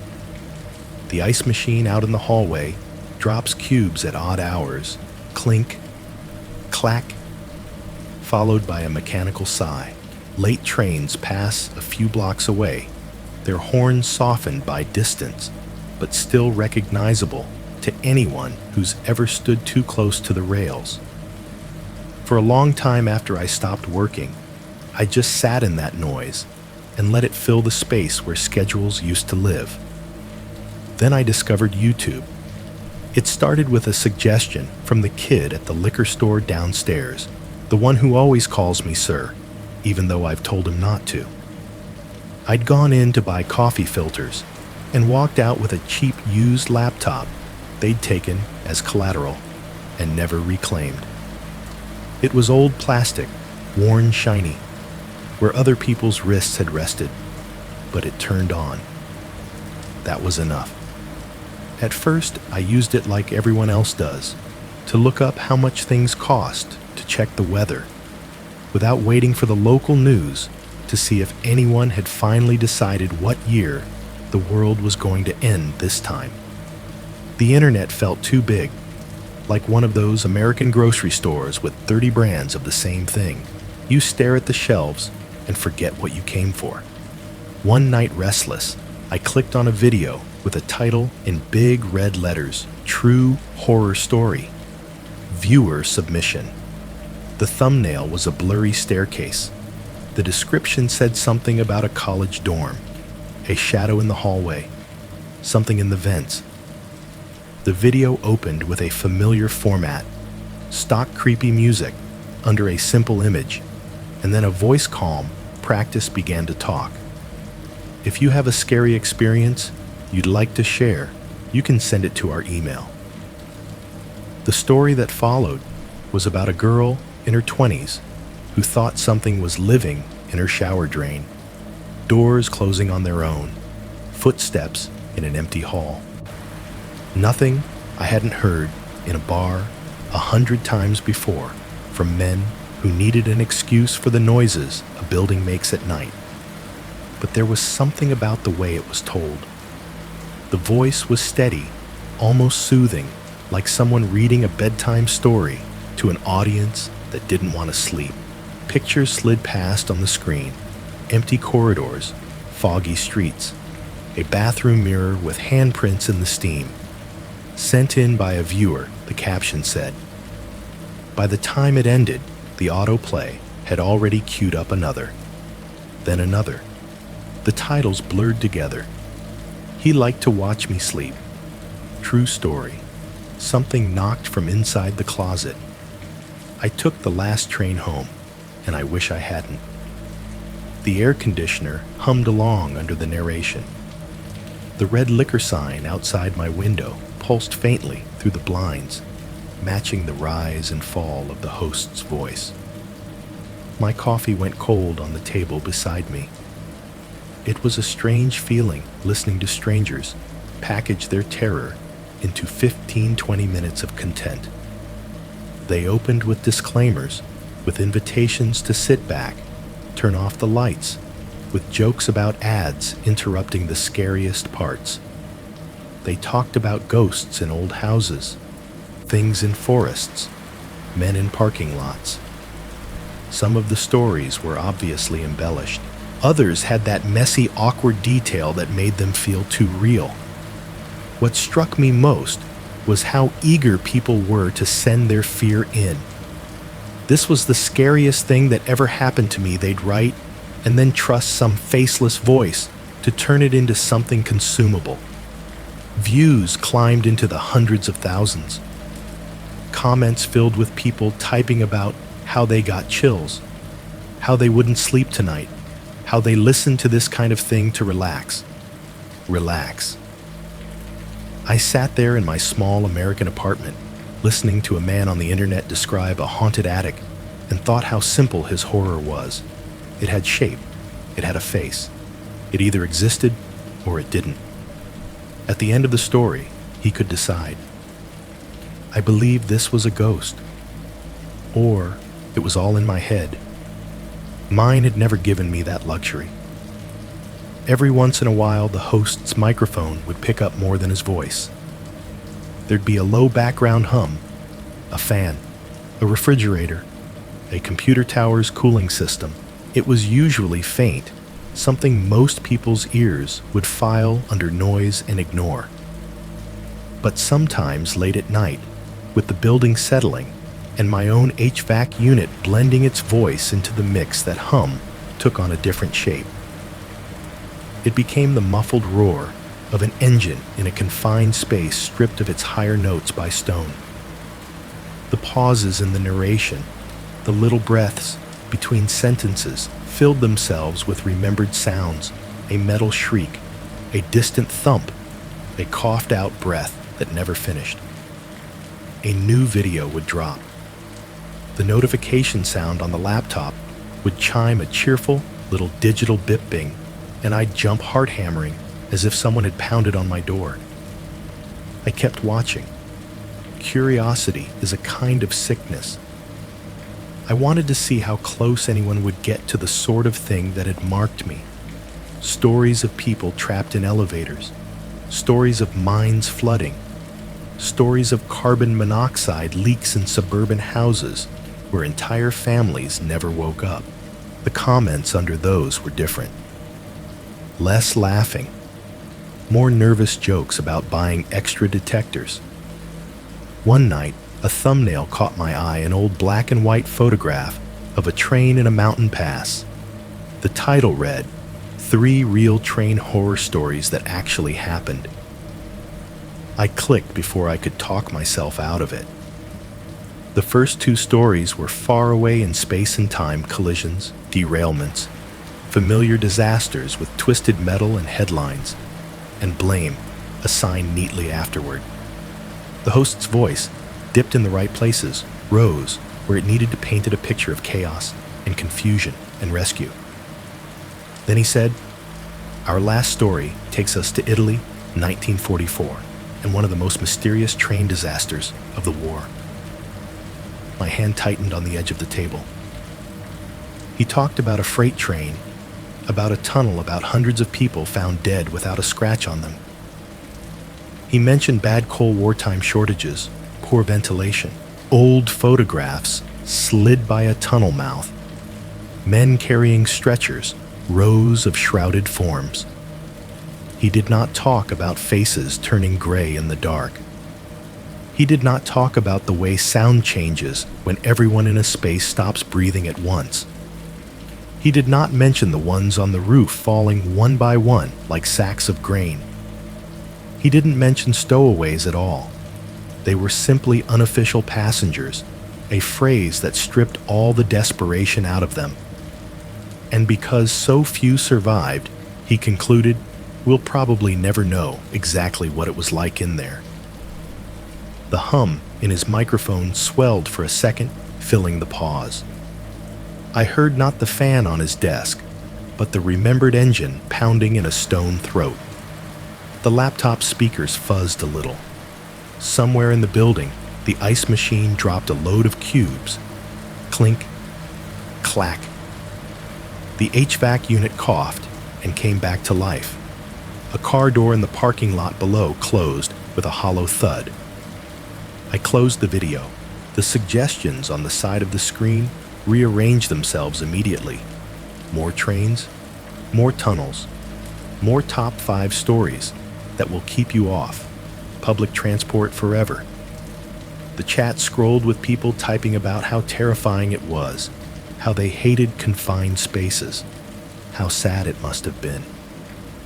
I leaned back in my chair and stared at the ceiling. Hairline cracks ran through the off-white paint, following some forgotten leak or shift in the building's bones.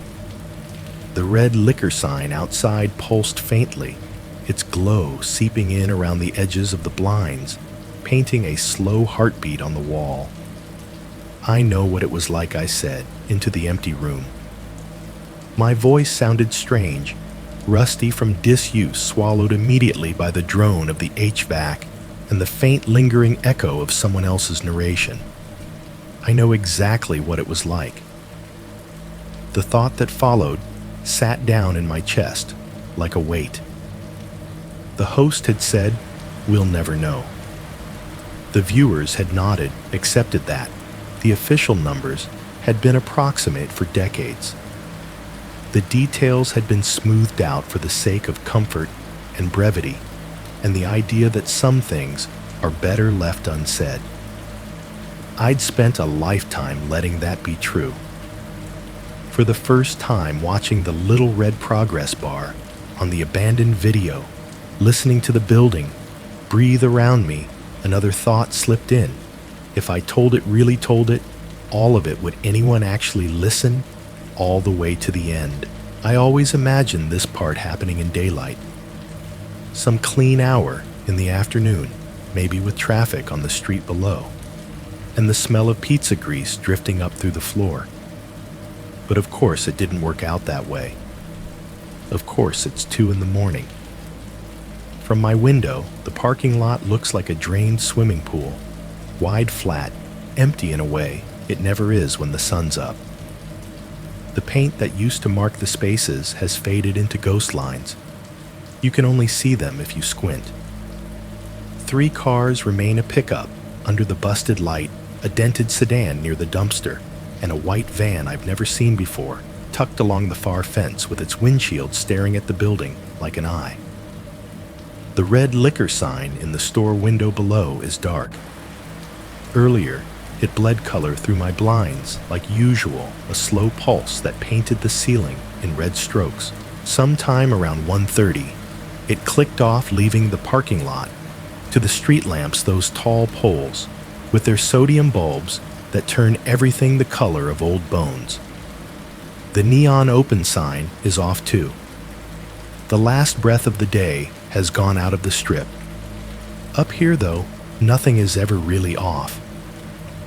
The HVAC unit in the wall kicks on with a dull, familiar wonk that I feel through the kitchen table.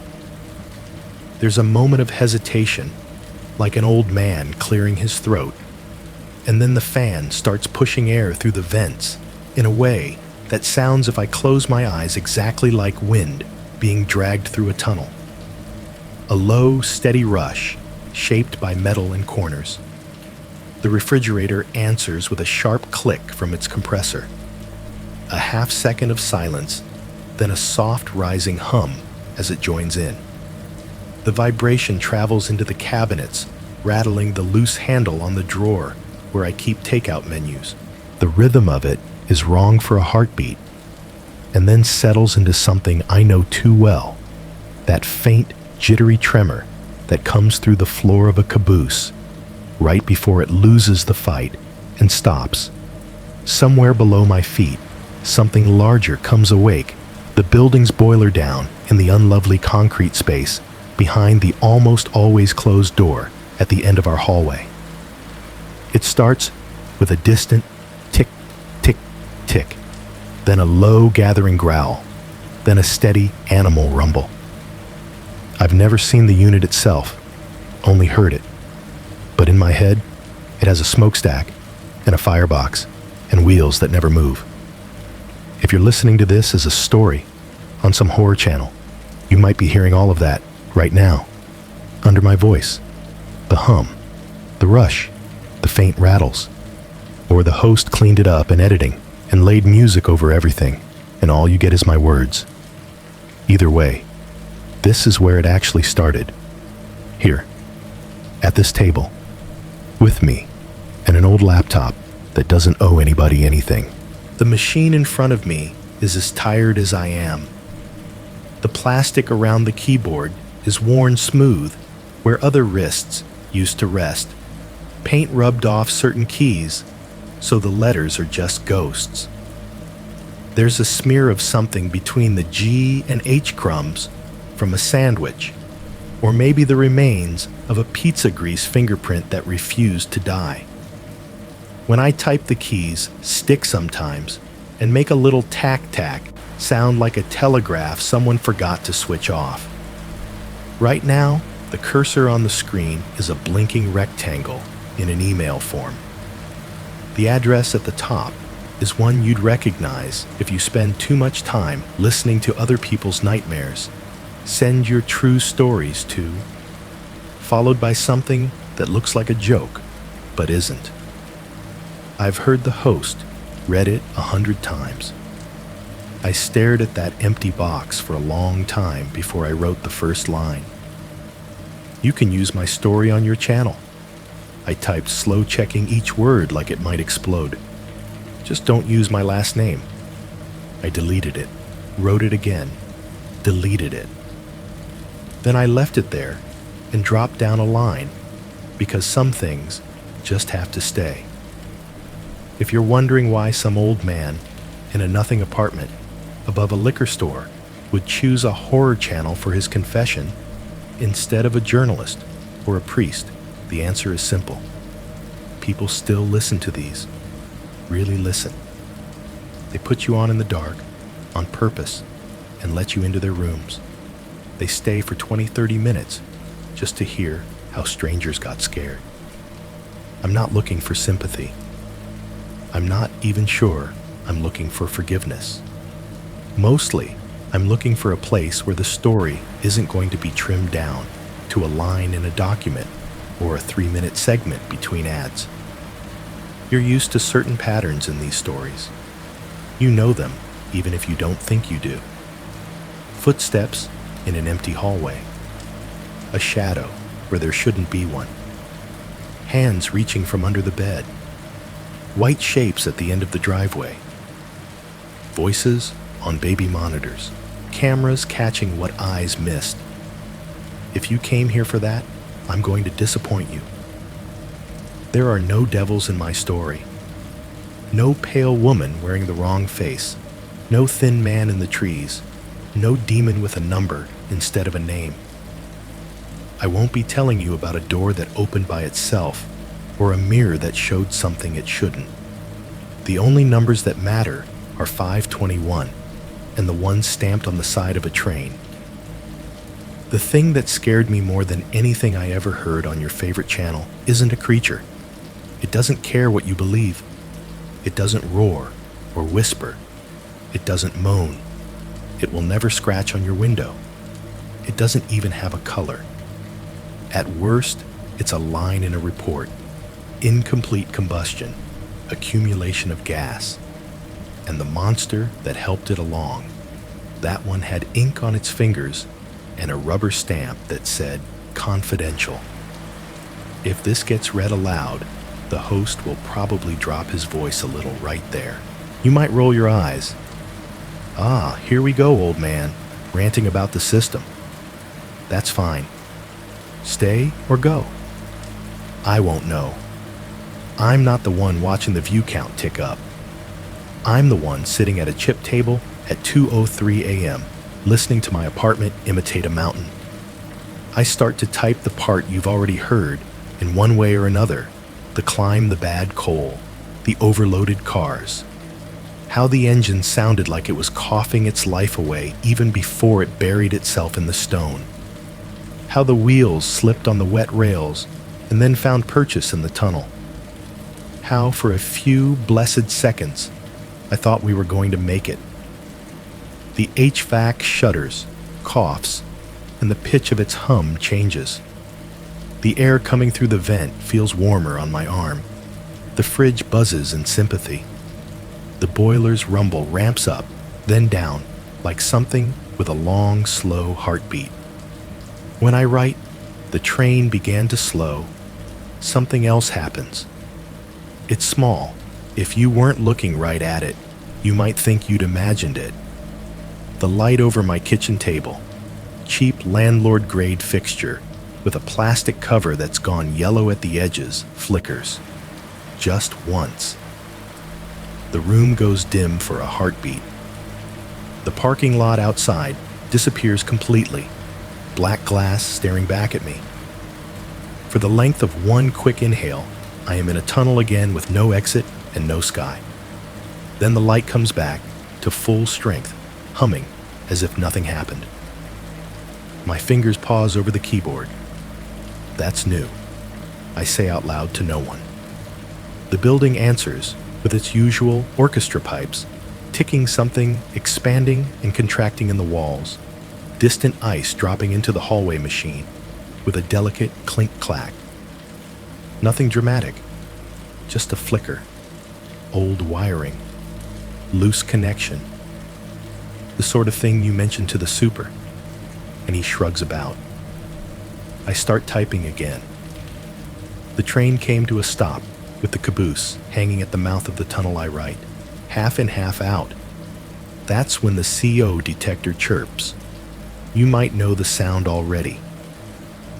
If you live in a house or an apartment with even vaguely up-to-code wiring, some little white plastic square is screwed into a wall or ceiling near where you sleep. Most of the time, you forget it exists. Once a month, or once a year, or whenever it feels like reminding you it's there, it lets out a single sharp beep. Not a drawn-out alarm. Not the long rising wail that says, "Get out now, or you won't have the chance." Just a test. A little electronic throat clearing. Beep. Mine is on the wall above the microwave, where the super put it 10 years ago. For most of its life, it's been as silent as the stamped file with my name on it in some European basement. I replaced the batteries once when it chirped in the middle of the night, 3 short bursts that nearly stopped my heart until I remembered the manual. Tonight, at 2:07 a.m., right as I write the sentence about the train stopping in the tunnel, it lets out one perfectly timed beep. Just one. Not enough to officially mean anything. Not the pattern for danger.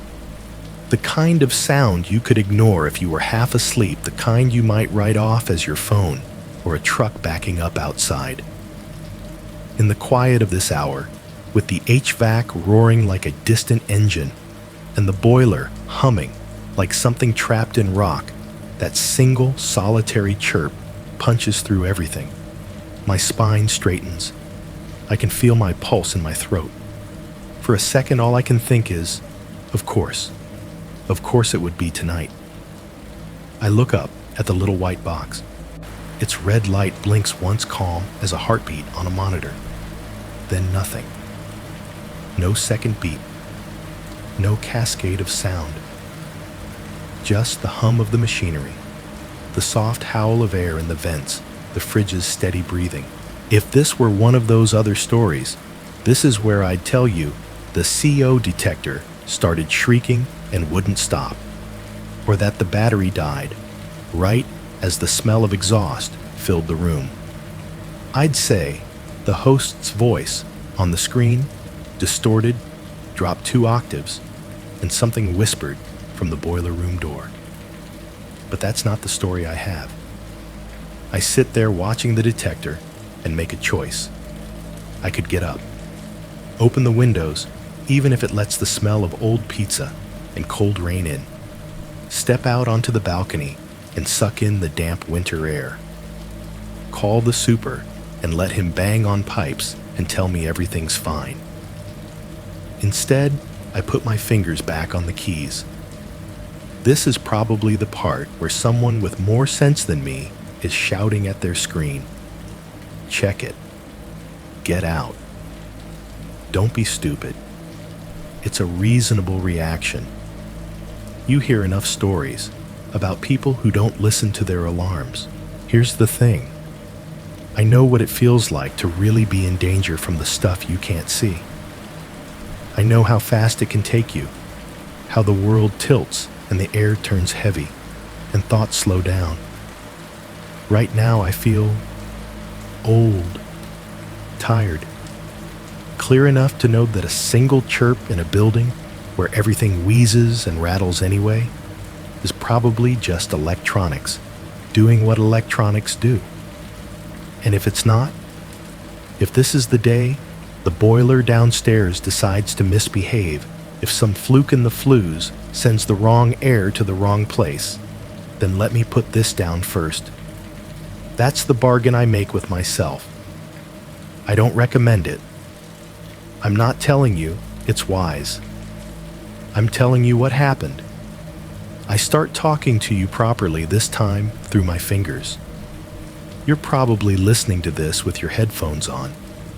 I type lying in the dark or driving a late shift, thinking you're safe because the thing I'm about to tell you happened a long time ago and far away. You might even have laughed at the idea of being scared by a train story.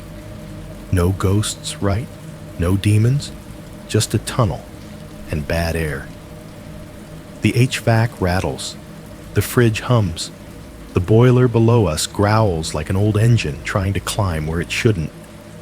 My light holds steady. I promise you, I write.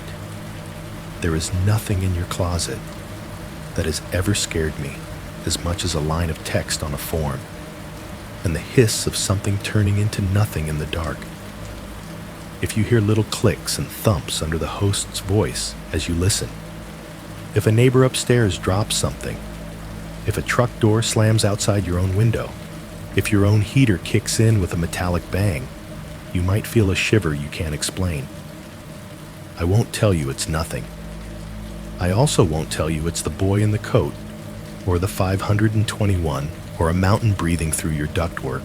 I'll just keep typing while the machines around me do their best impressions of a night I never left, and trust that for once someone will hear all the way through to the last thump.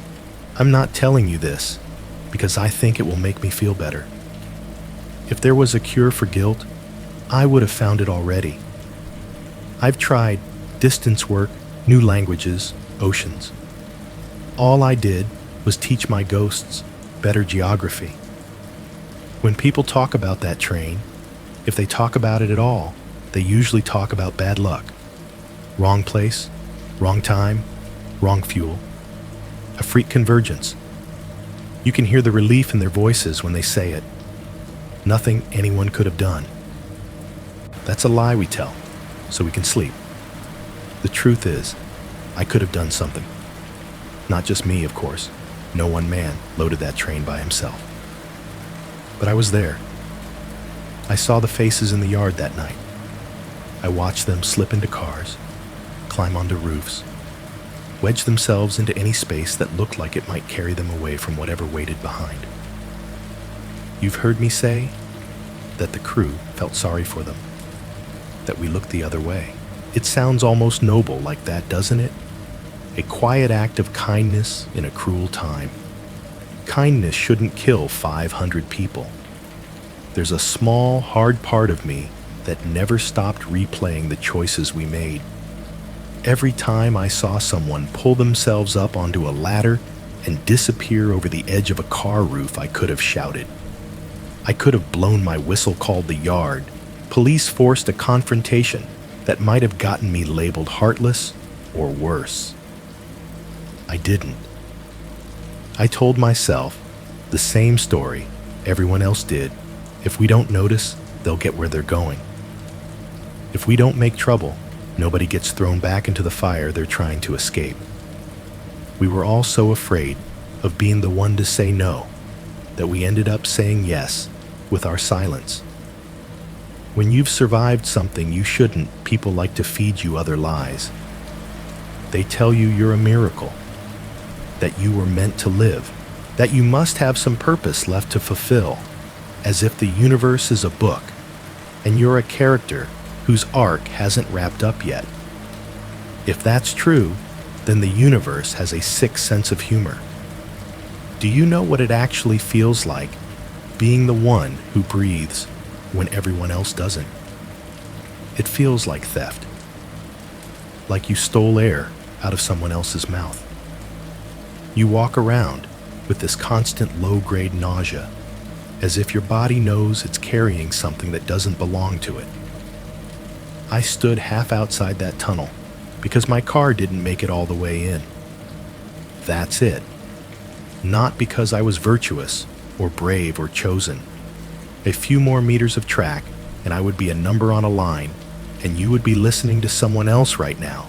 So when people ask me on the rare occasions I slip and mention anything at all, if I'm grateful I survived, I don't know how to answer. Grateful compared to what? To the boy whose hand fell out of the shroud, to the families who never knew their loved ones had been packed into a box and quietly erased. What I mostly feel is this: every breath I take still carries the faint echo of that air. The bad kind. The kind you can't see coming. You probably don't think much about the sounds in your life. Doors closing, pipes hissing, radiators knocking, elevator cables sighing. They're just there. White noise. Your brain files them under unimportant so it can focus on the things in front of you: the email, the movie, the person in your bed. For me, there's no such thing as just noise. Every hum is a test. Every hiss is a warning.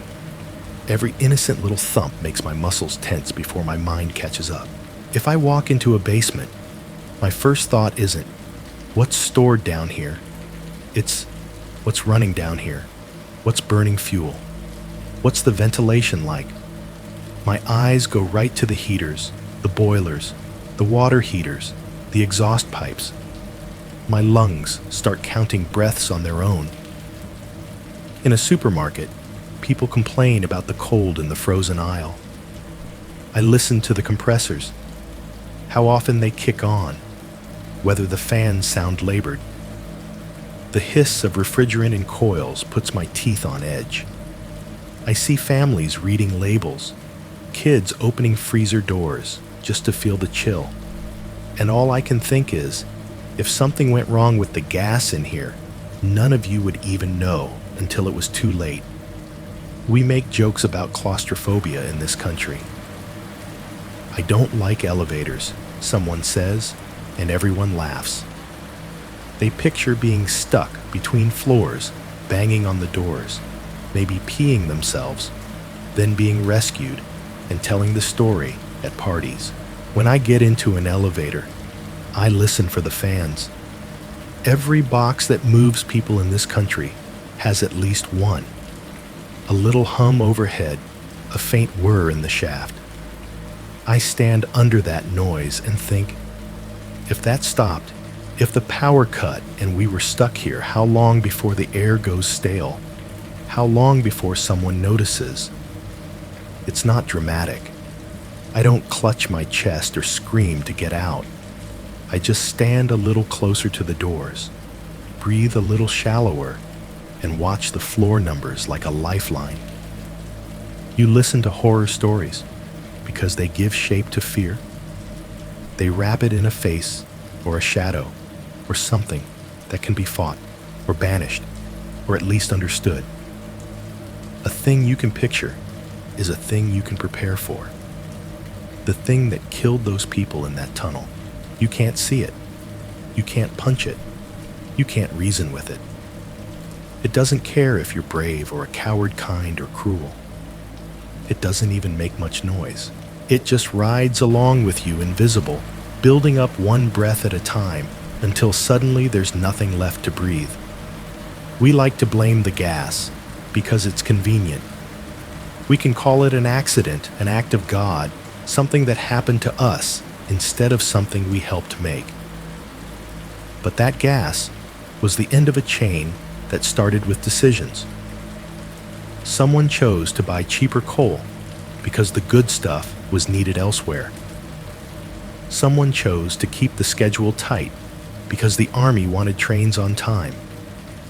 Someone chose not to enforce limits on passengers because it was easier morally and practically to let desperate people hide than to drag them off the cars in front of everyone. Every link in that chain was made by a human hand. That's the part I want you to sit with for a moment in whatever room you're in. The things that kill you in the movies howl and screech and bare their teeth. The things that kill you in real life often sign their names in ink and blame the weather. You're probably waiting for something obvious to happen while I say this. A voice in the hallway, a heavy knock at my door. That's how these stories usually work. Someone confesses and the dark answers.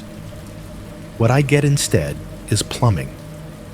As I'm typing this, the pipes in the wall behind my fridge make a sound I haven't heard in a while. At first, it's just a faint tick, like metal cooling after the oven's been on. Then it sharpens into a series of pops, cock, cock, cock. Regular enough to notice, irregular enough that my brain can't turn it into a pattern and file it away. It's the heating. I know that. The boiler downstairs sends hot water or steam up through old pipes that groan and expand as they warm. Everyone who's ever lived in a cheap apartment knows that song, but I'm not everyone. To me, those little knocks aren't just knocks. They're echoes of a story that was old before I was born, about the tunnel where men died digging it, and how people swore that on quiet nights you could still hear their hammers tapping from inside the rock. When I was young, the older brakemen told that story with a grin, daring each other to walk past the mouth of that unlucky tunnel alone. Now, in this American kitchen, with a Horror Channel's email open on my screen and a cursor waiting for me to keep talking, the pipes in my wall are playing that same rhythm. Cock, cock, cock. Like someone on the other side of the plaster is testing it for weaknesses. I stop typing. For the first time in a long time, there's no sound from my fingers, no clack of old keys. The building keeps breathing around me, unaware of the little suspension I've declared. HVAC hum, fridge drone, boiler rumble, and under it, the tapping. 1, 2, 3. Pause. 1, 2. Pause. 1, 2, 3, 4. I tell myself it's nothing. Thermal expansion, water hammer, and 90-degree bend groaning because some contractor 50 years ago didn't secure it properly. I push my chair back just enough to hear the legs creak against the linoleum and tilt my head. The hallway outside my door is silent. No late-night argument drifting up from the parking lot. No neighbors stumbling home. No footsteps. Just that steady, weirdly insistent knock, knock, knock inside the walls. In the tunnel legend, the men outside pretended not to hear. It was easier that way. Safer maybe to treat the noises as stories and the stories as entertainment. Just pipes, I say finally, into the empty room. My voice sounds small over the hum. Metal and heat, that's all. The pipes answer with another soft, perfectly timed cock. I put my hands back on the keyboard. If you're listening, wondering whether I really believe what I just told myself, I'll save you the trouble of guessing. Not entirely. I didn't plan a grand ending. I thought I'd trail off somewhere, in the middle, hit send, close the laptop, and let your host figure out how to tack on an outro. Life isn't arranged in neat arcs, the way these videos make it seem. Things just stop. Or they don't. But if you've stayed with me this long, you deserve to know how far the story really goes. It's late. Or early, depending on how you look at it. The cheap digital clock on my stove reads 3:12 a.m. in sickly green numbers. Out the window, the parking lot is another planet. The pickup by the broken light is gone. The white van is still there, though, sitting by the fence with its windshield black as a shut-eye. The sodium street lamps are still doing their best imitation of dawn, painting everything in washed-out yellow. The open sign in the liquor store window has been dark for hours. The only glow in the room is the laptop screen and a weak bleed of neon from the pizza place's delivery sign across the road. I'm tired in a way that goes past bones. My forehead feels heavy, the space behind my eyes full of wet cotton. Every now and then, a little pulse of pressure moves across my temples, slow and dull. I tell myself it's because I haven't slept, because men my age aren't meant to sit hunched over keys for hours. My coffee is long gone, and the only thing left in the mug is a ring of dried bitterness. You and I both know there are other explanations. On the screen, the document I've been filling with my life scrolls upward as I read back over what I've written. The words blur a little, then sharpen. Somewhere in the building, someone flushes a toilet. The pipes answer with a brief rush, a soft shh behind the wall, and then silence again. I've told you about the tunnel, the cars, the way the sound changed when the breath went out of hundreds of people at once. I've told you about the rescue that wasn't really a rescue, and the way they turned a catastrophe into an unfortunate event with a stamp and a file. There are things I haven't said out loud in a long time, but they're still here, as clear as the text in front of me. I remember the counting, not the quick panicked kind that happens in the first minutes of chaos. 1, 2, 3. How many injured? How many dead? But the slow, deliberate count that came later, the one done under a lamp with a pencil that never seemed to wear down. Men walking the rows of shrouded bodies beside the rails, lips moving as they stepped from one shape to the next. The way their voices blurred into a kind of chant when they read the totals back to each other. 100, 200, 3. Each increment was a hammer blow. Each number was a person whose face I'd seen on the ground, or in a car, or leaning over the edge of a roof hours earlier.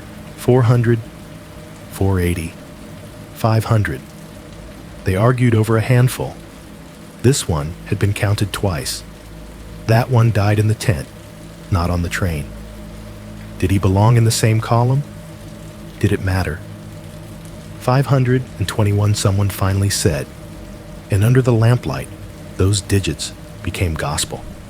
5, 2, 1. It went into the official papers, into the reports that fed the articles, into the documentary script a young researcher would write 30, 40, 50 years later, his eyes bloodshot from staring at microfilm. No one ever asked me if I thought the number was right. I watched 3 more people die in the field hospital after the count was done. I saw their lungs fail in slow motion, their hands go from warm to cool. I never saw anyone add them to the ledger. Maybe they were. Maybe they weren't. Maybe they got filed under complications. Maybe they disappeared into the gray area where the living prefer their dead to go. Even now, when I hear someone say about 500 in reference to that night, my teeth clench. The word about is a knife. It shaves off the edges, smooths out the sharp points, makes something you can trip over into something you can roll past. There was nothing about the boy's hand. That moment is a photograph burned into whatever part of the brain refuses to be overwritten.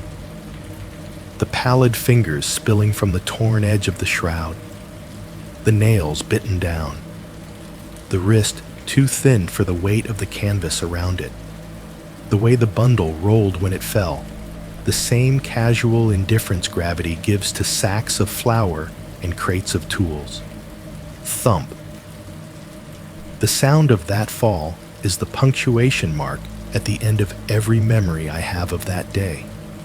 No matter where I start, I end there, at the edge of the stack, watching the bundle slip, listening to the impact, seeing the hand flop out as if reaching for something that was never going to be there. I've heard that noise 1,000 times since. In warehouses, in parking garages, in apartments above strip malls where neighbors drop their laundry on the floor. It's followed me longer than any war. Now, as I sit here, the building around me is doing its best impression of a mountain again. The HVAC has changed its song. Earlier, it was a thin, high hum air pushed along grudgingly by a tired fan. Now the sound has dropped into something deeper, meatier. The motor strains catches and then settles into a low, steady growl when the heat kicks harder to fight whatever's happening outside. The pitch vibrates. The tabletop faintly turns the empty mug into a tiny resonant drum. Below the floor, the boiler answers. It's always there if you listen for it. But at this hour, with fewer televisions and microwaves and human voices in the mix, it's the clearest thing in the world. It starts as a shudder in the bones of the building, then pulls itself together into a pulse.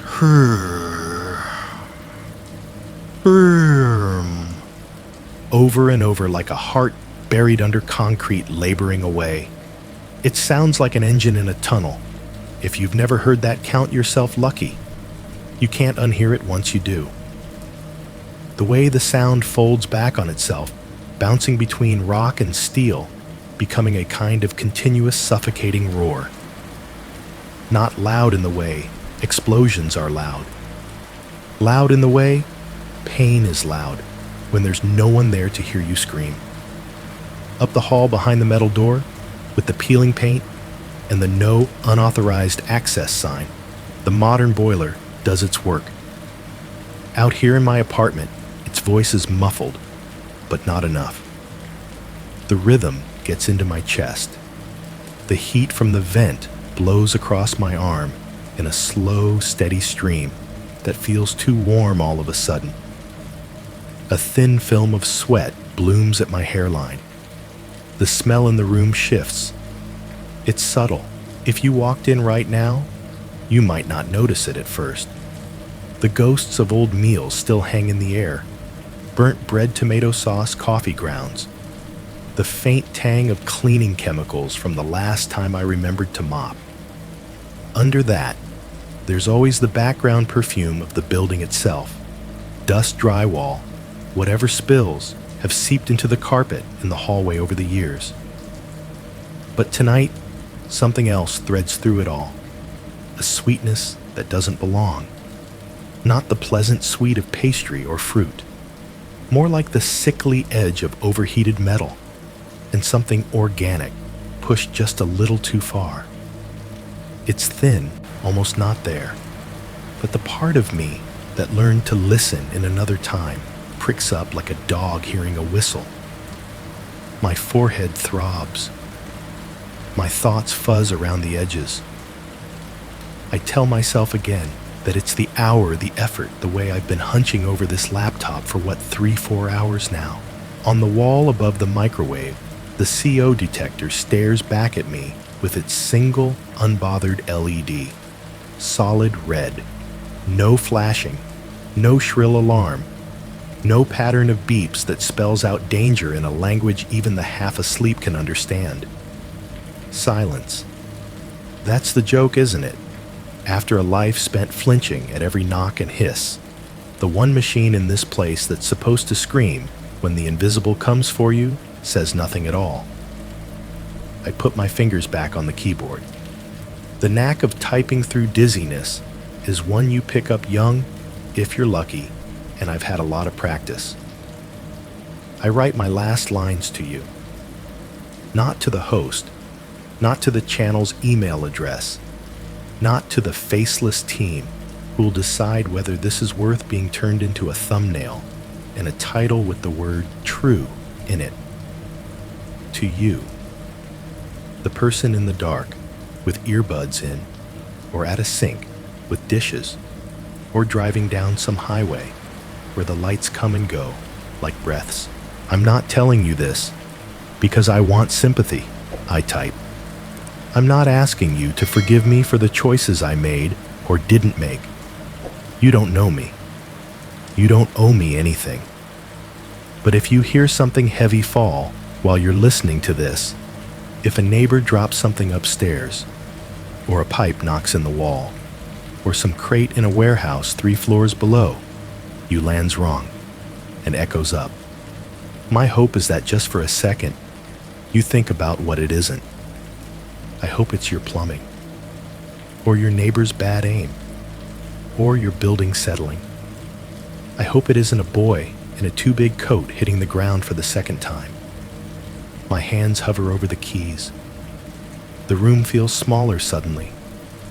The air seems to sit heavier in my lungs, like each breath has to argue its way in.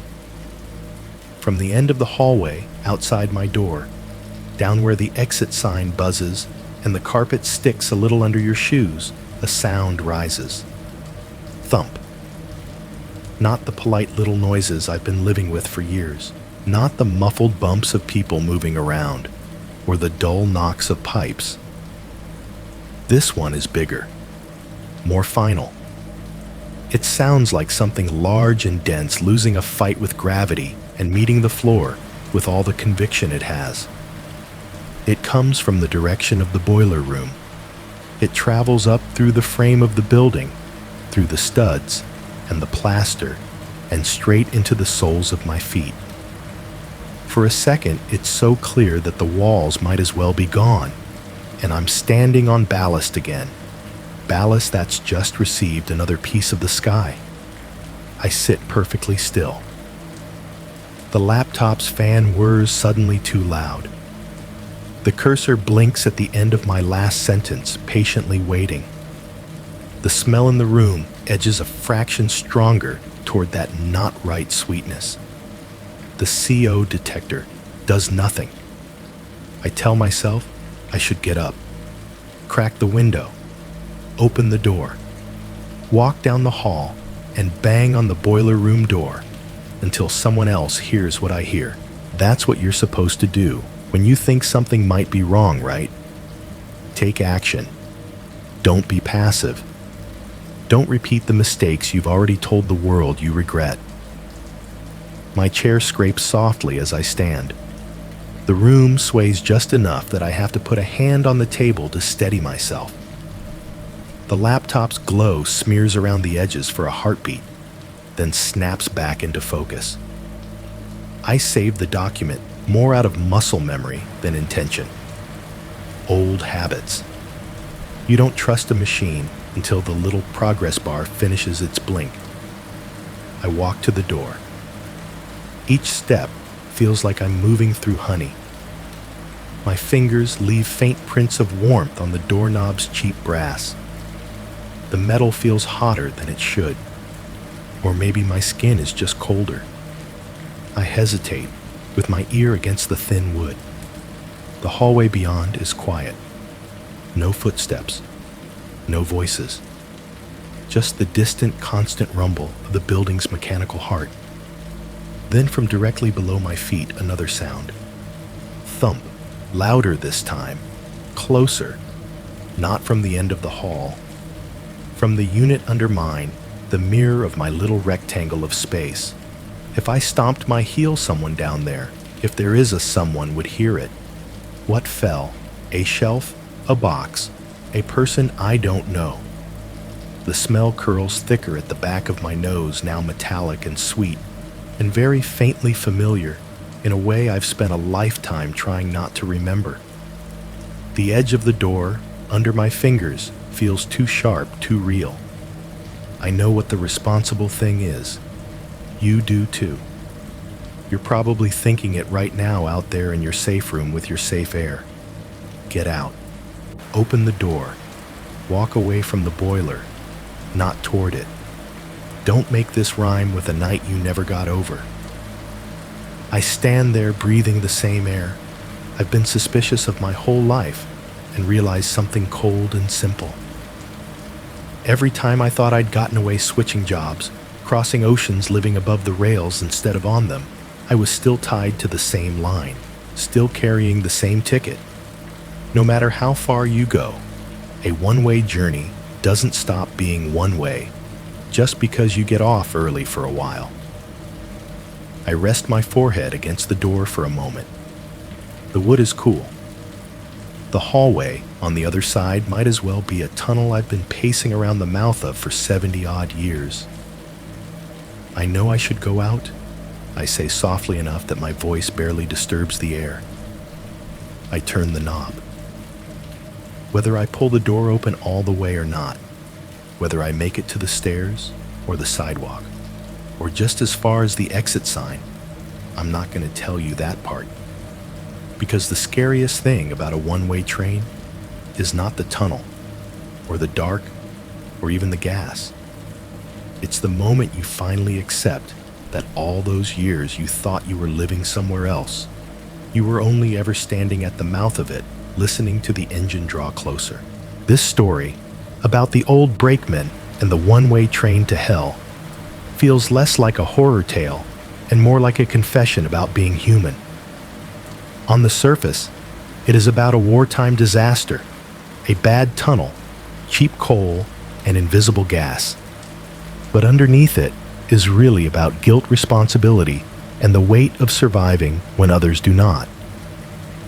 The true fear here is not the darkness or the train. It is the quiet realization that ordinary choices, signed papers, and small silences can add up to catastrophe. What makes the narrator compelling is that he never turns himself into a hero. He admits that he looked away when desperate people slipped onto the train.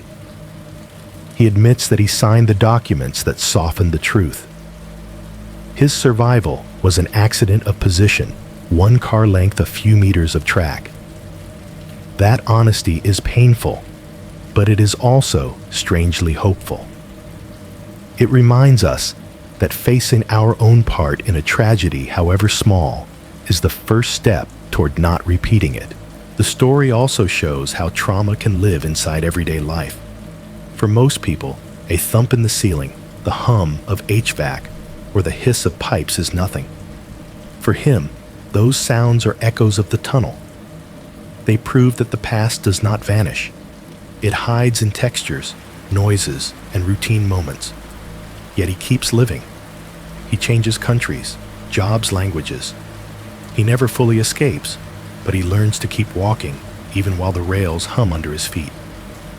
There is a quiet courage in his decision to finally tell the story to a horror channel. He chooses a place where people are willing to listen to fear, even if they think they are just being entertained. Instead of ghosts and demons, he offers something more uncomfortable, the reminder that the most dangerous monsters can be invisible gases and human decisions made for the sake of cost, convenience, or obedience. In that way, this story also restores some dignity to those who died. They are no longer just about 500, in a documentary or a line in a report. Through his memories, they become real. Again, the boy in the oversized coat, the families huddled in the dark, the nameless faces who trusted that the train would carry them to safety. Remembering them honestly is a small act of justice. The ending remains unresolved, and that is the coldest part. We do not know if he leaves the apartment or if the building becomes his final tunnel. But in a way, the most important choice has already been made. He has spoken. The truth that was once stamped confidential now exists in the open passing through speakers and screens into other lives. Maybe that is the quiet message for us. Pay attention to what feels off. Question the decisions that seem normal but endanger others. And when you carry a story that hurts, consider sharing it so it does not die in the dark with you. If you were in his place, what part of this would haunt you most? The disaster itself or the silence afterward? And in your own life, are there little thumps you have been ignoring that might be trying to tell you something?